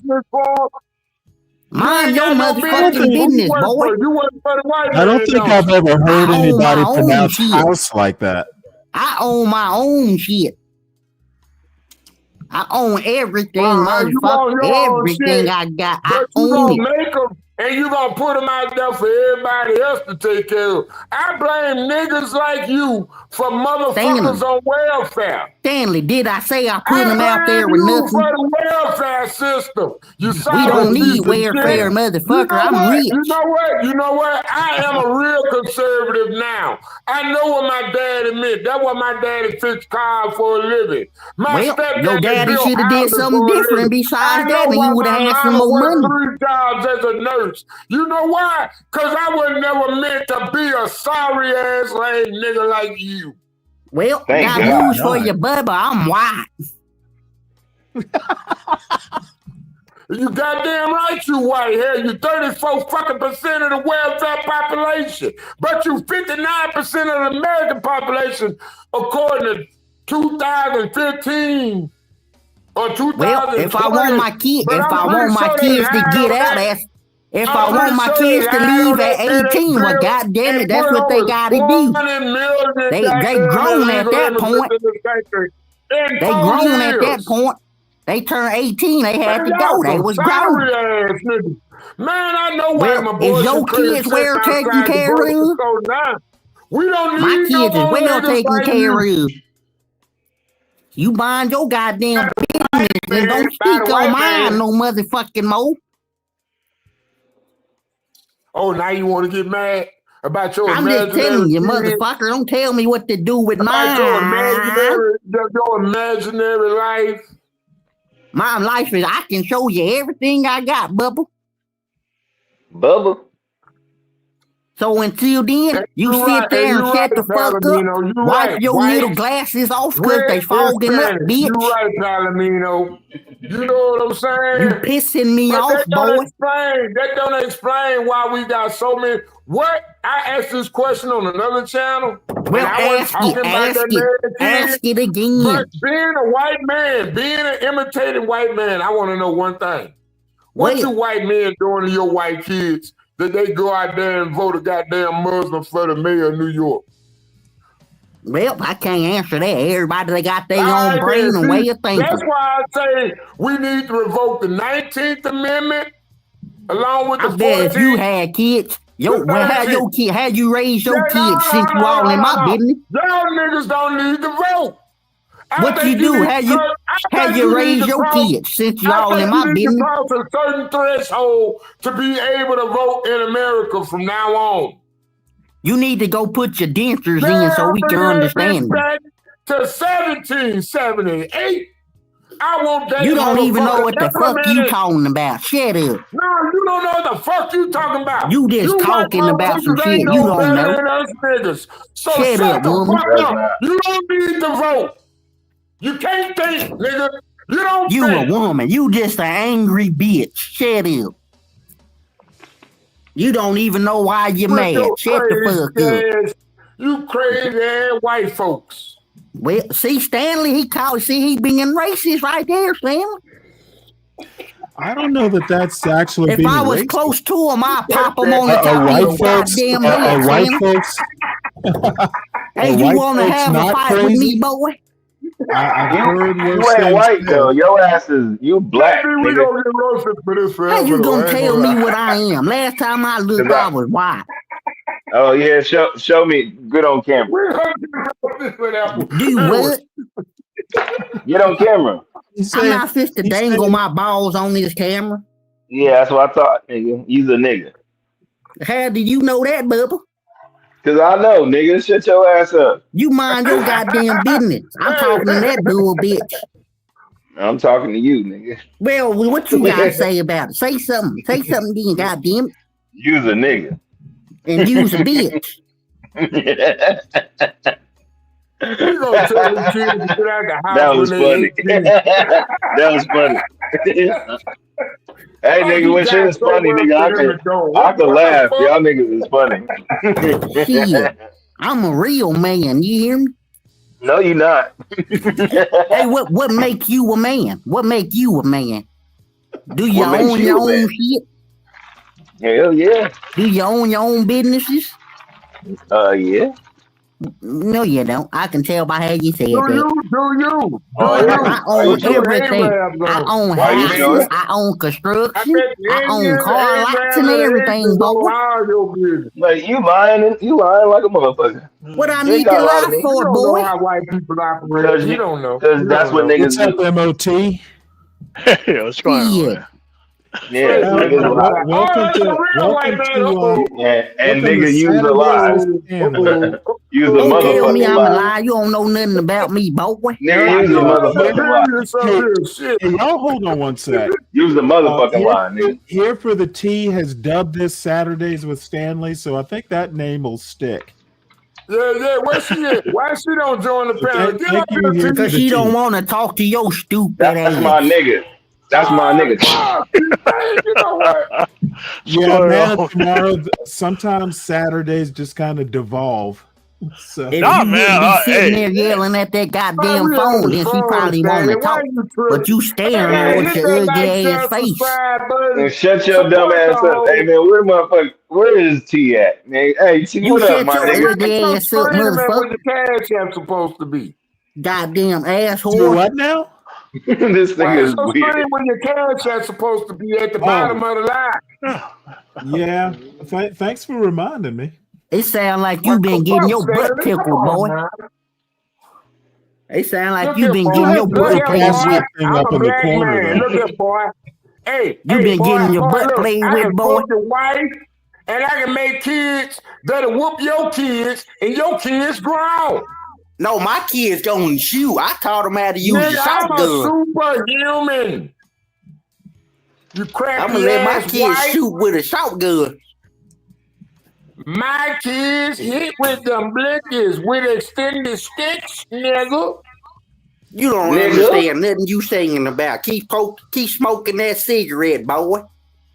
Yeah, boy. Yeah, you know, back when I was in college working on that chemistry. Oh, hillbilly. That nigga got a good ass hillbilly accent, boy. He running with that motherfucker. Yeah, he can't even talk He right. running He with need that his shit. dentures. He need his dentures? Yeah, that motherfucker need dentures in. Look how he's sucking on that cigarette. Why you don't get on camera? Why you don't get on camera? Why you don't get on camera? Ugly ass motherfucker. Because he's black. He just said he was white. I did, but I'm brave enough to do it. That's because you're a white man. That's because you got a weaker DNA than I do. Well, I'm white. I'm white up top and boy, down below. this You is- black. I don't give I'm a white up top and down below. Somebody You just black. pulled out the That's a young nigga. That nigga probably about 30. He probably like a black dude, 30 years old or some shit. I don't like white meat, so you ain't got to worry about it. I don't eat breasts. I eat thighs, nigga. My woman likes me because I'm white up top and I'm black at the bottom. That big dick, they swing. This nigga stupid as hell, boy. I bet your ugly ass got back problems, nigga, because you ain't used to using that tool. It ain't built in your DNA, you cracker. What? Well, goddamn, what you so mean? Now you worried about how he uses dick? What's going on, What man? the hell is going on? You worried about my dick? He's a faggot. I had two pumps. He's a faggot, Stanley. He worried about how my dick swings. I'll slap you with it, asshole. This shit is hilarious. He worried about how my dick swings, Stanley. Motherfucker, you can't swing. You white boy.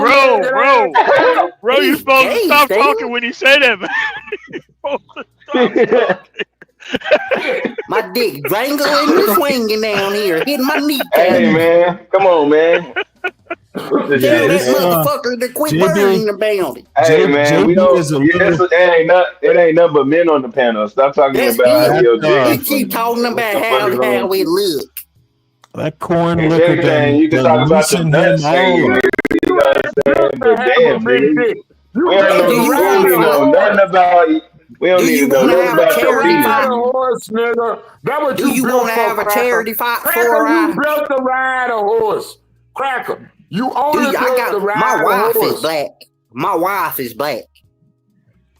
She love her some white chocolate.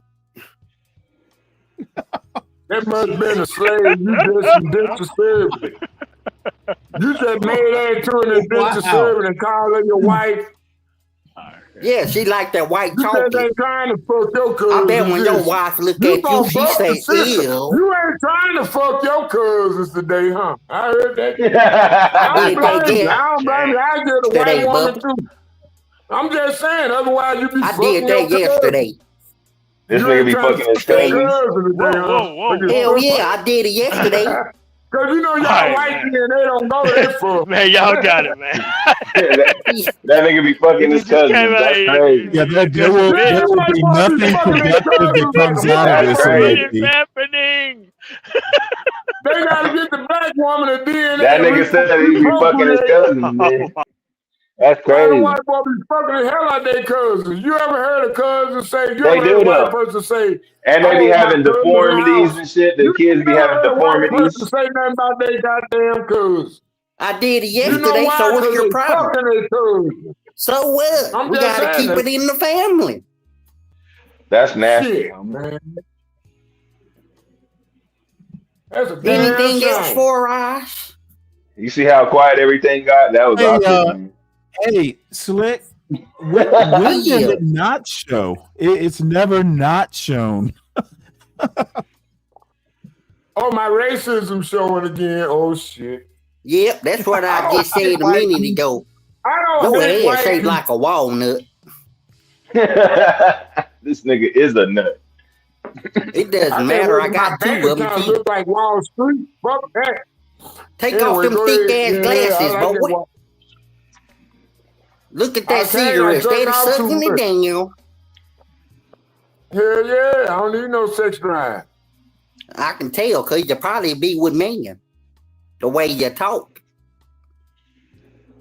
Wait, hold it. Did you just talk about somebody the way somebody talks? Right there. I couldn't That's stop what it. I see. You Because I'm not ain't gay. hear me? But I'm like, why? Wait, having you JB talk about the way someone talks is wild. He just said how something. He just said something about how I You talk. talk about men too much. Why? Why is that Because the you worst burned it up. You tried to worry about my dick a minute ago. Run around your neighborhood, but I gotta be gay. I gotta be gay. Because you said some gay shit. Why I gotta be gay? We can see it in your face, you gay. What gay shit I said? Damn. Look at your face. Your whole face says you gay. What gay shit did I say? That's fucked up. I You want to said know some- That why nigga said the you. hell did you just That nigga go said your automatically demeanor gives off gay. to That's fucked the up. shit? You don't let him talk to you like this, Solid What Snake. is it with guys? You said especially, when I said my stuff they hang go to my to knees, smell you of said let shit. me see it. You was gay. Why are you boy. looking at your face? Why are you looking at your face like that, Solid Snake? That he's weird looking. Look at him. He don't know what to do. Pussy in a date and this nigga probably got the whole year. Boy, don't nobody This nigga fuck said you you. was gay. This Don't nigga nobody said you was fuck gay, you. Solid Snake. But this nigga looking at your face though. He fucked me. What's And up don't with that? nobody fuck him but me. Look, dude, I'm not trying You to probably the one that get beat in the back. No, man, it works to my advantage. You don't No, Solid Snake, he said that he's a bottom. He a bottom. Solid Snake. He a bottom. He said he's a bottom. No, he's You're a bottom. No, you Oh, I the thought you bottom, said you. No, you said you was a bottom, nigga. Don't lie. No, I said he's a bottom, man. Oh, so you Nigga, must we be heard his you. top then. We heard you, nigga. We heard you. You must be his top then. Oh my Yeah, God. Why you gotta be on the gay stuff, man? You watch too much daytime television. Get a job. I got a job. But I own it though, so I don't have to work. I just sit on my porch with my shotgun and my moonshine. That nigga crazy. Your ass up there watching old episodes of Donahue on the VCI, ain't you? No, not really. I would tell you what I'm doing, but I ain't Nah, gonna tell you. that gay ass because it nigga ain't be watching motherfucking Ricky business. Lake. Oh, Ricky Lake was watching ass nigga. You be watching that Mario Povich. Boy, I bet your butthole wide You open. think all black men ain't fathers or some shit, you know? Shut up. Get some teeth. That nigga be motherfucker. watching Be Red alone. Key, Red Key, They Red Key. paying for the bitch to keep you out your house. Ain't that a bitch? You know why I don't got no woman, y'all? I'm gonna tell you the truth why I don't got no woman. See, 6 months, that's called common law still in the social courts. So that means that bitch can Section 8 my property. Well, I'm gonna be honest. don't- I thought you were gonna say you don't have a woman because you're ugly. Yep, he's ugly. I ain't saying that's an ugly But see, that- I am ugly, but I got I was money. surprised you what I'm didn't saying? say that. Ugly nigga with money, but I ain't That no ain't the dummy. real reason. I think So- it's because he's gay. Oh. Look at him. He's steady sucking on that cigarette.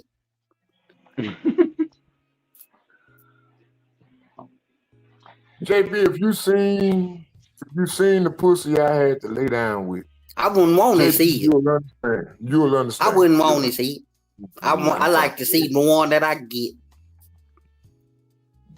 The kind that I get, I know during, it's clean. during this lull, let me say this. Mike says Stanley is trying to capitalize on Mike 123. Well, Mike, let me put it to you this way. What I'm capitalizing on is your sheer stupidity and obstinance. Okay, I told you to stop talking about Tough Guy's daughter, and you thought you were going to bow up and sound tough by continuing to do it. So let's just say I'm capitalizing on your shitty attitude. If I tell you, It's okay, not man. You can to say talk whatever you about, want, man. if I tell you, no, he can't say what he wants to say. My daughter, If I my ask daughter, you, he or don't know my if I daughter. tell you, not to talk about another man's teenage daughter, stop doing it immediately and don't do it Yeah, I feel again. you. You chose to do it again, and I'm choosing to capitalize on the evil thing that you said. Yeah, he's doing the most, but I don't give a fuck, nigga. Stanley, come on, man. Fuck it.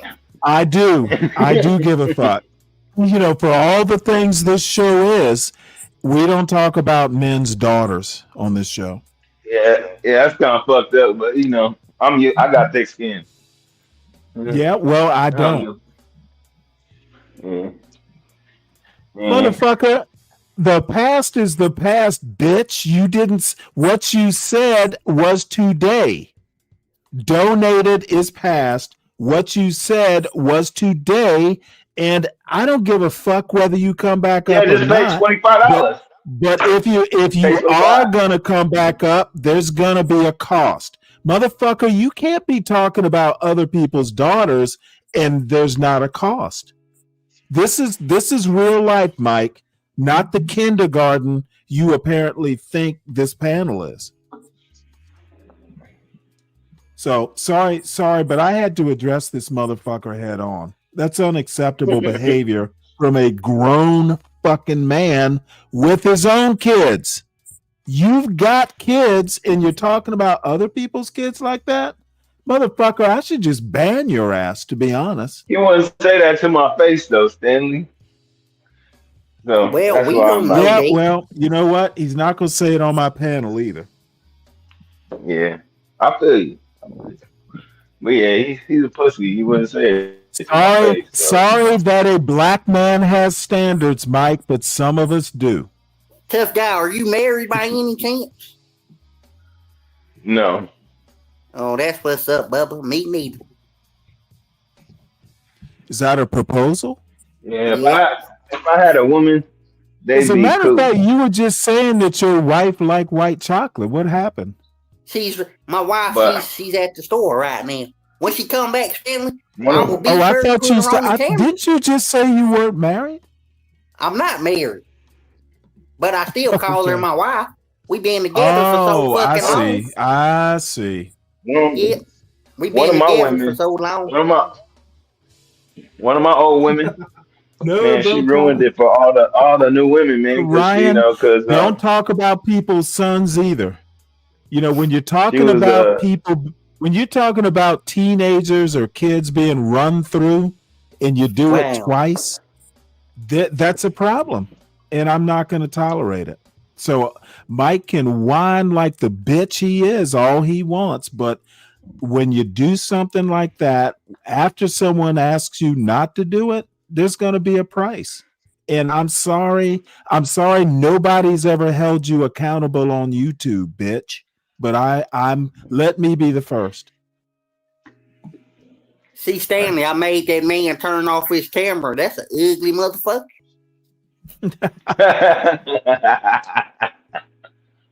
he got into this little feelings. I'm so sorry, but I don't care. Solid Snake, don't let him talk to you like that, Solid Snake. Shit. Solid Snake yeah, man. Went to the bathroom or something. Stanley, I'm so handsome. If I turn on my camera, it might break the internet. Well, we wouldn't want that now, would we? Hell no, because we got to be on here. I'm going to get all the women if I do that. Is that right? Yeah. Hell yeah. We're sure. Yeah, we're all sure of that.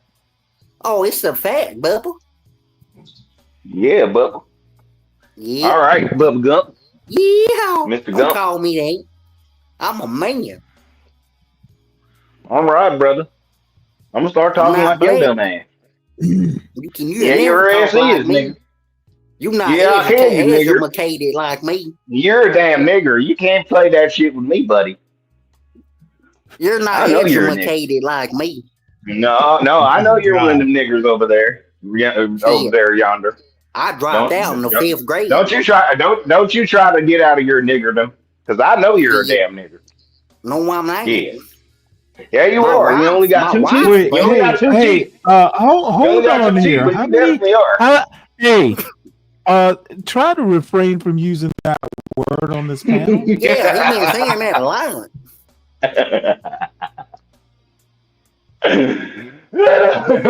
Because I know this nigga, he trying to talk crazy, man. Man, we know your ass is black, man. Stop playing with me. I'm not, buddy. Well, Yeah, below you the are. waist, yeah. You know, Yeti, that would actually be. Gee, now that you mention it, it does sound like CT. No, that ain't CT. You know, Ryan, I'm actually considering something like that.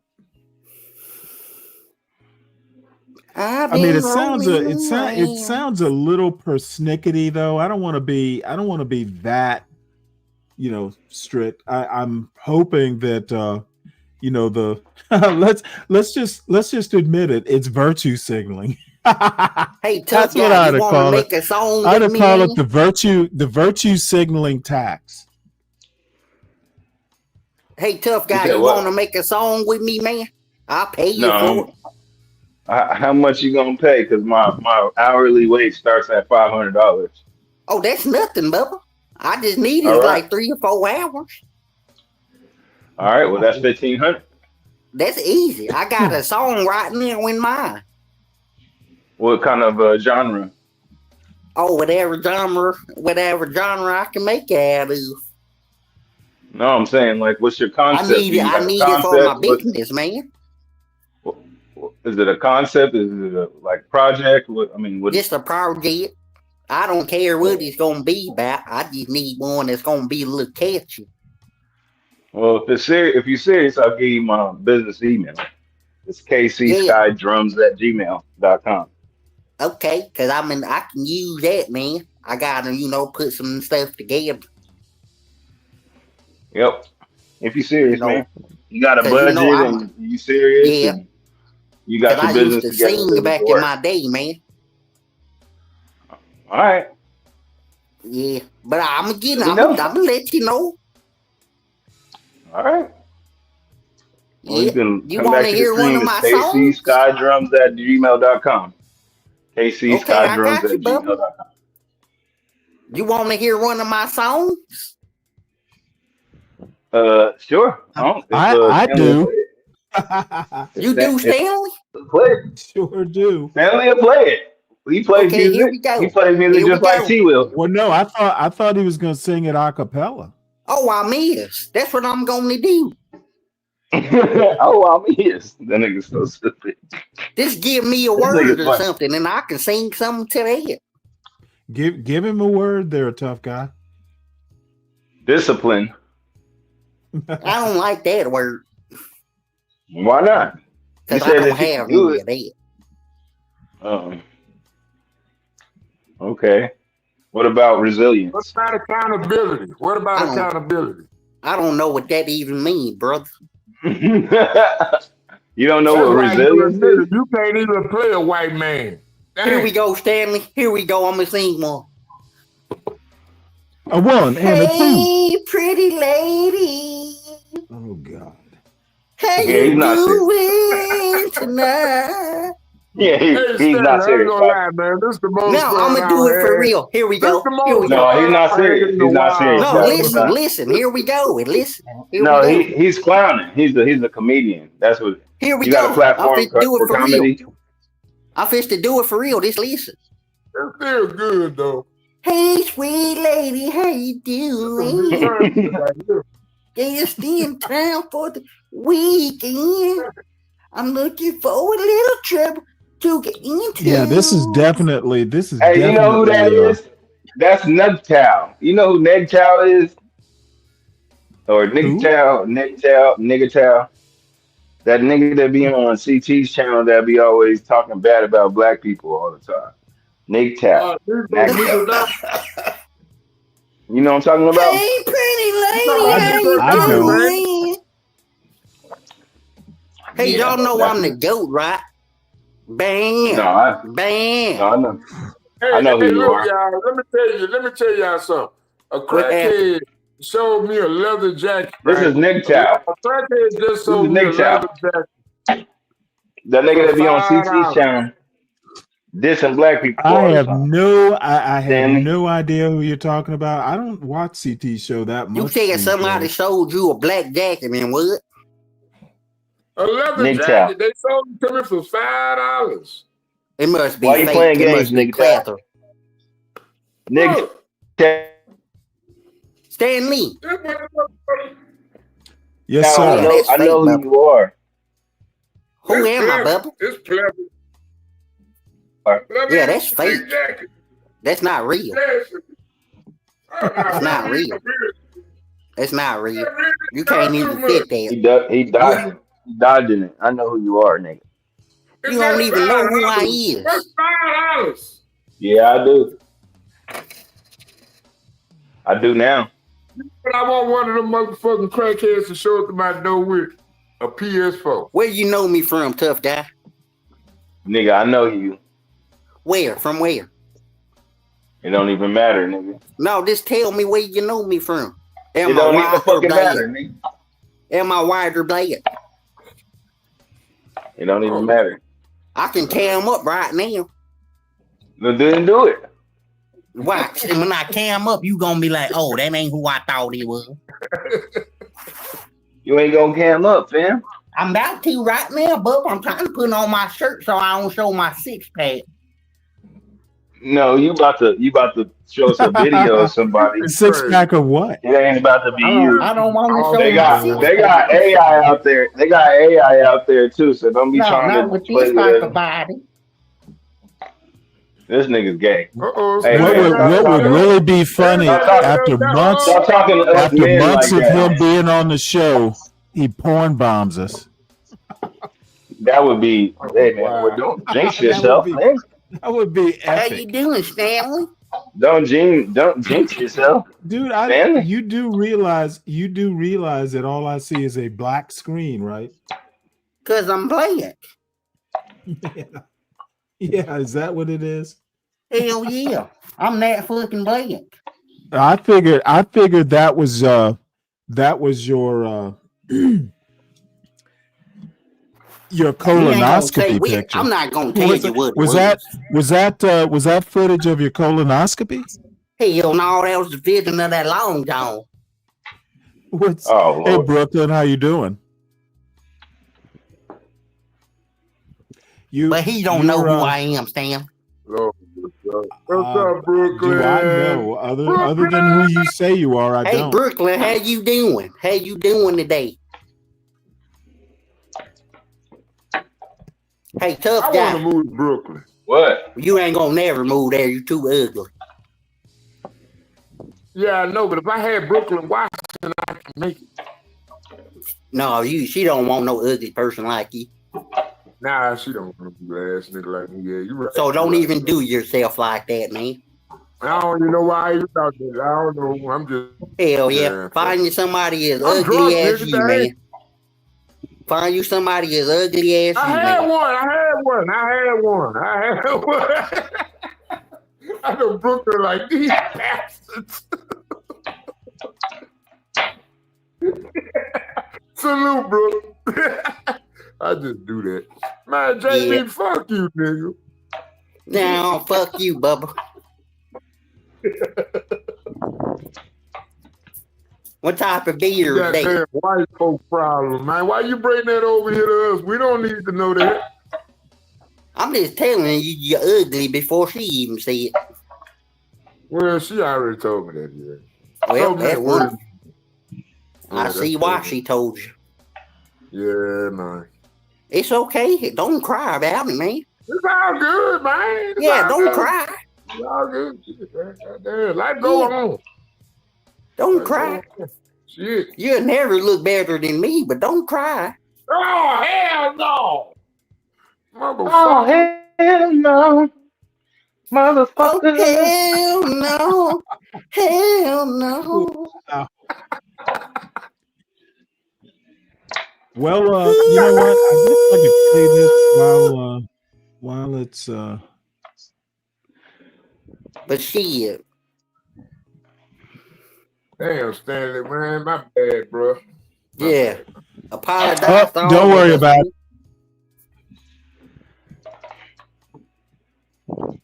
I figured while make it even worse. I make it even worse.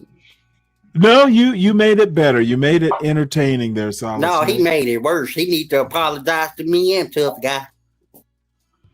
Oh, hell you no. hurt our ears with that what shit. you talking about? I just, man, look here. Slick Rick says you have talent there, JB. Yeah, check this out, Stanley. Check this out.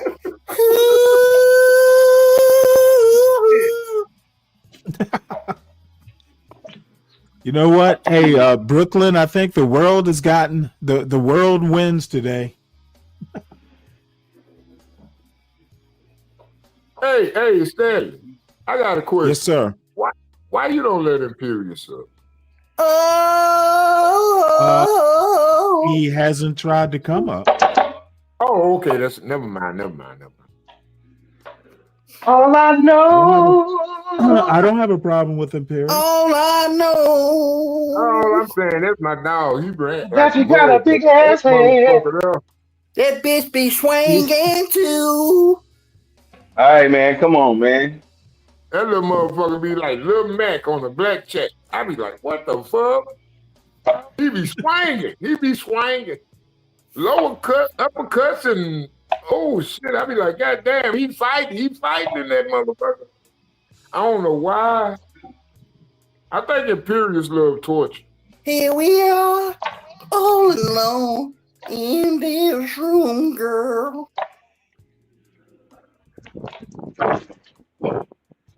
Yeah, that's what I'm saying. I like the theory on population control. I agree with that theory because I also came to that conclusion. At the end of the day, I mean, like, I'm basically a black imperialist. I'm just ugly. Shit, yeah, you ain't lying. Man, fuck you.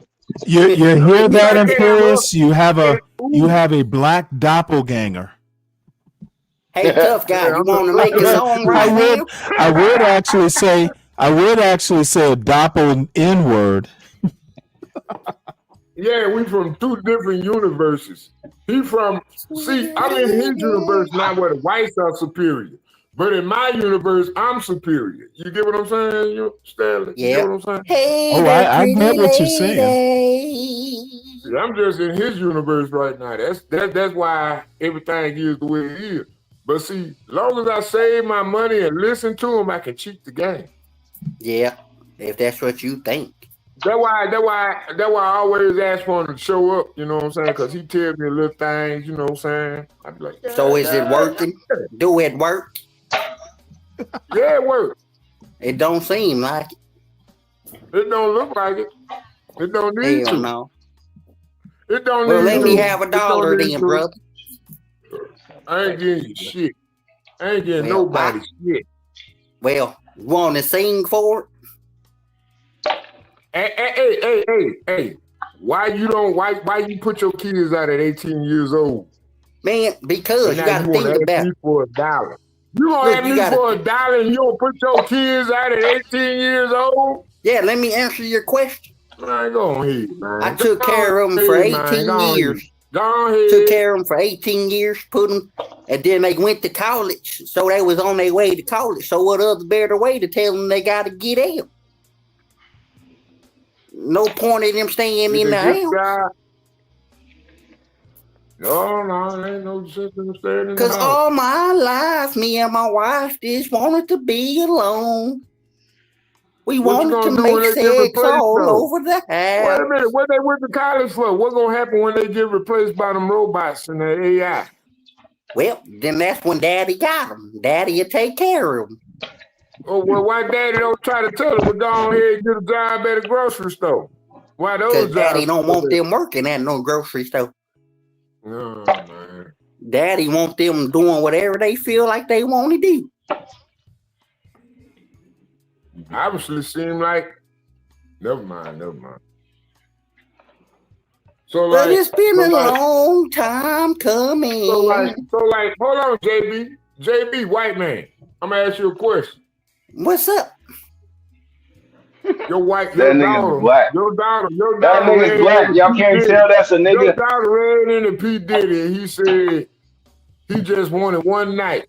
And he was going well, didn't Stanley just say something about talking about people's daughters? On that, JB? JB, would you co-sign on that? What? Your daughter spending one night with P. Diddy. Dude, now why would you say anything like that?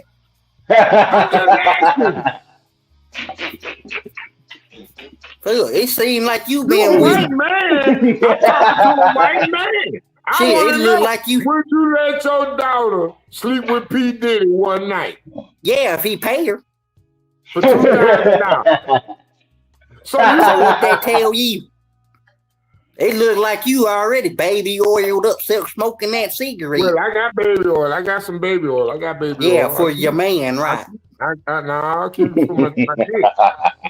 I jerk off. This nigga. Hey man, we don't need to know nothing about that player. We know you a man. Baby oil for $2.49 and it lasts me 3 months. And my imagination is forever. So I'm all right.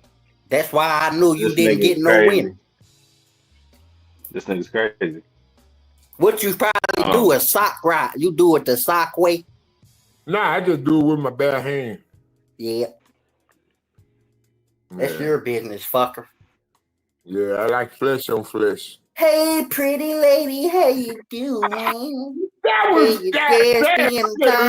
the weekend. No. Don't believe none of that, y'all. I don't know where the fuck they come from.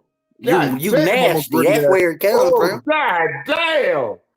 Ooh. Stanley, can I sing one more song, man? Oh, this gonna sound crazy. It's been a long time coming, but I know to keep my shotgun. Yes, I do. Yes, I do. Yeah. Lord have mercy.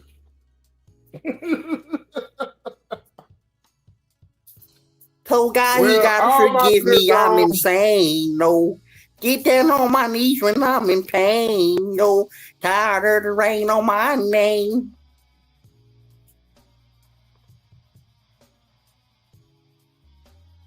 You know, I guess the only thing I really have to say is, you know, these people have raised kids. Yeah. Oh my gosh. She's scared. My kids are very taken care of, though, Sam. All right. I didn't say they weren't taken care of. I just said these people have raised kids. And I raised them goddamn good. I have no doubts you raised them. Yeah, I did.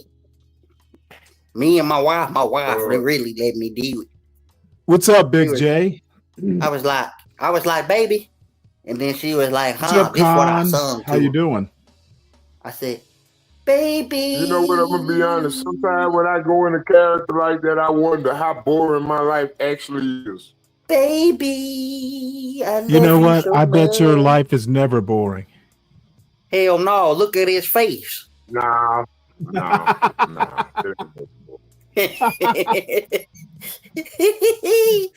Yeah, with a face like that, life can never be boring. Hell no! He's scared all day long. Every time he look around, he scares himself. It's interesting. Shit, fuck y'all. I'm finna go to Popeyes and give me one of them $6 Baby, big box. I love you. Baby, What are those? I What? miss you. Again. Popeyes got the $6 big box. Oh, I don't eat Popeyes. I catch my own stuff. Shit, that motherfucker give you 2 sides, 2 pieces of chicken.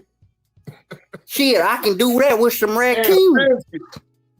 I can do that with raccoon. We ain't doing all that. We ain't doing all that. Yeah, you might as well living in the country, shit. Oh, country ass nigga. It's okay. Don't you live in the country? Yeah, but we rural. Oh, okay. I bet he stare off all the wild animals. I'm trying to bring business back to my city. That's what I want to do. Yeah, we not. Don't worry about it. The first city in America, the first mall of America was established in my city. Yeah, you sure about that? A lot of people don't know that. Yep. Are you sure about that? Go look it up. Go look up the first mall of America. And I don't think it was where you was. Nope. Go look it up. Google it. Google it. Google it. I don't know how to do that. You don't know how to Google? Hell the first mall of America? I can't even spell. I can't even spell mall. Hell. That's because you was born. It's all right. It's all right. We gonna. No, that's because my education made me drop out in the 5th grade. That's why the overseers, the overlords of America said, bring in the blacks. I think they got a higher IQ than the whites. Bring in the blacks. They gotta bring in the blacks. By the river in a little I don't know what happened. I don't know what happened. I don't know what happened. The blacks got dumber. Well, you have at least one fan. Oh yeah, that's good. It says Minnesota. No, yeah, Deacon Dave makes a good fan. He'll do it. The United States of America was born in Louisiana. It was in Minnesota. What was the year, T? What was the year? Shit, I don't know. I can't read. Because I bet I was up in 1887. Damn.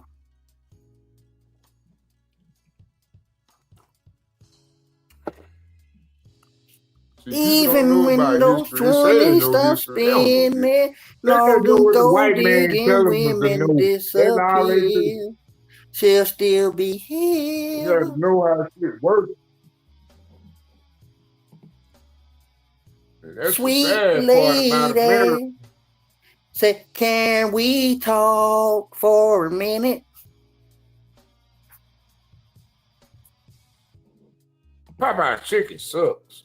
That's why you need to eat some chicken. If it was my stream, I would have to ban you for that comment. That's why you just need to goddamn it. Bojangles chicken is bland. KFC spicy is the best. He's from the part of North Carolina where they don't know how to cook. Yeah, they want to do this right here, Stan. Only thing they want to do is do this. Can we talk for a minute? Yeah, Rudy's good than a motherfucker. I love that Rudy's chicken. Ooh, I had some. Can I sing real quick, Stan? That shit been like 10 years ago now. I still remember the flavor. God damn. Daniel, that mean you eat a lot, Bubba. No, I'm just saying, Rudy's chicken ain't established everywhere. It's only established in certain places. Like, oh Lord, never mind. I'm not trying to. Hey, how you doing, lady? Leave it alone. Sweet lady, Ross, have you been doing your show for a lifetime? That I'll be there when you need me. Just call them, receive me. What the hell is Rudy's? Go try some of that Rudy's chicken. What is Rudy's? Oh shit! Stanley, what is Rudy's? I have no idea. They don't have them in Georgia Rudy's that chicken. I know of. That's a established. They do only they got catch like a their few own of food? them. You know, they just thought, they like the Williams chicken. I don't know if they changed it now. I don't know. But yeah, man. Rudy tastes pretty good. Well, biscuits. Where is Sin getting this? Bojangles is better than Popeyes. You got a feeling in your bones.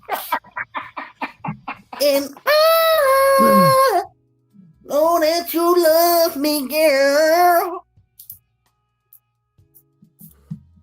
But yeah, Stanley, I never heard of no Rudy's before. I haven't either. That must be some new shit. The only thing I got up here, Stanley, is wild raccoons and shit. If Solid Snake and T say it's good, then I trust them. Bojangles. Hey, here for the tea. How you doing? Bojangles has a good breakfast. Like they've got a good chicken biscuit for breakfast, if I recall. But like their regular chicken, that shit's bland. Oh, Stanley, Popeyes, the spicy Popeyes. Now the actual regular Popeyes without the red pepper, without the cayenne, I don't like that. That might as well be Bojangles. But the spicy, no, you can't beat that spicy. Bojangles certainly can't. Stanley, can I sing one more song, man? You know what? What's to stop Stanley, you? I ain't gonna lie. It's 7 o'clock on the dot. I get the I'm in my drop top. spicy, whatever it is.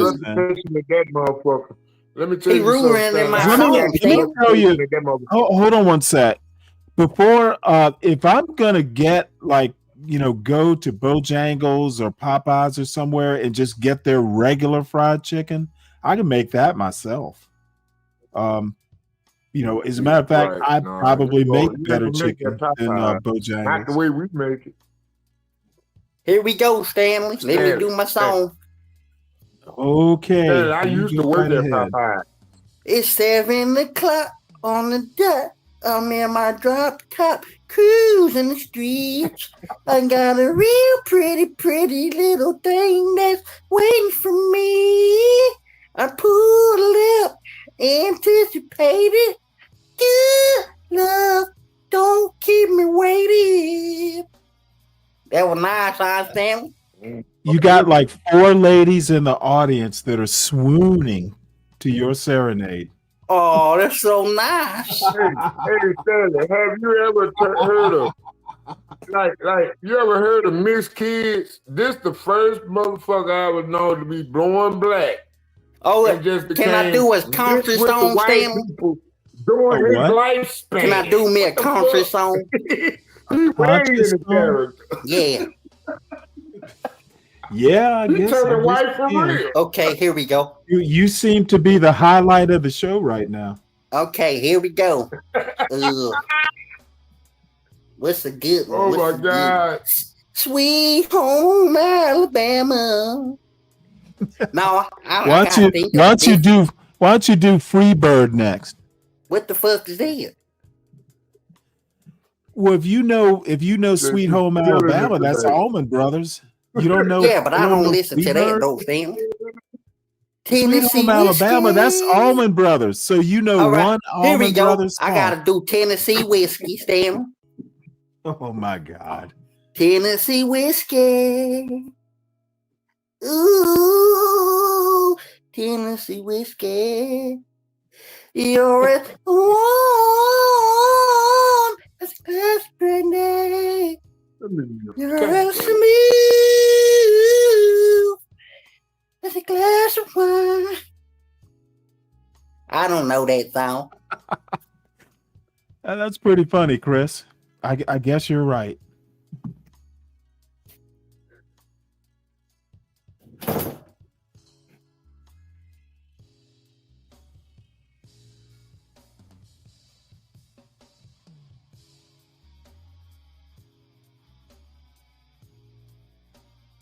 I guess JB has sung himself to sleep. Hell no, I'm still here. I was about to say you sang yourself to sleep. Oh no, I got one more right here. Watch this. Here we are, all alone in this room, girl. And I know this what we gonna do. So get ready, babe, cause I got plans for me and you. JB, you killing it, man. You killing it. Yeah, I know it, man. You were definitely killing. Yeah, that's what they say, huh? Yeah, you killing it. I be singing that like that to my wife.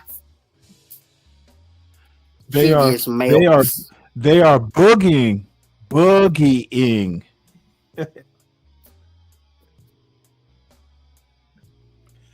Yeah, wait, but you know they Rooster can sing good too. Who the Sin, fuck you is think Rooster? this is good? Sin, you think this is good singing? Oh my lord! Yeah, Stanley, I told you I'm the GOAT. Yeah, and you sing like Bam, bam. I can sing some old songs too, Stanley. No doubt you can. Shit. Well, folks, everybody, make sure you hit the like button. If you're new here, you gotta subscribe now that you've heard JB. You It's don't been want too to miss his long next and I'm concert. lost without you. What am I gonna do? Make sure you support I gotta the go host. work in about 3 more hours, so I need a nap to sleep this look off. Hell yeah, so I can rap too. Oh my God! I can do my rapping. You definitely need to sleep off the liquor. Yeah. I'm gonna go eat right quick. I can't believe you're drinking before work. Sing some Al Green. What kind? Hey, I heard you say. I heard you say something about accountability. You're drinking before work. Yeah. What about it? Definitely accountability. No, you just got the bigotry and low expectations, Stanley. I know what I'm doing. Well, and my bigotry has been met. Let's stay together. Stanley, you know that? I've been doing this shit for 20 years, Stanley. I've been doing this. I don't see nothing wrong. Well, I have no doubt. With I've been little building for 30 years. Stanley, trust me. I have no doubt. I have no doubt that you know what you're doing. I know what I'm doing, dog. Okay. Just trust me. That's all you got to do. Well, I don't have to trust you. Your employers do. Yeah, they good. See, baby, I don't want to hurt nobody, but there is something that I must confess.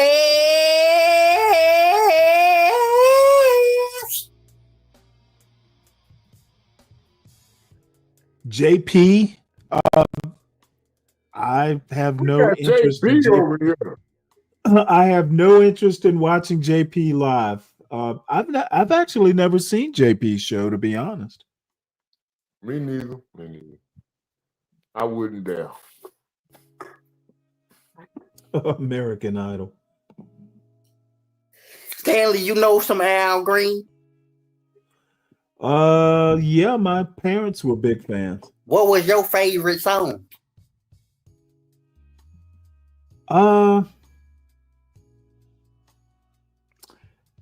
So Into You, is that the name of the song? I don't know. Well, I can't do nothing because we're gonna be copyright stricken. if you Here we sing... go, Mom. I've been waiting for you for so long. Oh yeah. When it's raining outside, I have your umbrella waiting for you. Someone told John his cartoon looked like Black Callaloo.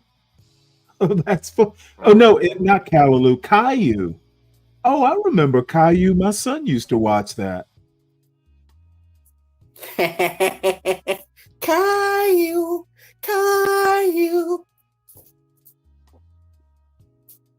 That was crazy. So, what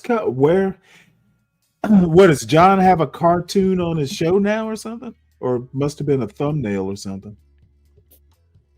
I don't know. I can I'm tell a you right Jim now, Henson guy. Caillou is nowhere near as racist as John Galt. So I would like to see No, a I'm just John saying, Galt Caillou. Jim Huh? Henson raised me, man. Jim Henson raised me. Who? You remember Fraggle Rock? You remember Fraggle Rock, Stanley? Yeah, my brother used to watch it. Yeah, You're man. Jim Henson roughly my raised me, brother's man. age. Shit, man, I remember them days. That was some crazy days, boy. I wish them days would Wait, come you back. can get copyrighted for singing a song? How the fuck Are does you that serious? work? She's got to Man, you be crazy. kidding. Sweet lady, Well, yeah, you would you can. be my sweet love for a lifetime? I'll be there when you need I don't think me. they think about us Just like that, call though. me We and black YouTube. receive It's like, me. hey, Stanley, you know that girl named Lisa Cabrera? Do you watch her? Yeah, I'm actually subscribed to her channel. I watch her occasionally. She had just uploaded something was it today or yesterday? About shadow banning, black content creators. All my life I was praying I for mean, how do you someone like actually know if you're shadow banned? That's what I'm wondering. And I gotta go back and watch the video again and try to pay attention to it because she went through some elaborate I'll watch it. I love to see if the black YouTube gonna pick up on it and try to, elaborate on that even more because that's what we need to figure out. Maybe I'll watch it shadow too. banning us or what? No, Stanley, seriously. Because like a No, lot of black like I YouTubers- said, I will watch her show. I didn't know that she'd done something about that. I will watch it. She just did it, as a matter of fact. She just did it. He sang every video. I don't just know it don't like know that. how you I'm just a subscriber. But I would ask her though, could we play it? That's why I said Brooklyn, everybody. you and I, this will be something else that we disagree on. Everybody is racist because they're taught to be racist. I don't think racism is innate. Kids have to basically be taught to be racist. So if everyone is a racist, I think everybody that's born in American culture, it's almost impossible not to be, because you get taught race. But out in the wild or out in nature, no. In the idea, if the response is everybody's racist, I'll usually shit on people like that because it's an idiotic thing to say. Yep, Stanley, all you gotta say is they don't make them like me no more. Bitch, I'm rare, like Mr. Clean with hair. No face torn on my car.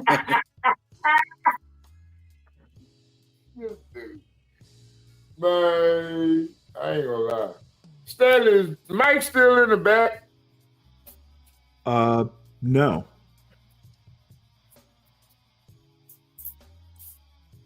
Mike is Mike is done for the day. I'm not gonna bend on it.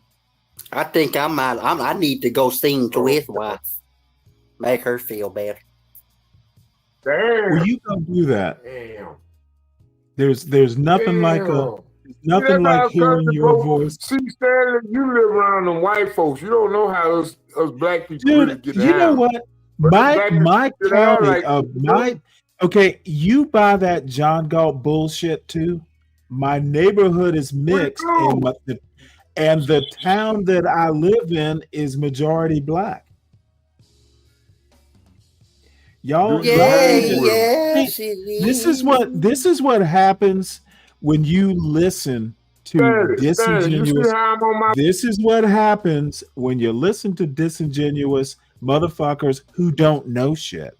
John Galt has led a bunch of people astray. You got a cigarette? Man, I see black people all fucking No, Chris. day. No, Chris. Racism is not normal. And if it is normal, it's taught to be the I think norm. racism It is is not like the something round you were earth born theory. with. I don't think it exists. I think we just create it and we make it a reality. Well, race is created. No, I'm just saying I think we just make it a reality. Make what a reality? I think we create racism. I think we just That's literally what I said. racism. It is literally a social construct. So thank you. Thank you for affirming that.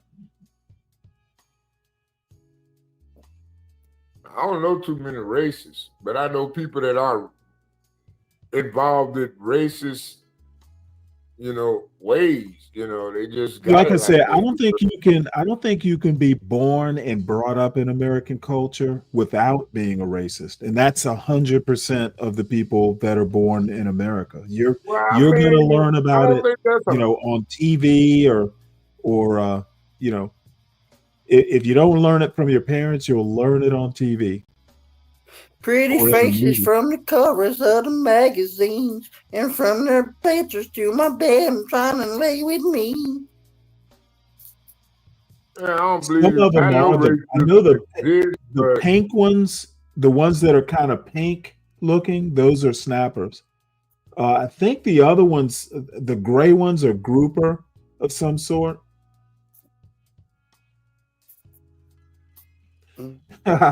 Here's a good question. Do I love my blackness? No, I like my Stanleyness, and Stanleyness happens to be black. So I guess oh my God. Wait a minute, Stanley. in an indirect way, I do. Wait a minute. You think just like Ketanji Brown Jackson then? You think of course I do. You think she's smart. She's smart and Stanley's smart. Like just because I got a dick, I can suggest myself that maybe I'm a woman. What are you talking about?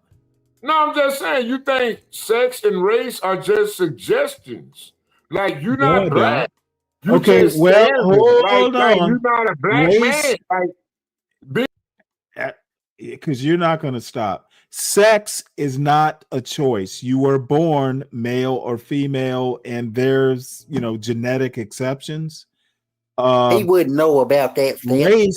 Race is actually a construct. It's not biological. Oh, I'm black. He wouldn't know about that. Yes, you are black. But you wouldn't be black in Africa.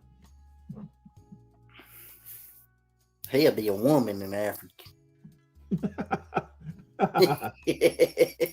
JB, you'll be dinner in Africa. In Africa, Chris, JB, you'll be dinner. Chris, only a pussy asks people, do they love their blackness? No, come on.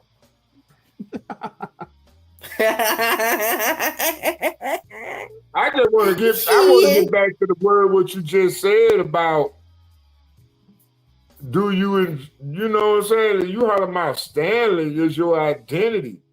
We're not talking about Stanley as your identity. That was not what the question as it was presented. Let me bring it back. Let me go scroll down. Hold Brooklyn, on.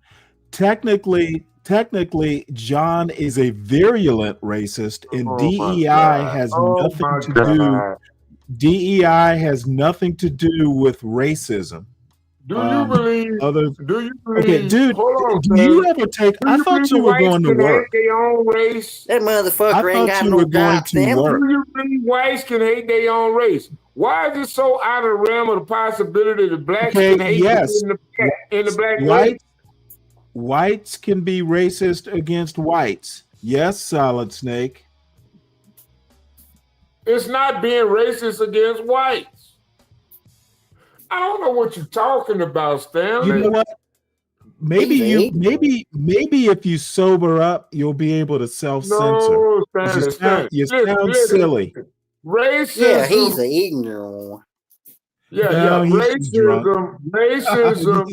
Well, hey, man. Hey, I heard your cousin in the background, man. She calling you, man. Go on, go give some dick in the shower and shut up. I'll do that tomorrow. No, you do that right now and shut the fuck up. You can't tell me what to do, motherfucker. Be quiet if I burp you, bitch. Look at this. John is black. He can't be racist. Shit. Did you change your diaper, boy? DEI is very racist because it implies blacks are too pathetic to do stuff on their own. Well, goddamn, Palomino. That's what you're saying. That's basically what you're saying. Palomino was able to go for, let's see, the show has been going on for almost 5 hours. Palomino was able to go 5 hours and not sound stupid. That's a new record. Man, you got trunk derangement syndrome. You need to fix that, Stanley. You can't tell Stanley what to fix. Get off Hillary Clinton's server, Stanley. Get off Fix Hillary your Clinton's face server. first. Fix your face. Why you worried about my face? Because that motherfucker hideous looking. You're scaring everybody. I'm scaring everybody. That's amazing. Anyway, what?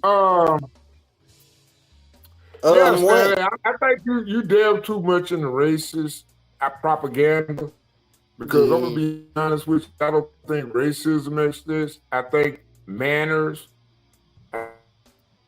I think you are so drunk that you actually you have ceased to understand reality. Yep, he's stupid, Stan. No, I just want to let you create it. Apparently, this young man never read a history Your book. dialogue fails on my ears because I know a many race of people, and I know good people, and I know goodwill. All the way and I know of goodwill. And shut up! Go get your titties milk, boy. I just don't think you any more higher level than a black man on welfare. Shut up! Go get your titties milk. I would imagine there are a lot I of. just don't think you're more higher than the black man on welfare at this point. Now, I'll be honest with you. Hey, Solid Snake, do white people get welfare? Back when, I remember white people get welfare? Back when we were talking about veterans getting jobs. Okay, dude, 61% of welfare recipients are white.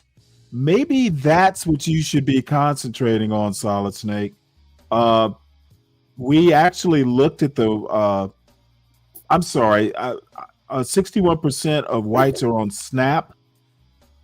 Maybe that's what you need to be focusing on instead of, not every black man is on welfare, fool.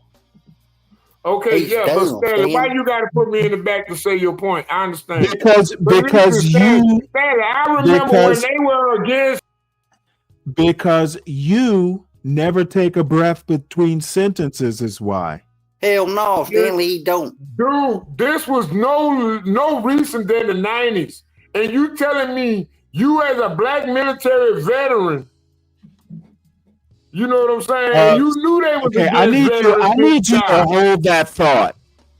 Sin 7. You knew they was Sin, I don't know what myth you're talking about. We literally looked at a Pew Research poll today. 61% of SNAP recipients are white. It is there in the numbers. I can drop the link to the Pew Research poll if you'd like me to. I tell you what, I'll go ahead and just do it now. Poll. I bet you $20, only 31% of them are American citizens. Really? You'd lose that bet, buddy. He's an idiot. Okay, I don't want to take your beer money. Mm-hmm. Yeah, he's an idiot. Yeah. Okay. Nah, I think he's just a little tipsy. Well, everybody in that house, you're talking about a party, a political party that literally ran against veterans. The only party The only party you know about is them Diddy parties, boy. Baby, all down, baby. Baby, all Told you down. you was gay, Stanley. I got that flavor for your ear, nigga. You ain't got shit for me, bub. I got that flavor for your ear. Hey, it's better than your cousin. The fuck? He's a faggot, Stanley. Oh, boy. I got that flavor for your ear. Now, why the hell you go to sex? You stupid. Jesus Christ.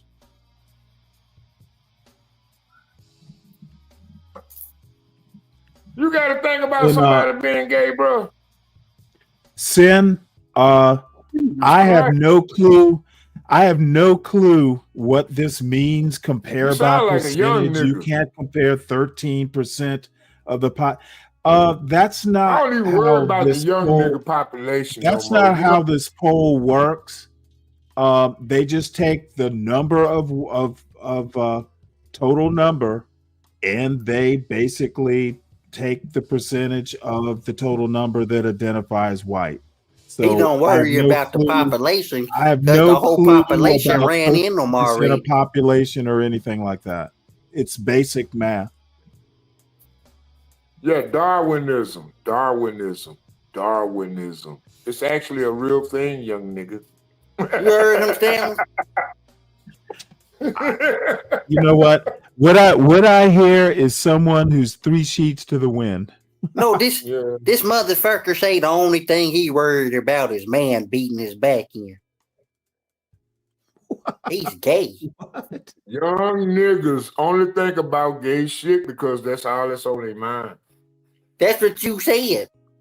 I'm telling you, man, you go to jail, the first thing you're going to do is find your paralegal. They're going to shoot you up in the earlier in the show, and it was lighthearted and all laughs and stuff like that. They're going to press you around the till because that's all you think about. You want me to sing you a song? Brooklyn Watson. Oh, hold on one sec. Again, I don't know. Are people not taking math courses in college or what? Race is a construct. If Arabs self-identify as white, then they are white. If Latinos identify as white, then they are white. It's all a construct. When you do polls or when you do the census, however you identify is how you are counted. So the stat is not flawed. Race is a construct. Measuring race is a bit of a problem because it's artificial. So 61% identify as white when they polled for SNAP. And these are government numbers they're looking at. They're not made up numbers. So all you people who want to defend white people on SNAP, you're the problem. Actually, not even the white people on SNAP are a problem. It is so fucking annoying to hear people just go, oh, the numbers are flawed. You don't even understand the numbers, apparently. More white people get SNAP than black people. That part we can all say in confidence, mainly because there are more white people. Stanley, you cheerleading, bro. You just cheerleading. No, I'm not cheerleading shit. Yes, I'm you spitting. are, Stanley. Goddamn it, Stanley, you know the only race he knows about, he has every race up in him every night. I'm finding it easier to deal with Solid Snake when I'm drunk than I am when I'm sober. Motherfucker, you sound stupid. He knows about every race because they all been up in them. Recipients are American citizens all across the country. Only 31% due to illegal immigration. Stop it, Stanley. Where does illegal immigration come into this?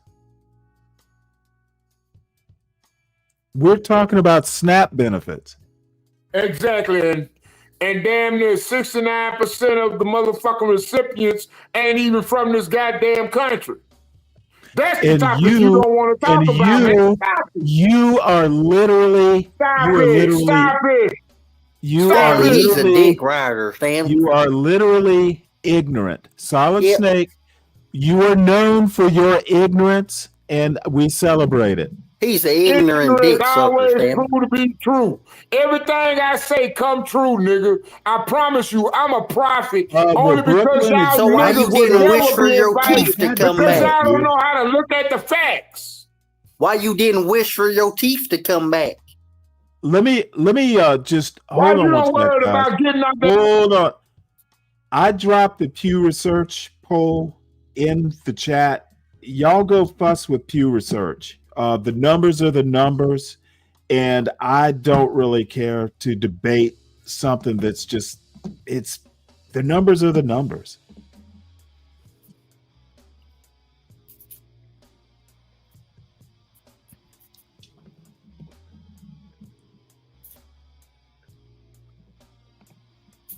Stanley, any comments about the Indians everywhere here? How about Muslims? You think they see race? Yes, I think they see race, especially the Indians. I'm assuming you mean the South Asians. Yeah, they definitely see race. This nigga looking at Dearborn, Michigan. They done took over a city in Texas, done made like the biggest goddamn slaughter.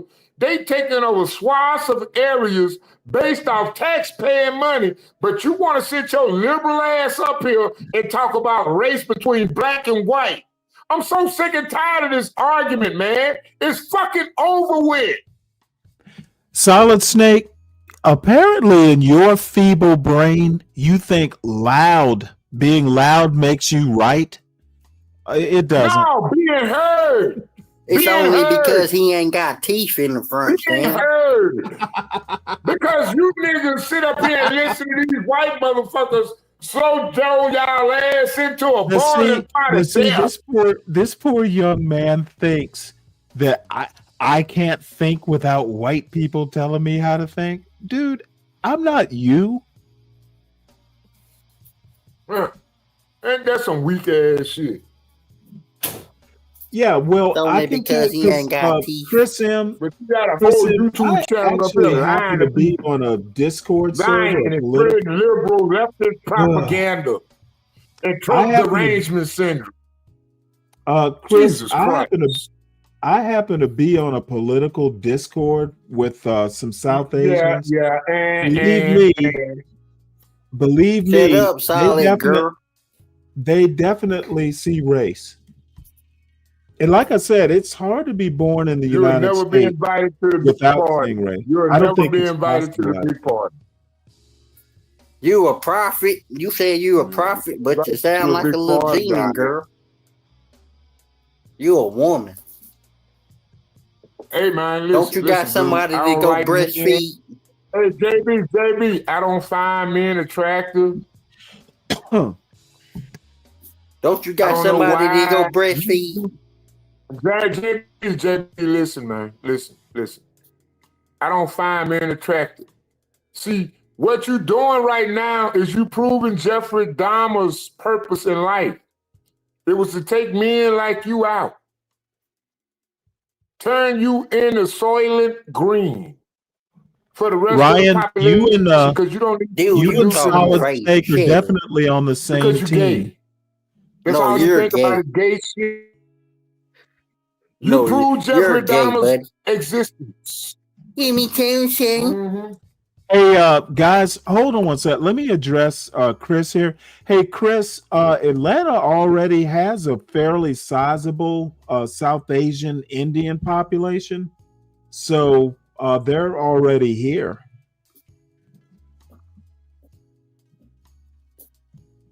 Now, the South Asians I'm talking about are Hindu. They're not Muslim by and large.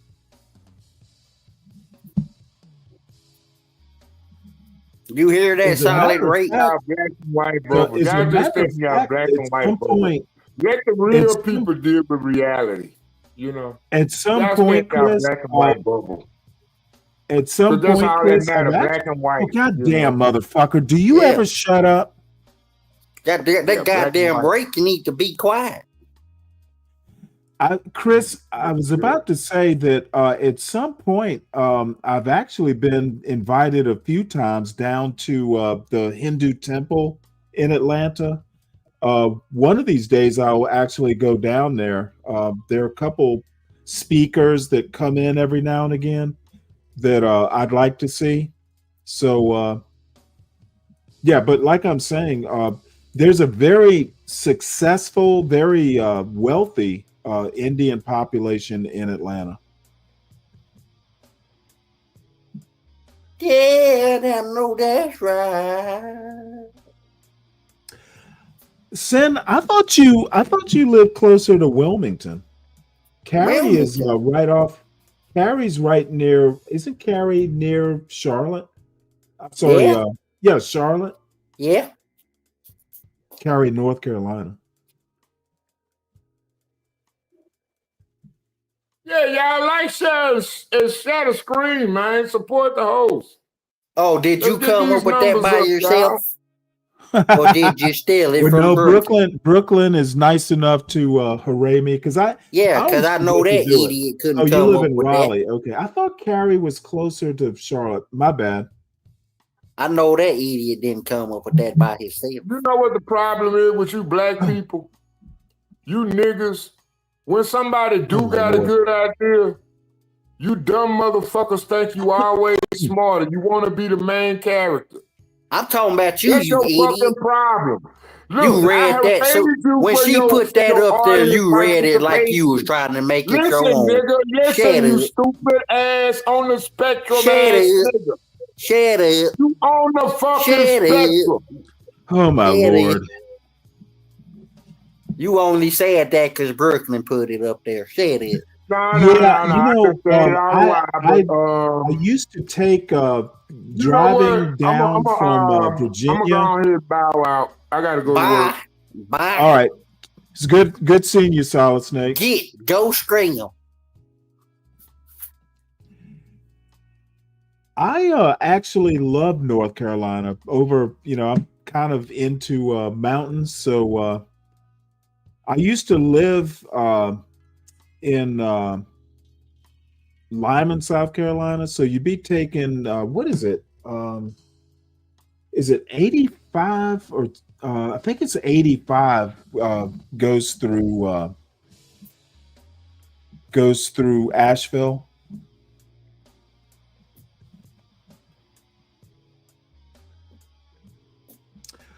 No, I've not, Chris. Who's the new mayor of Richmond, Virginia? Or should I look it up?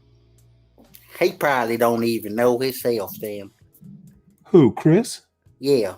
Why would he not know? Okay, that's why he asking you. No,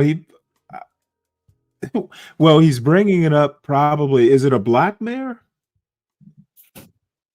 Because wasn't Doug let's see, Richmond, Virginia mayor.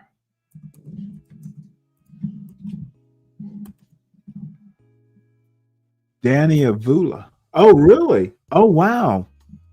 Now, this is something I never thought I would see. So he's South Asian, Indian? Interesting. Charlotte, I got a couple of houses in Charlotte, Stan. North Carolina? Yep. Interesting. So let's see. He was...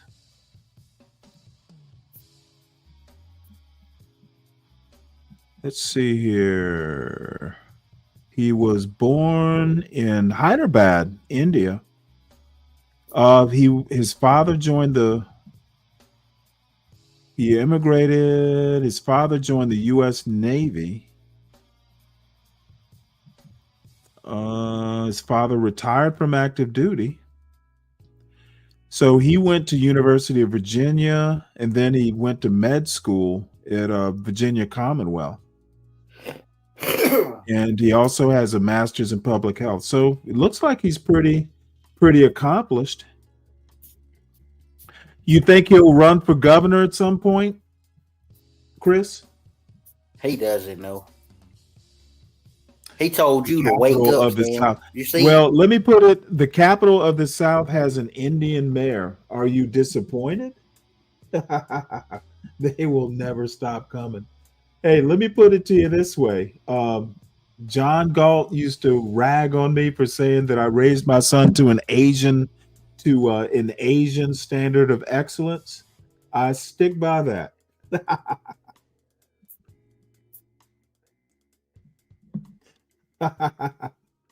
Oh, you were born in Vietnam. Hey, I spent a summer at Fort Bragg, so I know Fayetteville fairly well. Down is Hay Street still a thing in Fayetteville, Sin? I've been down on Hay Street a few times back in the day.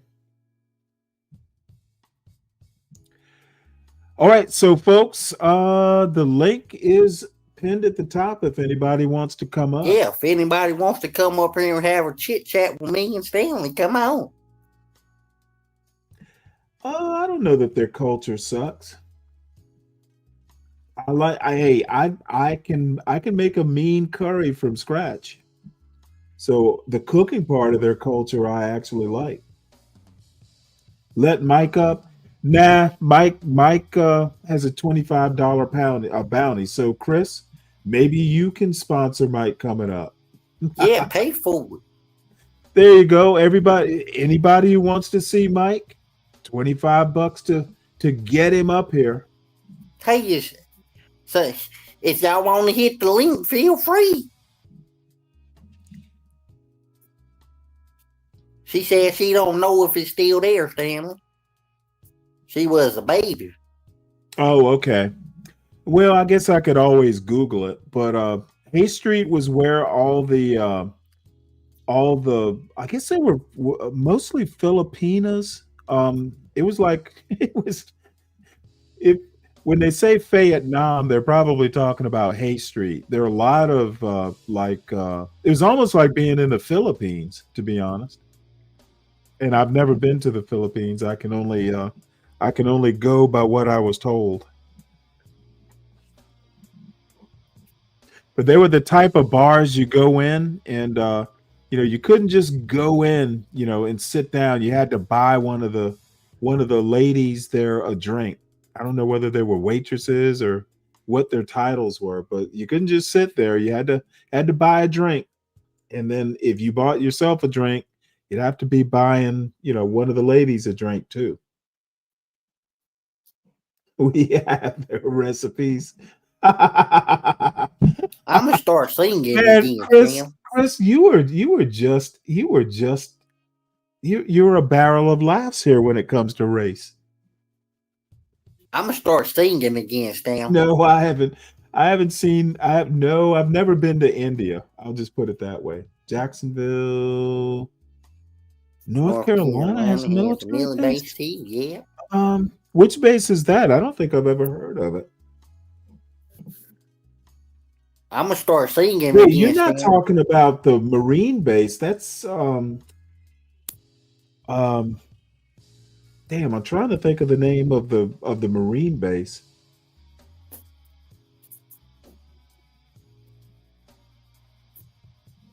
Probably the bar model that the Latin clubs use. I wouldn't doubt it. Now I haven't been to Fayetteville in almost 35 years. It's shit. I was back. This is back in the 80s, late 80s that I was at Fort Bragg. Lejeune. Yep, that's it. I'm gonna start singing again, Stanley. Well, I was hoping somebody would come up because I don't know. It's let's see. Oh shit! It's only 6:49. God damn! I thought I'm thinking it's like 9 o'clock at night. It's dark. Yeah, somebody come on up so I can sing again. Well, you know what? I was wanting to watch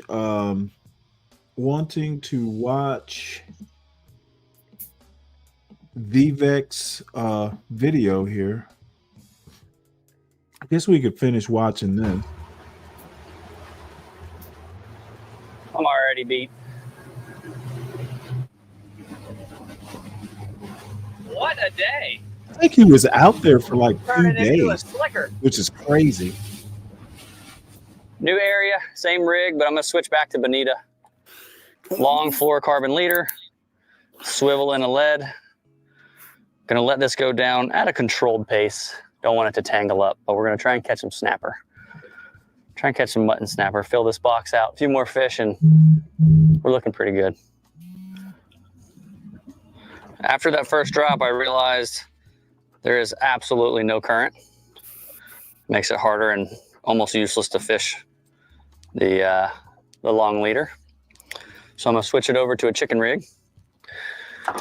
Go with 2 hooks, and that way we can drop straight down, land right where we're going, and these shouldn't spin up like a long leader will. Well, I just got a news alert. I didn't realize South Carolina has a firing squad option for the death penalty. So that's I guess, if I had to face the death penalty, I think I would probably do firing squad. So Chris M is bored now. Poor thing. Yep, he's a woman.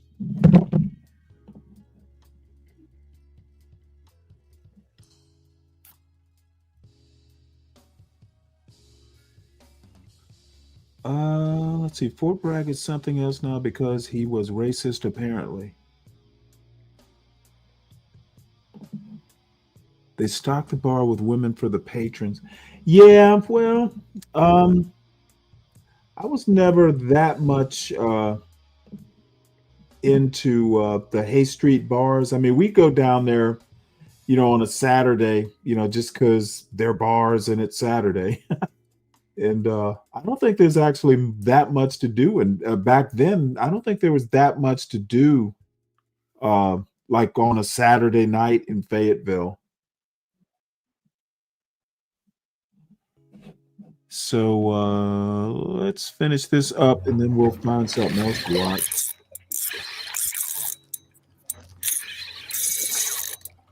that feels good.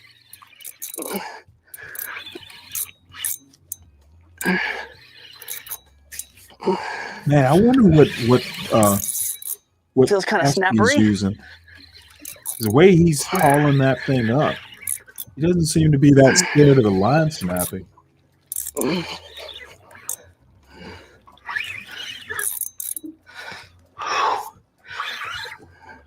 Man, that's a lot of fucking work, I bet. Smaller snapper. Those things. If it's a snapper. Trying to head to the bottom.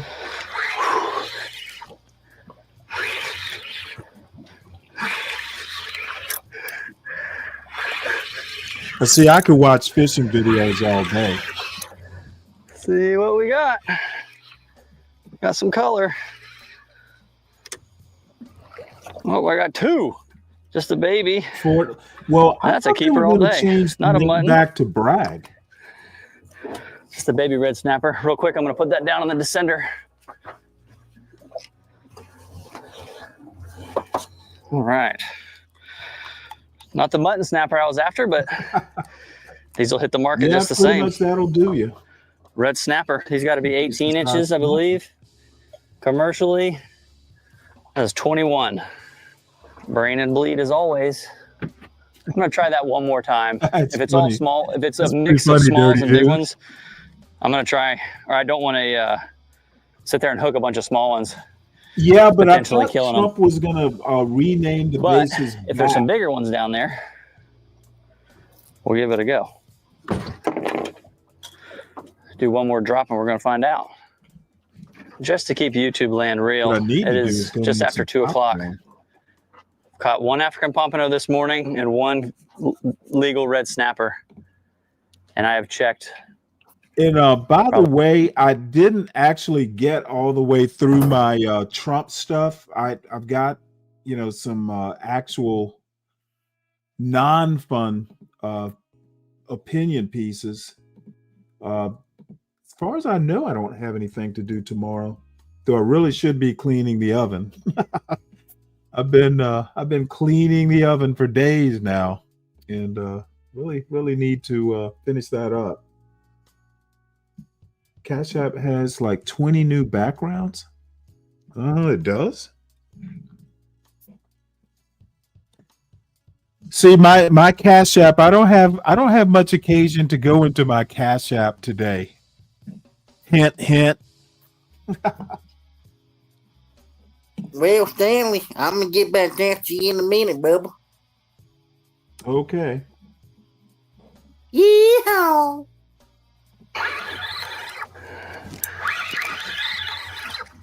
I feel like it just got way easier. You're about to go to a wedding. I may have had two tonight and lost one. It's kind of late in the day for a wedding, I would think. Oh, I thought weddings were usually in the morning.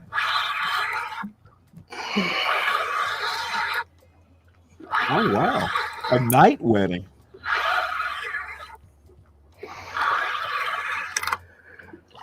Wow. Sweet. What's up, MOT? Not the muttons that I was after, but I will take them. I've been wanting to watch this fishing video for a while. Oh, wait, where'd he go? We get lit in Miami. Well, I don't know. I didn't know they did night weddings, so I guess that's going to be quite an event. Sorry about that. No, I hit the that's all right. for some reason.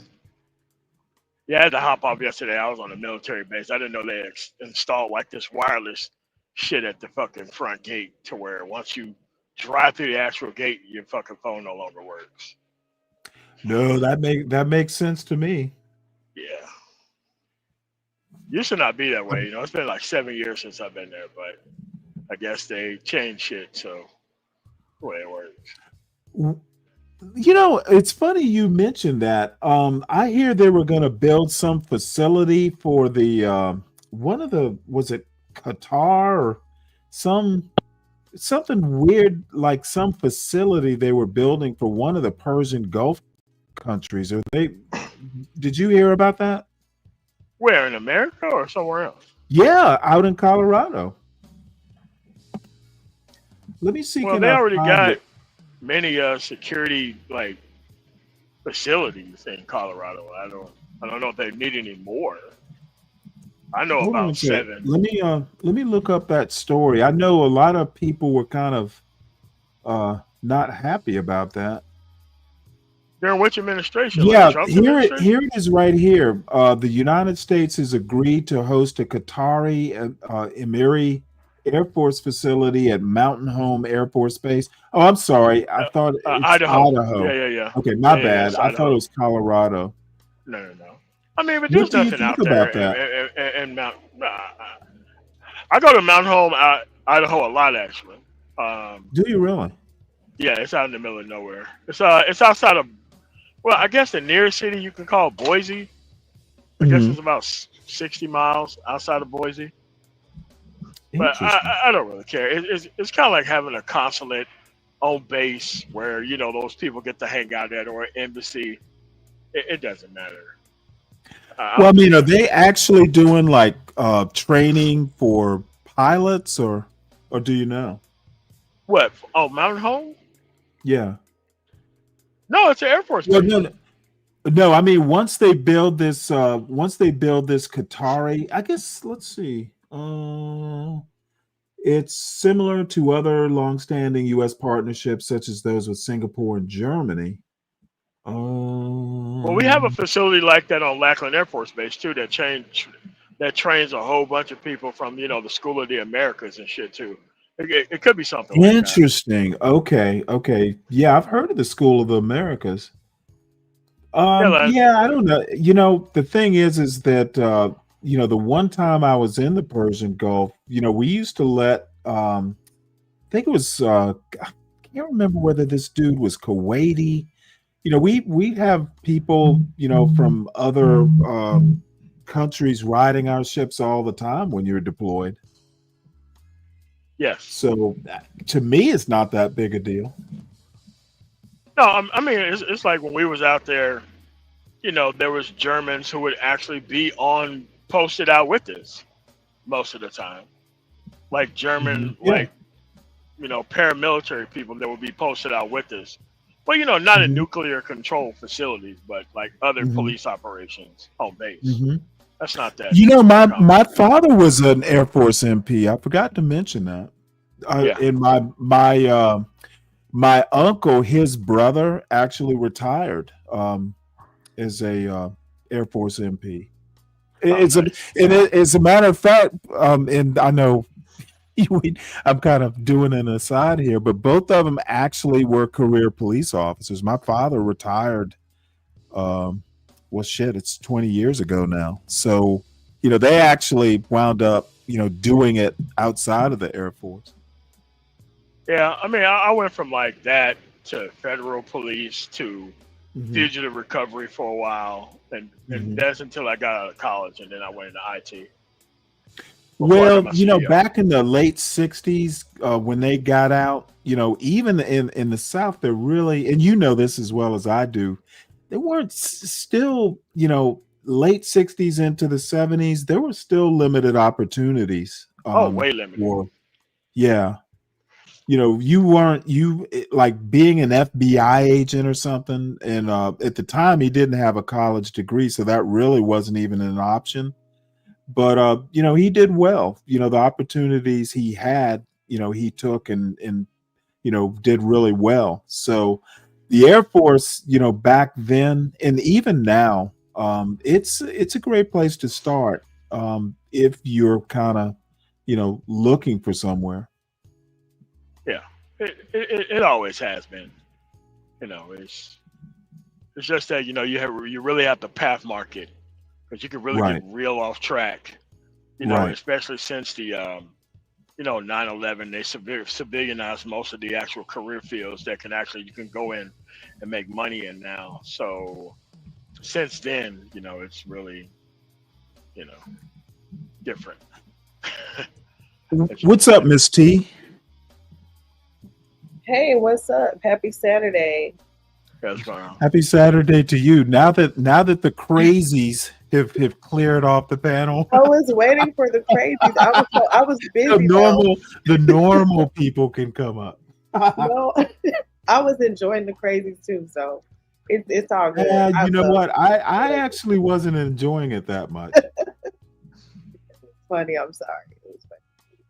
Well, you know, they love to do that. I know Ryan used to just he would pay for a 12th man in Solid Snake. You know, they show up about 2 a.m, and man, they would just be driving me crazy. I remember those days. Yeah. That's funny. What's been going on? Oh, nothing much. Just you know, I started the day, you know, with a bunch of MAGA analysis of the last 2 weeks, and then, you know, the Wild Bunch showed up, and then it just went from there. I kind of enjoyed it, but I'm glad it's over now. At least for now. Right. At least for now. Yeah. But yeah, I don't want to interrupt. I'm just here hanging out. No, I have no specific agenda. I had some a couple Vivek Ramaswamy. I'd forgotten Vivek has a channel on YouTube. Yeah, he does. He released a short video that I haven't seen. If I can find it. It's funny. A lot of I just remember during the pandemic before the pandemic, celebrities or whoever would make fun of people with YouTube shows or YouTube channels. Yep. And then once the pandemic hit, the pandemic hit, like all the celebrities like came up with their, you know, YouTube content because they wasn't making the money that they was able to, you know, making appearances and things like that. So everybody just got on YouTube. So we made these predictions years ago that, hey man, look, once these actual celebrities get on here, man, it's You know, it's kind of a wrap for the dumb nigga content. You know, you're gonna have like the has-beens who really can, you know, they come through and kind of, you know, you have like the R&B dudes get like, they haven't got on here yet, but I thought they would be the first ones to be on here. You know, but yeah, a lot of them came over here like, oh my God, I can't really work like I want to. So, yeah. I mean, by having a name, you should be able to do tours, and there ain't no way you could just run out of money like that. I mean, just by having just a name, you know, you can just show up places and just travel with other people. I don't know how these people just fall all the way off to where they're not doing anything. I don't understand that. I never understood. Yeah, it's interesting. I don't know either. It is interesting. Not a career field I would want to go into. I could tell you that. Oh yeah, the music industry, no. Oh yeah. I mean, I don't know how you sign contracts like that and claim to be a gangster, and you got like these fucking dweebs who's taking all your goddamn money. Right. I don't understand how that works. Do you and T know each other? I've never met him before. No, okay, no, well, Man of Tomorrow is a legend. Okay. in the world of the manosphere. Awesome. And T is a legend in and of herself. So I'm kind of like the part of the manosphere that actually wanted to help people, and I didn't know that these people wanted to be full-time YouTubers the entire time that they were here. So I was kind of like trying to protect the actual intellectual property until people just started, you know, the Kevin Samuels shit happened, and you know everybody became pro YouTubers at that point in time. Right. So that's kind of what happened. Even though, you know, they was telling people like, man, I got to do a documentary on that story, because these like the Angry Man and the Obsidians and the O'Shea and how they really fucked up a grand opportunity, and how people are so fucking stupid and don't understand there was a manosphere before those people came here and took it in the direction that it eventually went into.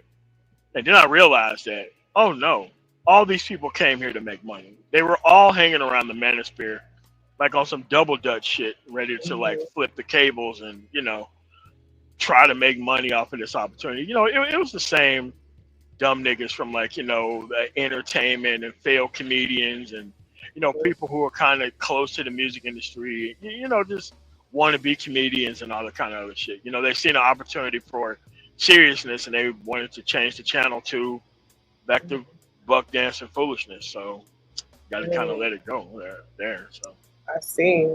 That's crazy. Did you agree with any of Kevin Samuels' content or his rhetoric? I fucking hated Kevin. Really? I fucking hated him. Yes, I did. Wow, that's crazy. Because I knew him before. I knew him 5 or 6 years before. Like, I've been here since 2013. I know when Kevin Samuels first showed up within our space. You know, he was a perfume guy and an actual other guy. He never went to any, like, never went to any shows or any of that shit. He was a dude just selling perfume in the fucking mall. And yeah, he was prepared for the moment that that shit was going to happen. I mean, you know, if you look at the people who actually brought him here, it was pretty much BJS Itmore and Obsidian, you know, who are pretty much the same person. But one person is not taken seriously at all, and one is taken all the way seriously, even though they're both here to, like, griff off of broken men. And they're pretty happy that they're not finding any happiness in their life. And I never got the let's go correct the worst type of women on the planet shit. I never understood why those women with their backgrounds needed any type of help of masking the stink of who the fuck they were. I didn't understand that at all. Yeah, I can definitely see it being a grift for sure. Like a lot of this content can be grifting content, if you will. Just like with the race stuff, I think that can be sort of a grift in a sense, especially it with is black like your people. Tariq Nasheed and your Jason Black, pure grifters. Yeah, pure that, and then black people hating or highlighting the worst of us like that's a whole grift too, in my opinion. So I mean, Oh yeah. Like the anti-black grift is yeah, it's that's like the out of control. long running coon shit that's been here for a while. I hate That's it. not gonna go away because you're gonna have like your Jesse Lee Petersons and those type of spinoffs from like like that old Dusty Coonan, like them old Negro spiritual Coonan, just a real old batch of coon that's Right, still out there, and it doesn't require any skill.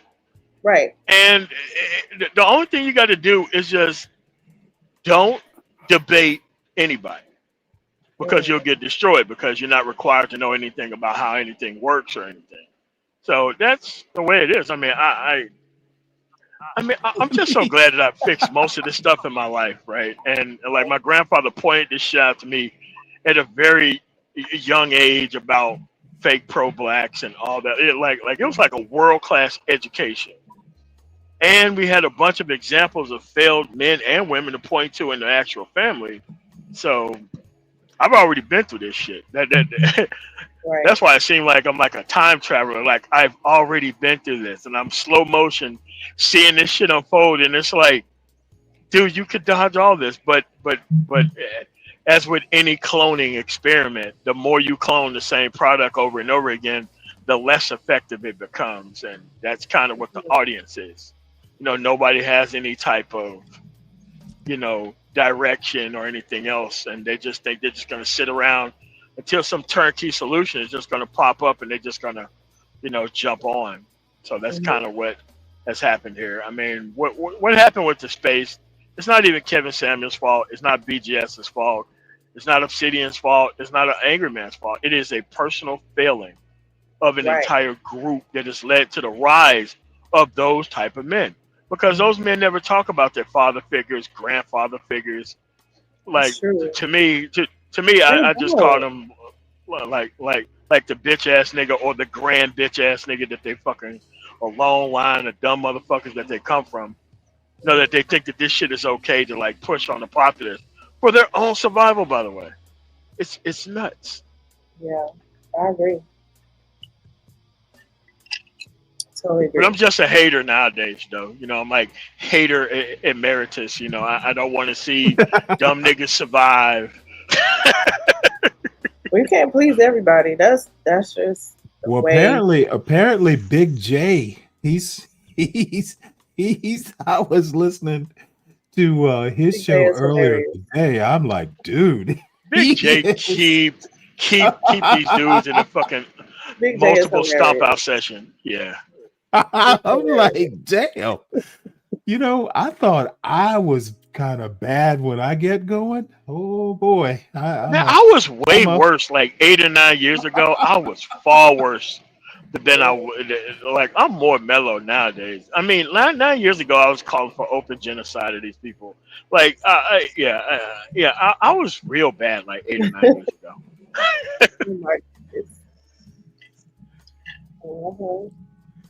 Now at this point, I just don't care. I could just do, content audit on people faking like they won't help, and I just found people to help in the actual real world.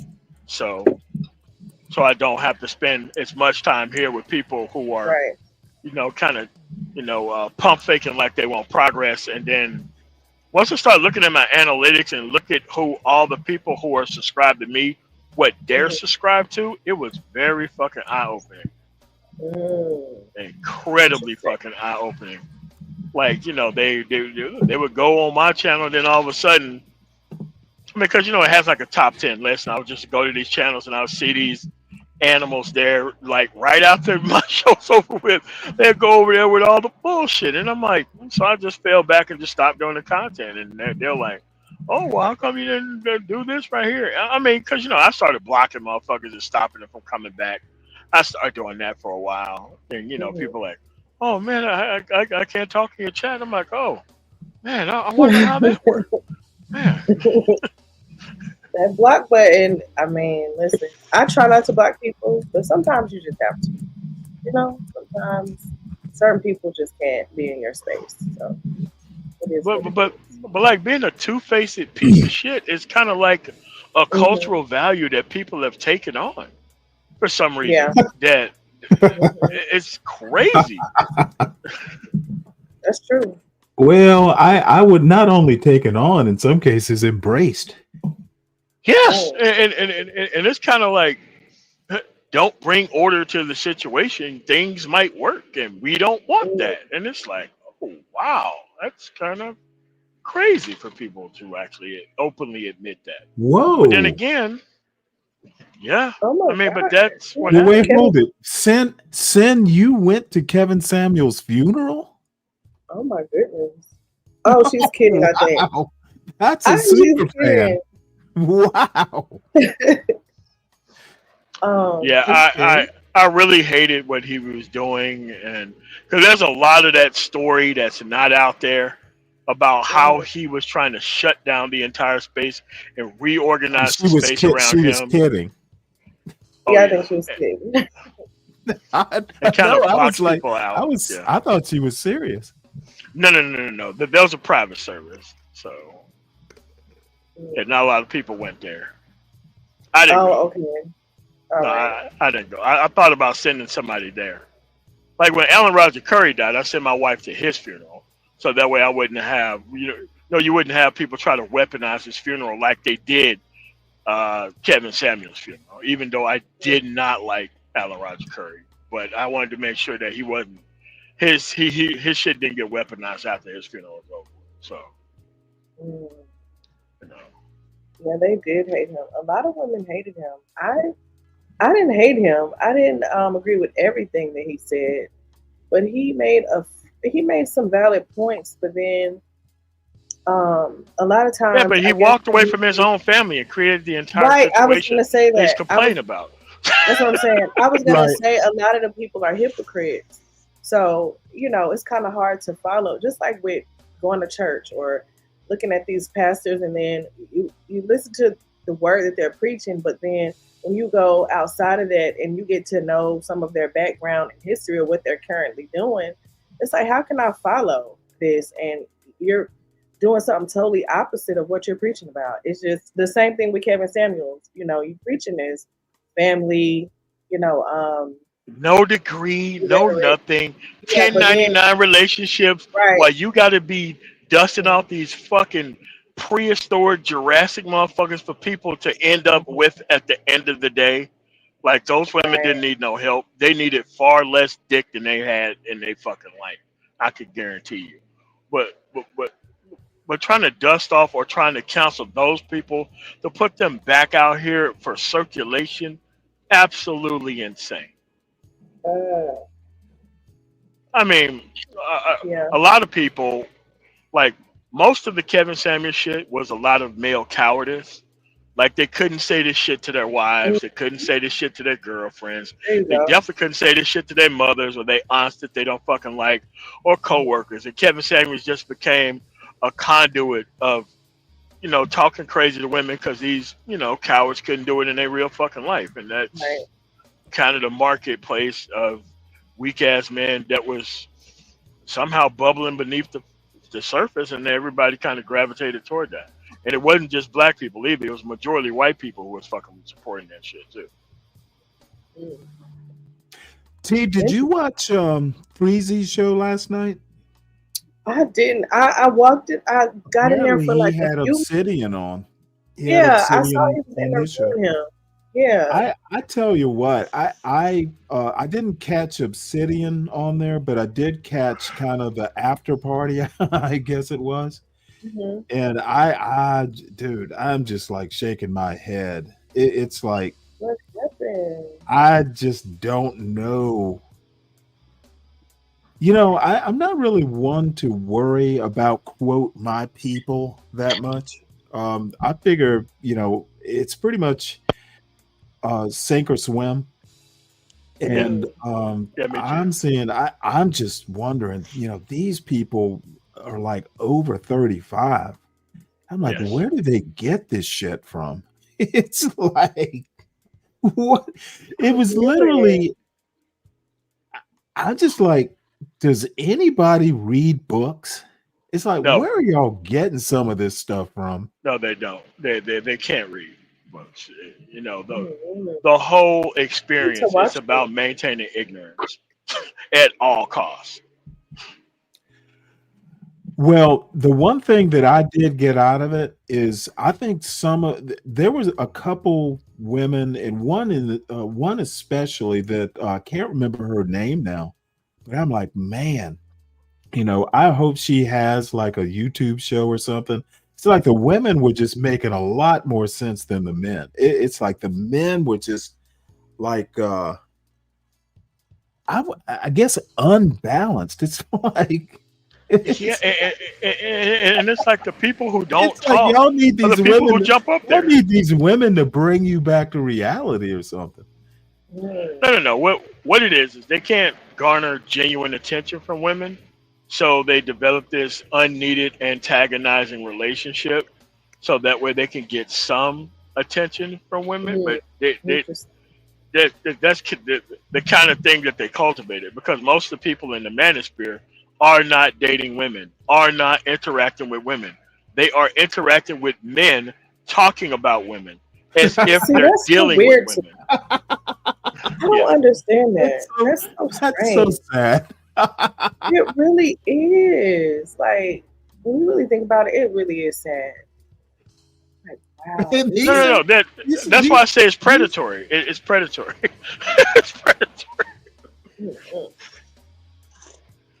I'm just like, man, I mean, I remember when I was in my 30s, especially in the Navy, back in my late 20s, if you were gone for 6 months, you'd come back and like I remember moving to Norfolk from Newport, Rhode Island after my first deployment, and I knew nobody. And as it turns out, one day I was just in this place down on Colley Street. If you're from Norfolk, you'll know it's a pretty cool area. And I like went to this deli and sat down, had a sandwich or something, and I started flirting with the waitress. Just, she was just cute. being a man. Right. And you know what? I did not know her from like she didn't know me, I didn't know her. Right. Dude, I got a date out of it. After That's work, what I'm and we saying. wound up dating for like 6 months. I wound up having to deploy. But dude, I'm kind of a geek. But You know what I now the mean? Navy did give me a little confidence. When you're a naval officer, you kind of, you can feel your oats sometimes. But dude, I'm some geek, kid, and it wasn't hard to do. You just be nice to women, and not every woman's Right. gonna fall for your charms. But dude, Yeah, but now imagine listening to Obsidian, and now you have to develop this antagonizing relationship with every fucking woman you meet. That's crazy. it's like, It's dude, like you don't they have make to. women the It's not enemy. like some big mind game. It's not like so a strange. mind game. It's not like a grand strategy. For some big war. It's a boy and a girl, a man and a And woman. people like to tell me, like, oh, you've been married for this long. You haven't been out there and you don't understand what it's like. I get tired of that argument. I I'm really just get like, tired of that people argument. are people at the end of the day. Humans are still humans. Like, it can't be that much of a difference. I don't know. I don't understand it. I don't get it, but. Yeah, so what they do is they give you all what they do is they fill you full of a whole bunch of PTSD from failed men who never try shit, so that way you don't try shit ever. The whole point is to make you so mad at women that you don't even try, or you lower your standards to where you'll try anything with somebody that you definitely ain't supposed to be with, which is going to actually formulate your actual point of view. Like, you're already at the destination with rhetoric before you try to get to the destination through failed action. The whole thing is about creating failed men at this point, under the guise of entertainment. No, this may sound a little off, and I hate to be the one to say this, but I gotta say it. Do you think some of these men who come online and they just have this hate towards women, do you think that they could be possibly gay or bisexual? Yes. Okay. All right. I'm glad you said it. Thank you. Confirmation. Yes. Because I don't understand. I don't get it. Thank you. Thank you. I mean, because here's the thing. Trust me. Every large city, if you really just wanted to have sex, you can go do that. Mm-hmm. But why would you spend your primary women chasing hours hanging out with a bunch of men who's also not chasing women? Something to think about. I'm just saying. Yeah, like it's interesting. But when I say that I'm wrong or I'm hating men, no, I'm calling out the possible obvious is what I'm calling out. So I just have questions. It's like, do y'all really but want it's women simple. or what? And What's up? the thing is, if you were to get on a panel, they would shout you down and they would make you responsible for, okay, why black women do this and why black women do that. You got to ask for all black women around here. And that's what they do to every woman that come around. I'm like, wait a minute, if you're doing this with, you don't even know how to act with women on a fucking panel that you don't know. Right. What's that? What are the chances that you are in a supermarket line and you don't know how to act toward women anywhere?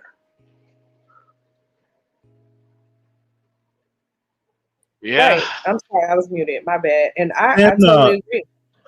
Sin asks what you think about Mr. Fantastic's channel. Now, I was here before Mr. Fantastic became what he was. I mean, he's like Obsidian or Thomas Sotomayor, right? Pure entertainer, no person to take seriously. But at the end of the day, he is a dumb nigga algorithm kind of gathering person. That's what it is. I mean, he talks a whole bunch of shit. He's actually Navy, just like you. He pretends to be on this right wing shit. He always, whenever an actual, black guy gets shot by a cop or something, he's always on the side of the fucking cop or the fucking white supremacist piece of shit who fucking done that shit. Oh yeah, but at the end of the day, he is a dumb nigga aggregator. That's his job. Dumb nigga aggregator. They're not intelligent people who just follows up with that. And you can't say, well, he says that he'll do anything for sex. Right? Damn, I haven't heard that part. Oh, girl. This is like 2018, 2019. Fantastic. Like before he, split off and took all the dumb niggas from the Manosphere with him. So do anything for sex is kind of crazy. Like, that's makes you a literal fucking animal. That's insane.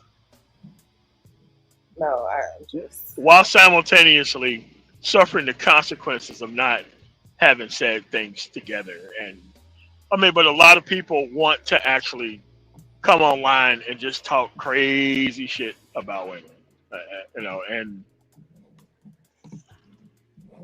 that's what it is. It was kind of like how these focus on the family people were talking all this shit about gay people, and then they had gay prostitutes and cocaine and all that kind of shit. Right. No, that's kind of what it is. That's kind of what it is. And look, attractive women is really not that hard. It's just that they want to skip the "I want to get my shit together" portion of masculinity. Right. That should be step one. Right.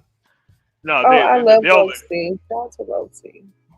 No. But they're like, okay, give me the bitch first, then I'll act right, then I'll produce, then I'll get my shit together.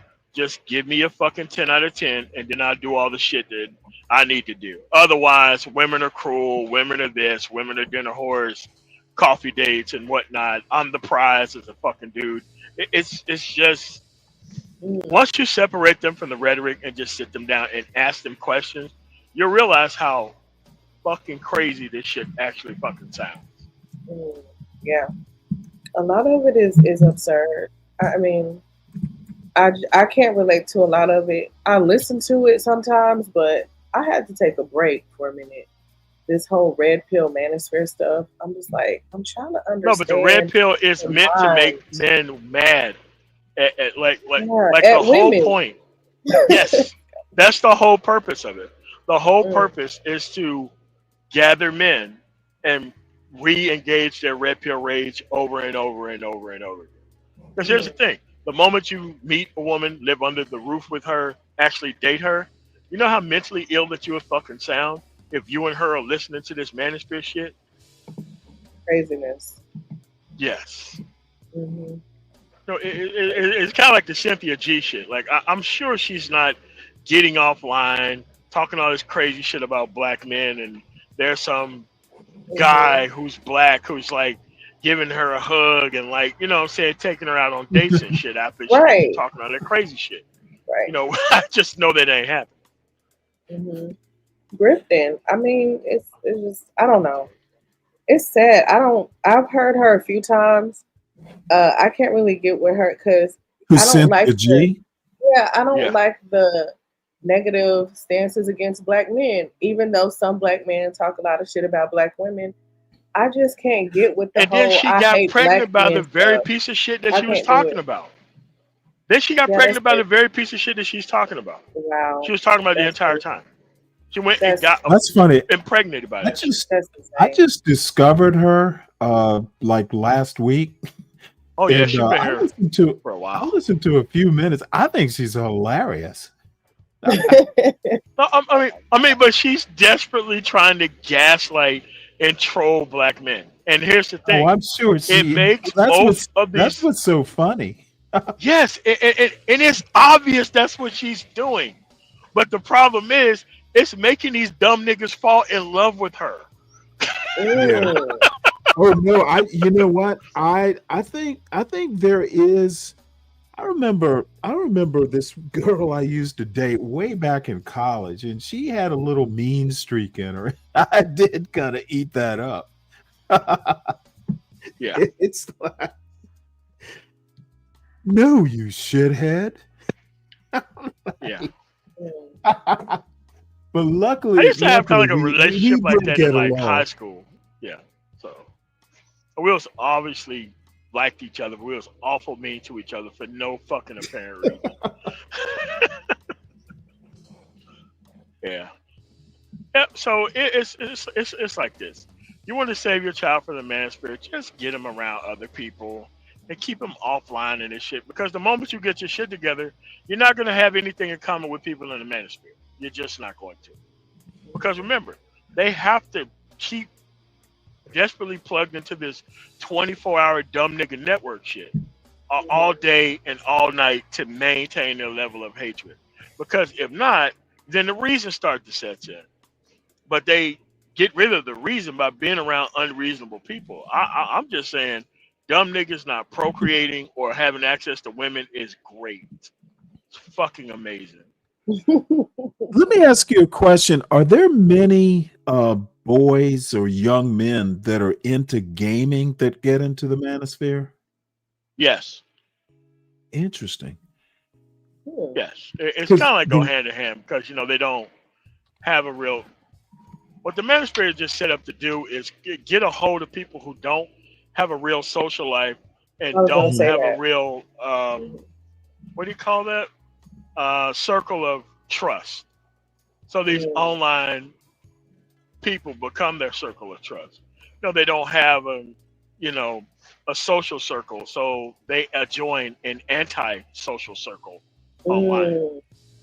And the social reinforcement is based on, you know how BGS just have these dumb niggas like, you know, eating out of his hand. Or whatever.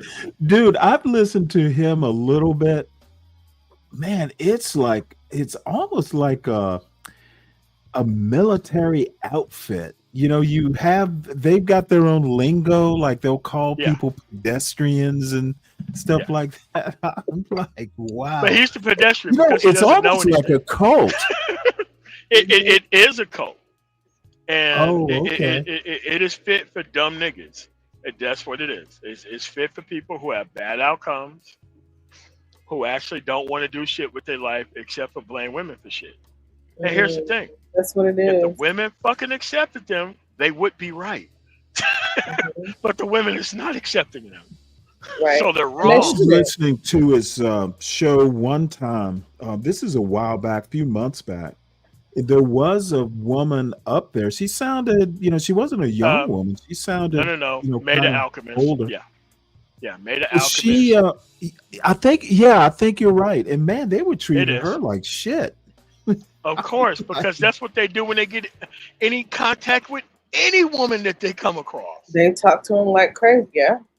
Dude, I look, was like, damn. if she don't come in on some Handmaid's Tale, completely bowing down, and no. But they don't understand that women like that don't exist. Like the type of women that they want don't exist. And even if they did, they're not going to pick them. Nope. Look, it's great that these people are attracted to these actual things. It's kind of like trash, trash goes in the trash. Some go into the recycle pit. Others go to the fucking furnace. These are just furnace niggas, man. Don't worry about it. Yeah. So I just happened to run into Rogue C's show.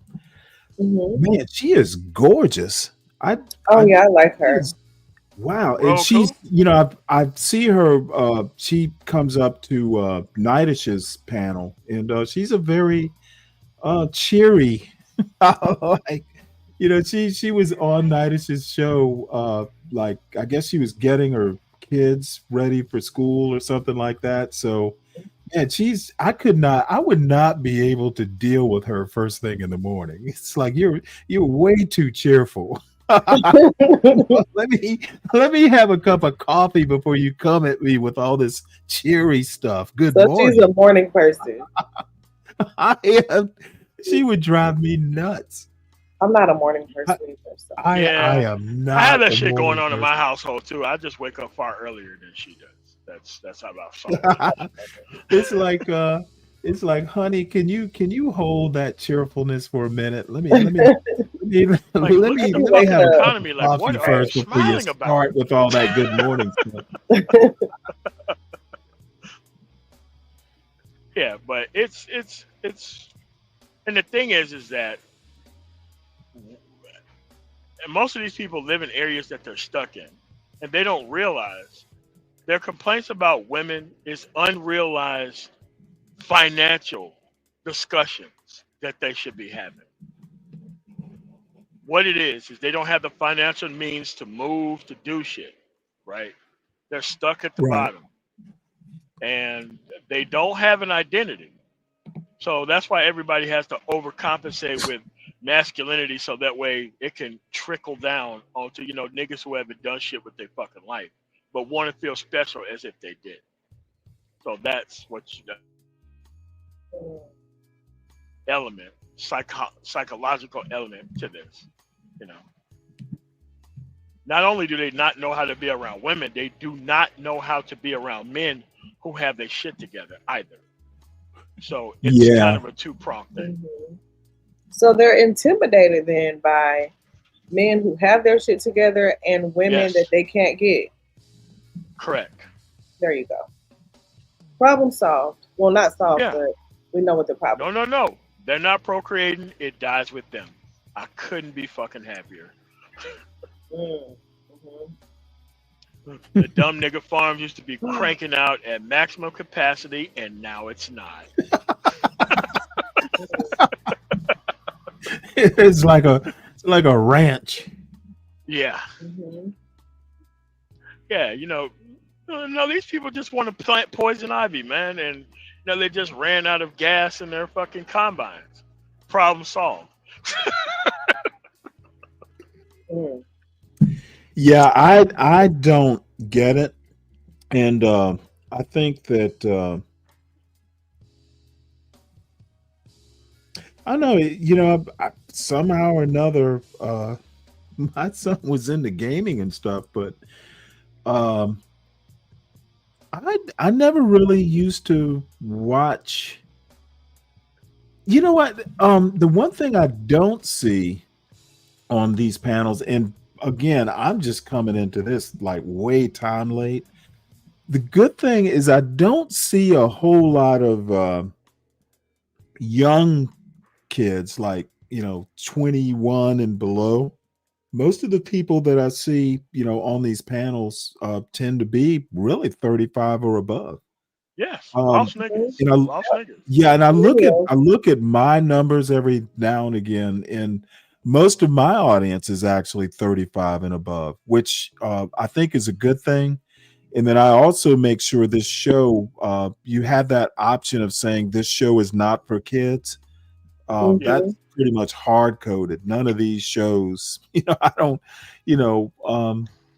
yeah, it's just not, even a college kid, this stuff, I want college kids to have a lot more hope in their lives.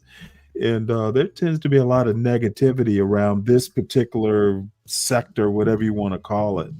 I didn't know I Definitely had not. people that was far younger that was listening to me and would bring up Really? shit that I did like 8-9 years ago, and they're like in their early 20s. I'm like, dude, were you Oh, wow. really listening to me at like 14 or 15 years old? Like, what the fuck? And it's like, I mean, because I was far more, hardcore than I am now. Because now I just, I've come to the grips of the reality that these people do not care, and they are trying to be YouTube pro, and they don't care about trying to fix the environment at all. They're just trying to stir up a whole bunch of shit and live within the commotion to which they stir up. So that's what it is. Because if you look around, there are no men that are 20, 25, or 30 years older than those people that resemble the shit that these people are doing online and being very successful at. So. Finn wanted us to watch this, but she says there's music in there. She They'll flag your says fucking channel. this is the girl. This is the girls Ruthless surrounds himself with in his 40s. Well, we'll just play it without sound. She apparently wants us to see the girls. Let's see. You where said is the Ruthless sound? hangs around with who's that? Ruthless Truth. He's Whoa. Is Ruthless Truth and Chaotic Truth the same person, or? no, they're different. Okay. Chaotic Truth is his own thing. Ruthless Truth, I've just come across him. I think I know him through Nightish's show. Okay. Now this dude is a piece of work. As a matter of fact, when I play this clip, we'll play this clip without the sound, but I want you to hear a portion of his show. This will definitely interest you.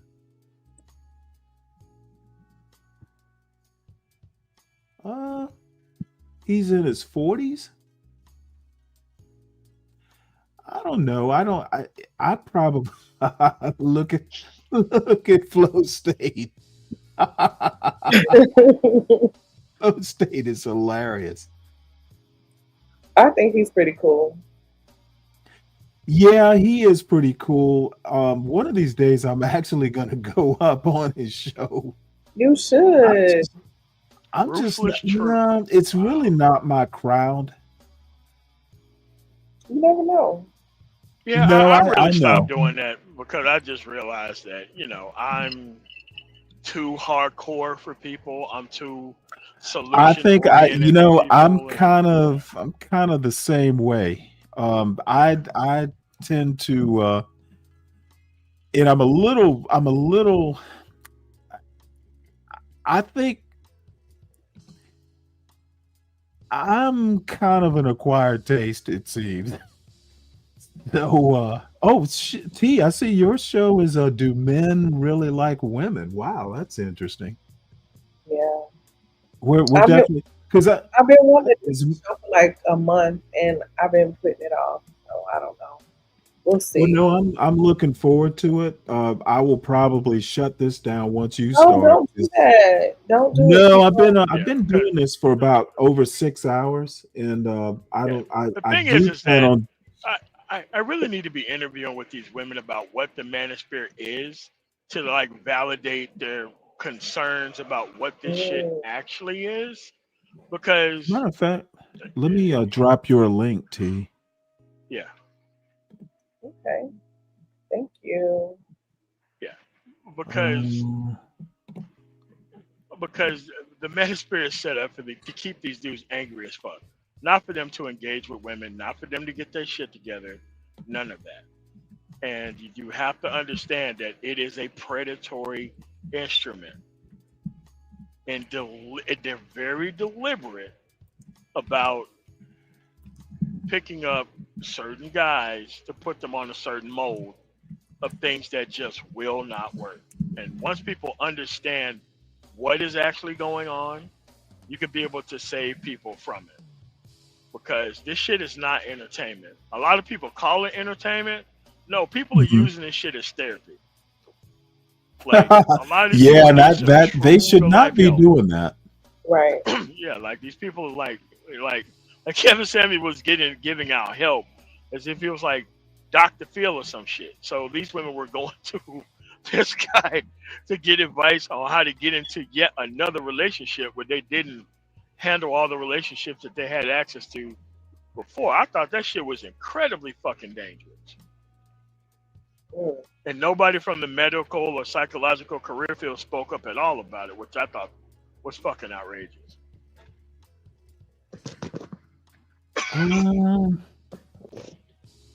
Let me see. Can I find a piece of Ruthless Truth's channel? I think he had actually. I'll push mine back. I'll push it back some. You what? I'm gonna push my show back some. Oh, okay. Well, Yeah. tell me when you do, because I'm dead serious. I mean, I still need to make dinner and all that. Oh, okay, okay. Okay, so don't. no, miss. I come on your show for an interview about this manuscript shit. So Okay. that way I can Who break on it down. on T's show or mine? Yeah. Interesting. I would like that. That'd be cool. Yeah, absolutely. Y'all set it up. T's show is where I go to relax. Yeah. I'll read a book and be in the chat. So her show tends to be kind of later in the evening. So there have been many a day on a Saturday. You know, Roz hasn't been doing her show, but it's just so chill over there. I miss Roz's show. She said she's going to start it back up at some point. Oh, okay, okay. She was in my chat earlier. Okay, cool. Ruthless Truth. She's gonna find him. There we go. So this Ruthless Truth versus Chaotic Truth, and they do a live stream. I don't know if he's ever been over there before. I'm sure they know people, they know mutual people, so he may have been over there before. Let's see. Jay Prince for president was right. Men don't need to change for women. Oh, this would be the perfect show. Jay Prince. Oh, wait. That's tomorrow. He was on Jay Prince's show earlier today. That's probably why he's doing the show. Oh, okay. Wow. Mm-hmm. Yeah. These Jay Prince types, man. Like I've never watched Jay Prince's show, believe it or not. Yeah. It's something. It's something. Well, the thing is it's really not my cup of tea. Mm-hmm. Gotcha. I'm sure it would be fascinating. I've seen him other places try to, give off his, extremely dumb nigga based philosophy. It's, it's hard to follow at times, but it's fascinating how this person can have actual fucking kids. It's fascinating that he think the world owe him some shit. God, it's weird. I mean, I don't desire to have a conversation with him. even though people would love for him to have a discussion. I don't know why people keep trying to make that happen.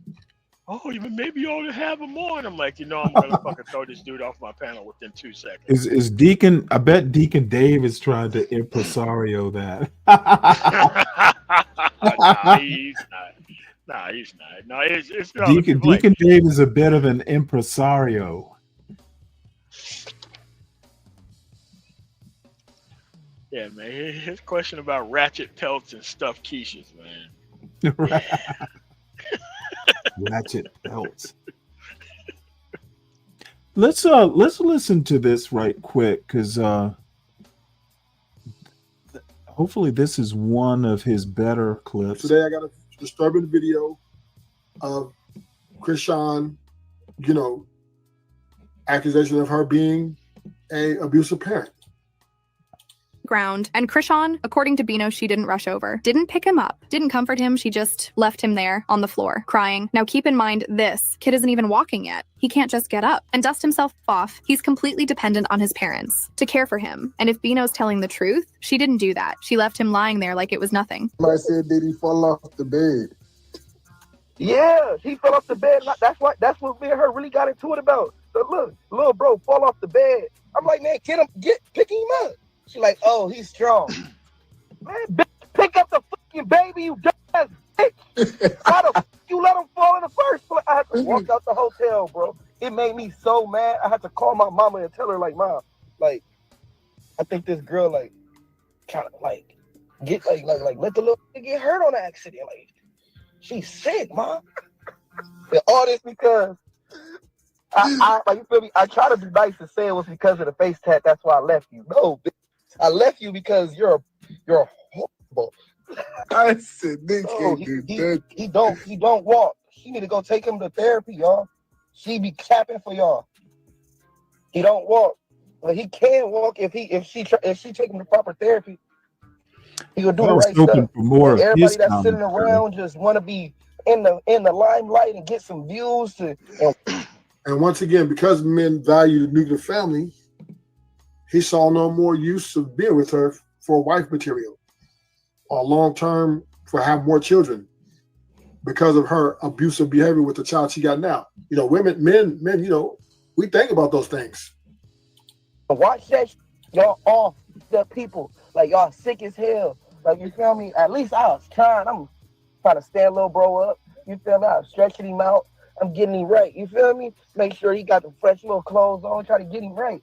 Everybody else watching that shit, y'all sick as too. Y'all need to go to jail with them homies. Y'all all So he don't eat nothing but milk. I swear to God. No, it's not. He don't eat nothing but milk. That's all she trying to give him because she retarded, y'all. The is slow. I done told them, you gotta feed him. You gotta feed him. He doesn't like you. Bitch, you slow and scared, homies. You gotta get away from me. Cause you making me feel like I'm slow. Like, no, bitch, you really retarded. You can't argue with somebody about their kids, and I wasn't gonna be the. But now, that need to go to jail. That homie. I guess that's what they meant by having a horrible 2025, because that information, whoever tagged me in that live, I know y'all think y'all doing like a good thing, and I appreciate it, but I was really out here. I'm literally just out here just praying after court and, worrying about my own son. I'm out here. Look where I'm at. I'm literally just out here parked in my car. I'm literally on my way home, and I'm out here.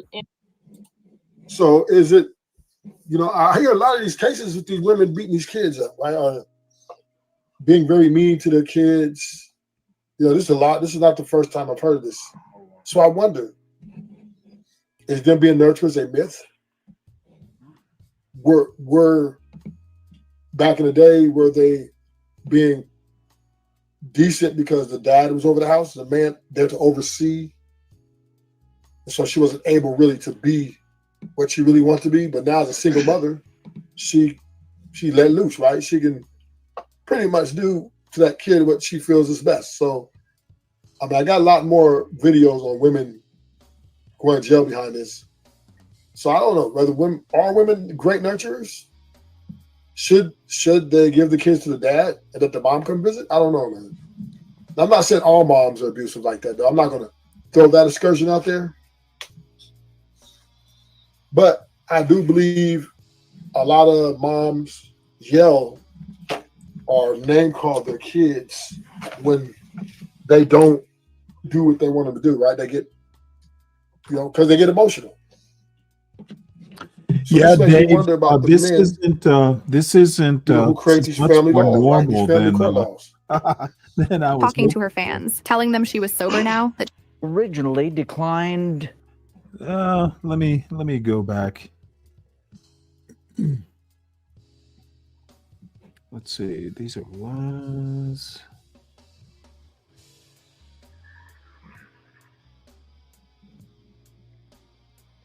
Here.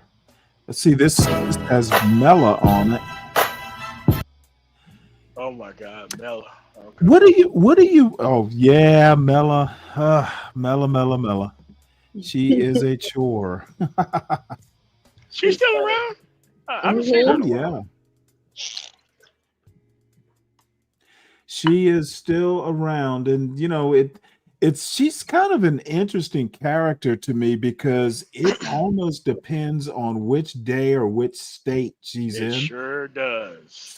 Sometimes she is, kind of pleasant, and other times, my God. Yeah. Once the blood alcohol level fucking oh rises, my God, she becomes honestly, she becomes. It's almost like a Dr. Jekyll and Mr. Hyde in a way. It sure is. And I don't think one Mela know what the other Mela's doing. I honestly think I kind of think you're probably right. It's like kind of like no, Bruce Banner turns back from the Hulk. He got these stretchy pants on, and the whole fucking city is destroyed, and he's asking people what the fuck happened. It's like, nigga, the Hulk happened. You wouldn't like me when I'm angry. This bad deal. We got to stop taking this trap. Princella, the Queen Maker. Oh, we got a guest come to the show. She finally made it up here. Let me give it a proper intro. Princella. Yeah, she's the one. She's kind of like the skinny 6-footer. Yeah. I don't know. She is gorgeous. This idea. People are pretending like that woman is not good looking. I don't know why the fuck people are.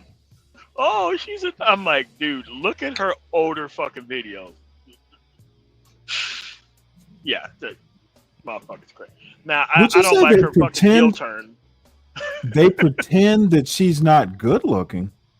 Yeah, they do. Shoot. A woman can speak for heterosexual women. She cannot speak for heterosexual women, man. She can't do it. She can't do it. Okay? This is a heel turn. And I'm not even going to get into the grub of what insults I can come up with to insult her. I'm not doing that. I've insulted you. You forgave me. That's enough. Everybody is aware that you're a heterosexual man. Case closed. What I'm curious about is what made you think that a homosexual woman can speak for heterosexual women? Now, what made you think that was a cool idea? Who knows? Well, I'm going to get a heterosexual then. So, okay, fine. I mean, she has a daughter. Like, this shit's just weird. Get a heterosexual. Speak for heterosexual. You know what? I didn't know she had a daughter. I've heard her talk about her son. I've never heard her talk about her daughter. Yeah, well, this is years ago before she turned into her final form, quote unquote. Yeah. Her final.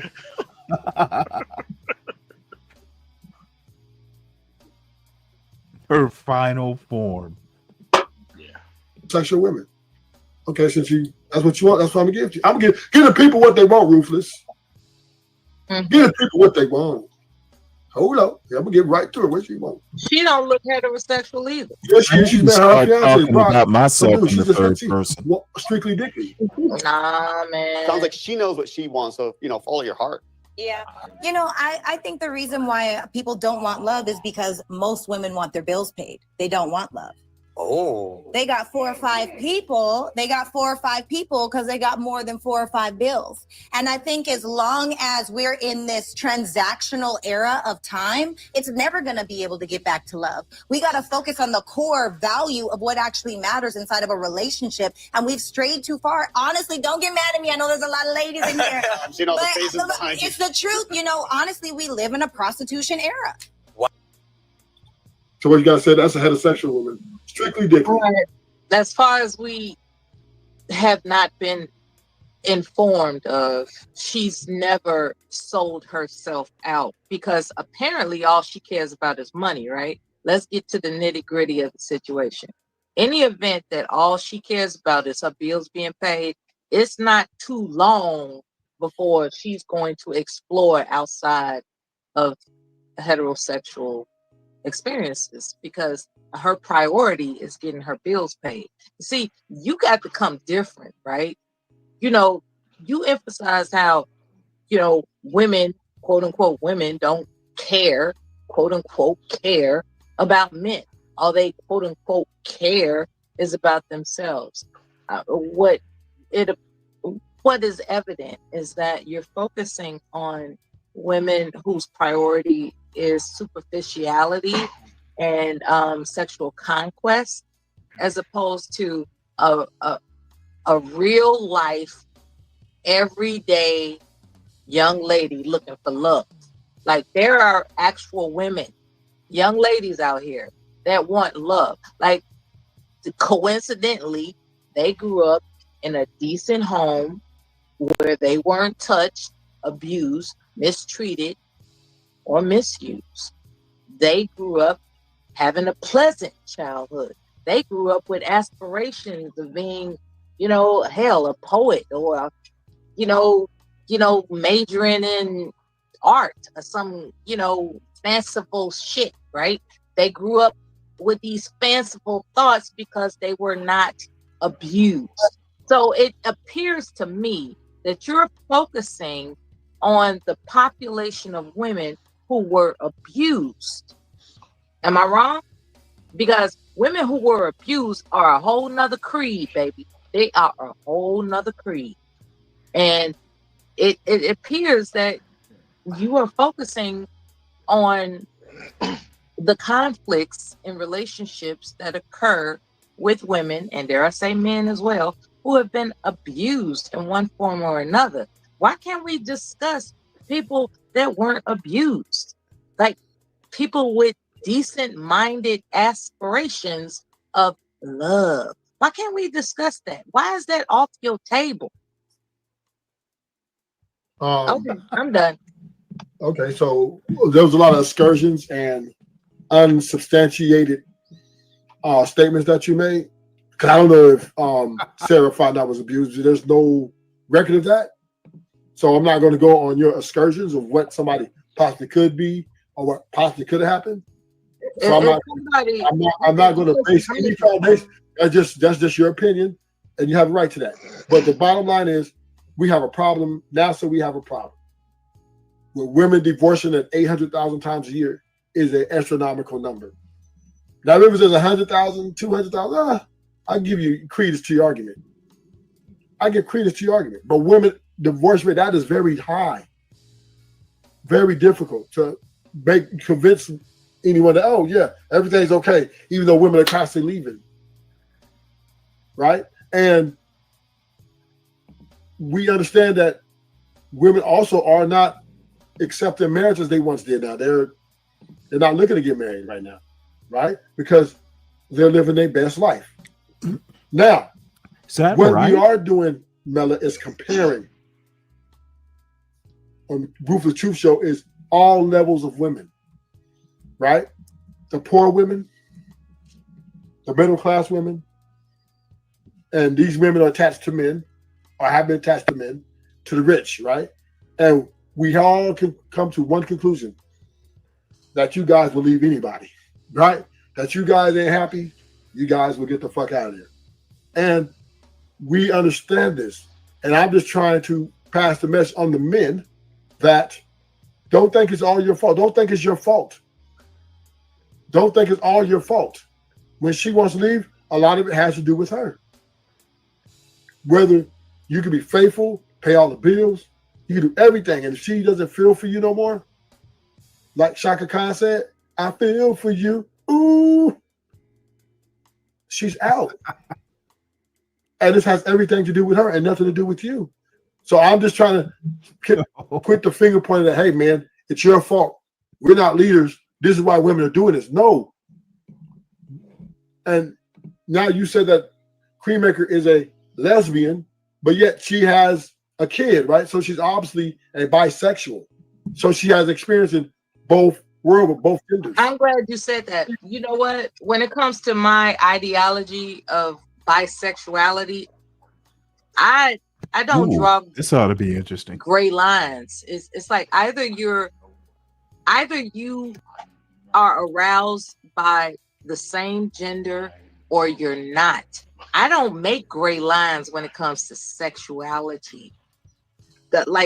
I don't do this whole bisexual thing. Like either you're gay or you're not. Like that would be equivalent to a man. People like these people sound fucking silly. Nobody is asking her to do anything. It's what the mere other existence people do, of it. Yeah, that kind of throws them off. Yeah, it's kind of like how women don't worry about other women's heterosexual relationships. Just treat gay shit like that. What's the fucking problem? And it's like, oh, well, they're just fucking gay. What does that mean? How does that affect you? Exactly. How is that any threat to you? Why do we need to know about your gray lines or how you handle any of this? Again, not being objective in the analysis, just internalizing it like there's some threat to you. Honestly, it's really a sign of someone who's not very intelligent. And it's like the existence of being gay is so fucking aggressive that they're just there just being gay in themselves and happy and content. And I'm fucking straight. Like, how are you this upset as somebody you're not even trying to deal with? How? Please help me. Well, I guess it's some sort of virtue signaling, or posturing or something, and it's really unnecessary. Nobody thinks you're bisexual. Now we do wonder if you're sane, but that's a whole nother set of questions. And saying, I wouldn't mind, I'm willing to get a blowjob from whoever gives it, meaning a man could do it too. That's what I'm saying. Like, nigga, that means they gay. This is unnecessary. It's so unnecessary. That's funny. Wow. Wow.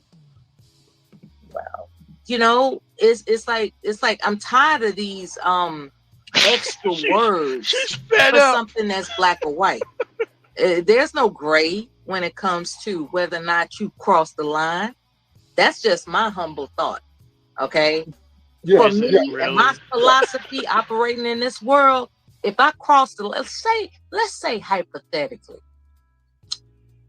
which I doubt would ever happen, I get finessed. Okay. I get finessed. And next thing you know, I'm with a woman. Man, I'm gay. How do you that's what? Just dude? What? This woman is batshit crazy. How do you get finessed into being a lesbian? What the fuck is how?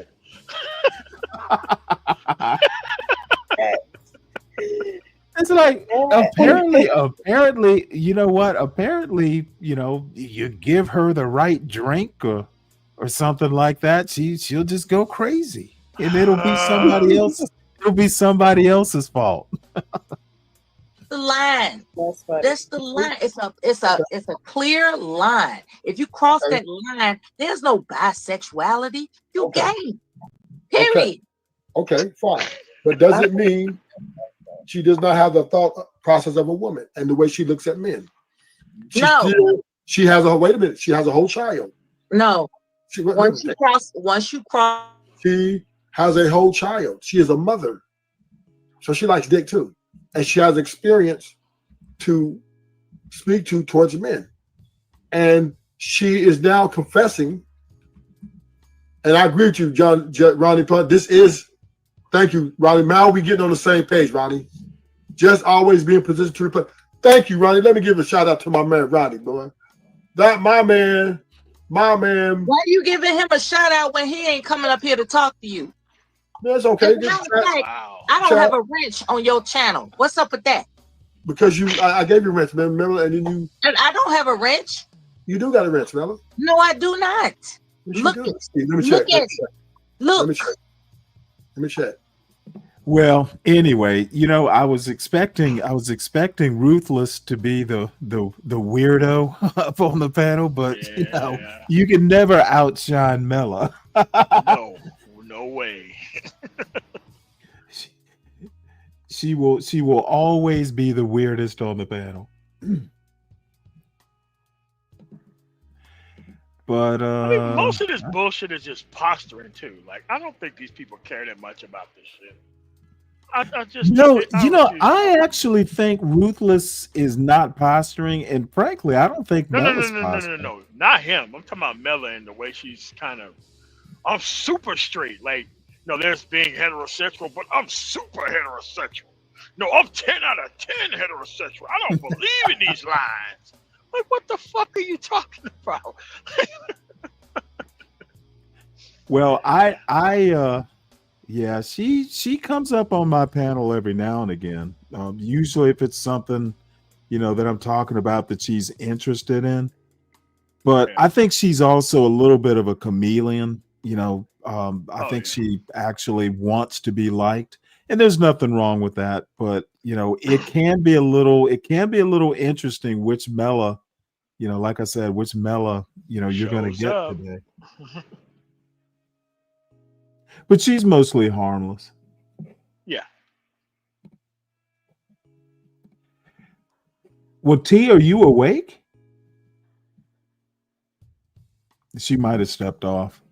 Yeah. So, you know what? Let's go back. This girl, she is really I think Rogue C is actually gonna wind up being something big. She's just so pleasant. Communication, because I feel like a lot of people can communicate that. I don't think in the case of Rue's example with Steph and Aisha Curry, right? I don't necessarily think Aisha was prepared for the lifestyle that being with Steph came with. I think Aisha Curry was okay, like especially, I think they met in high school. They knew each other since they were like kids or whatever. Oops. And I see they're talking about Aisha Curry and that sort of thing.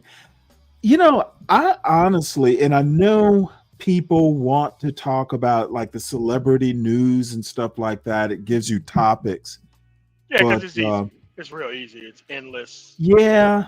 And I just, the thing that my commentary on it is I understand talking about it is something that's interesting, but I also think that these people are not like us. They're not living the rules that might apply to, little old Stanley, they don't necessarily apply to, celebrity couples like those two who are very wealthy. Any parallels, because I've seen shows like, well, is marriage this, that, or the other, Steph and Aisha, are women, I don't know. They're trying to draw parallels of a Steph and Aisha Curry to, the everyday normal life that, a workaday, they don't live in a workaday world. I don't even understand other than going, that's kind of interesting, I don't see any parallels. I don't know how you can draw parallels. No, it's just that it's kind of like positions they wish that they're in, and they're trying to kind of put themselves in their shoes. It's like you can't relate to that. I can't relate to what these people are doing. But at the end of the day, they do have a very desirable situation, whether they are apart or together. But a lot of people kind of vicariously live through these problems that these people have, or try to talk through the potential problem that these people have, because they just want to be in their position. I get it, but it's totally unrealistic to even have conversations about not only people you don't know, but people who have a gang of fucking money that you don't fucking know. Well, I think some of it is like apparently Aisha Curry, she apparently is kind of like the bad guy, the quote bad guy in kind of this manosphere, because apparently, she's independent in what I don't even know what's going on. I know they've been in the news. I don't even know for what, because I don't really get into celebrity news like that. But apparently she is independent, and they're looking at Steph Curry as kind of a weak man or something like that. Like she's in control, and she might be, who knows? But Steph Curry is not like she's not an emblem for every black woman. She is not some icon. Like Michelle Obama might have been aspirational, but she's not typical of your everyday. Don't use her as, if Michelle Obama can do it, well, I can do it. Well, that's not necessarily so. Yeah, but these people are exploiting the fact that she's out of pocket no matter what happens. I mean, the Manosphere Red Pill is here to exploit bad relationships, to spread apathy, right? So that way you don't try in relationships. Right. The whole point is to keep you single and not trying and hanging out with these men online during primary dealing with women hours.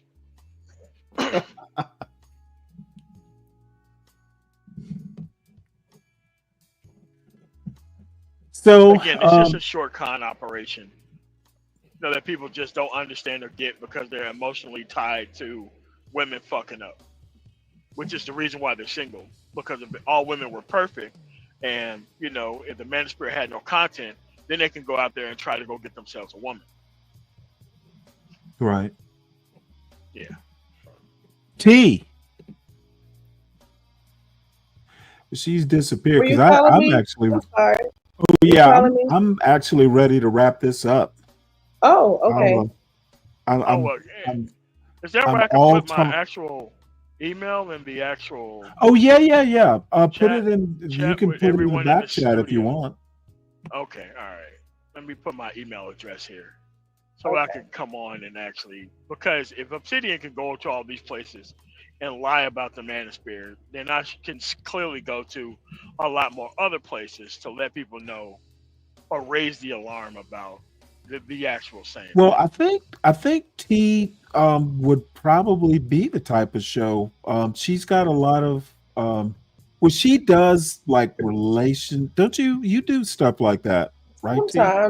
Sometimes I do relationship stuff. Sometimes of course urban pop culture, trending topics, stuff like that.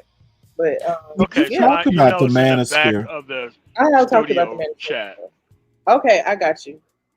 Yeah. And then T, how do I don't know how to teleport my chat over to your show. Are you going to start right away, or you know what? I'll just drop the link and everybody knows. Yeah. Just drop the link to our show. I'll just subscribe to it. Yeah. But that's my email, so that way we can organize an actual show, and because it's a conversation that needs to happen.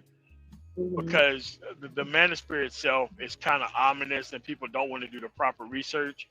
But talking to a person who's been here for that long, is probably where it needs to go. Like, I don't mind going on like Psychology Today and talking about the man of spirit itself.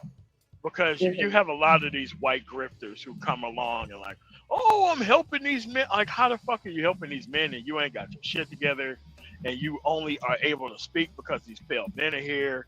You give all this unrealistic information that don't lead to success. It's all fun and games until an actual man that's successful walk into the room.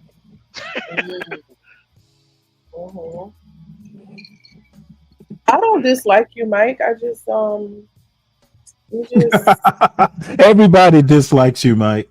I don't dislike him. I don't know. Whatever, Mike. No, Mike is probably in his cups. Oh, okay. He gets a little ornery / belligerent depending on where he is on the drink spectrum. Drink spectrum.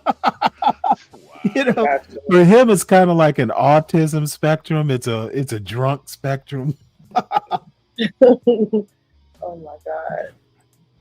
So, but MOT Man of Tomorrow T, dude, you guys have brought this show to a splendid crescendo.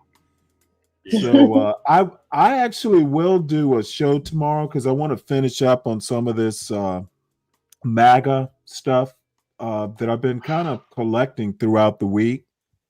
Probably around 1:30 or so tomorrow, if everybody's interested. And everybody, please make sure you hit the like button on the way out. If you're new, please do subscribe. We are trying to get to 500 for monetization, at least the option. I can have you on for an interview, man. I can boost your fucking number. Oh, absolutely. Yeah, I'd love it. I'll email you my email address. Yeah. Yeah. I mean, I'm nothing special. I just kind of do what I do. I mean, we need to have a counterbalance of reasonable arguments and conversations versus this actual kind of war of the genders. Well,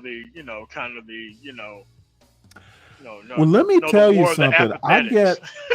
I get a lot of ribbing, and usually it's good-natured ribbing. I like women. I was married to one. I think I just don't have the hang-ups, and maybe it's due to my age. Maybe I did get raised. But my mother was a wonderful woman. My sister is probably my best friend. I've had a wonderful experience with women. And I just don't have the hang-ups. Women are different. We all know that. But, women are cool. I just don't get, I honestly don't get the manosphere. Yes, there are some raw deals that men have had and vice versa. Exploited as if that's the entire context of what actually goes on in all relationships. And that's what it is. Yeah. It is a grand, deliberate misunderstanding. Yeah, you've honestly got to take, especially if you're marriageable age. I'm old, I'll probably never get married again, but I got a 19-year-old and he and I talk every now and again. You cannot take a bad experience with a woman and just paste it on to every relationship afterwards. You learn lessons, you know what to look out for, but just like, going, oh, well, that's the typical woman. You got to take them one at a time, especially if you're in, at the age where you're looking to form a marriage or something like that. You cannot take the sins of your last girlfriend and act like, every woman is like this. You'll never have a good relationship, in my opinion.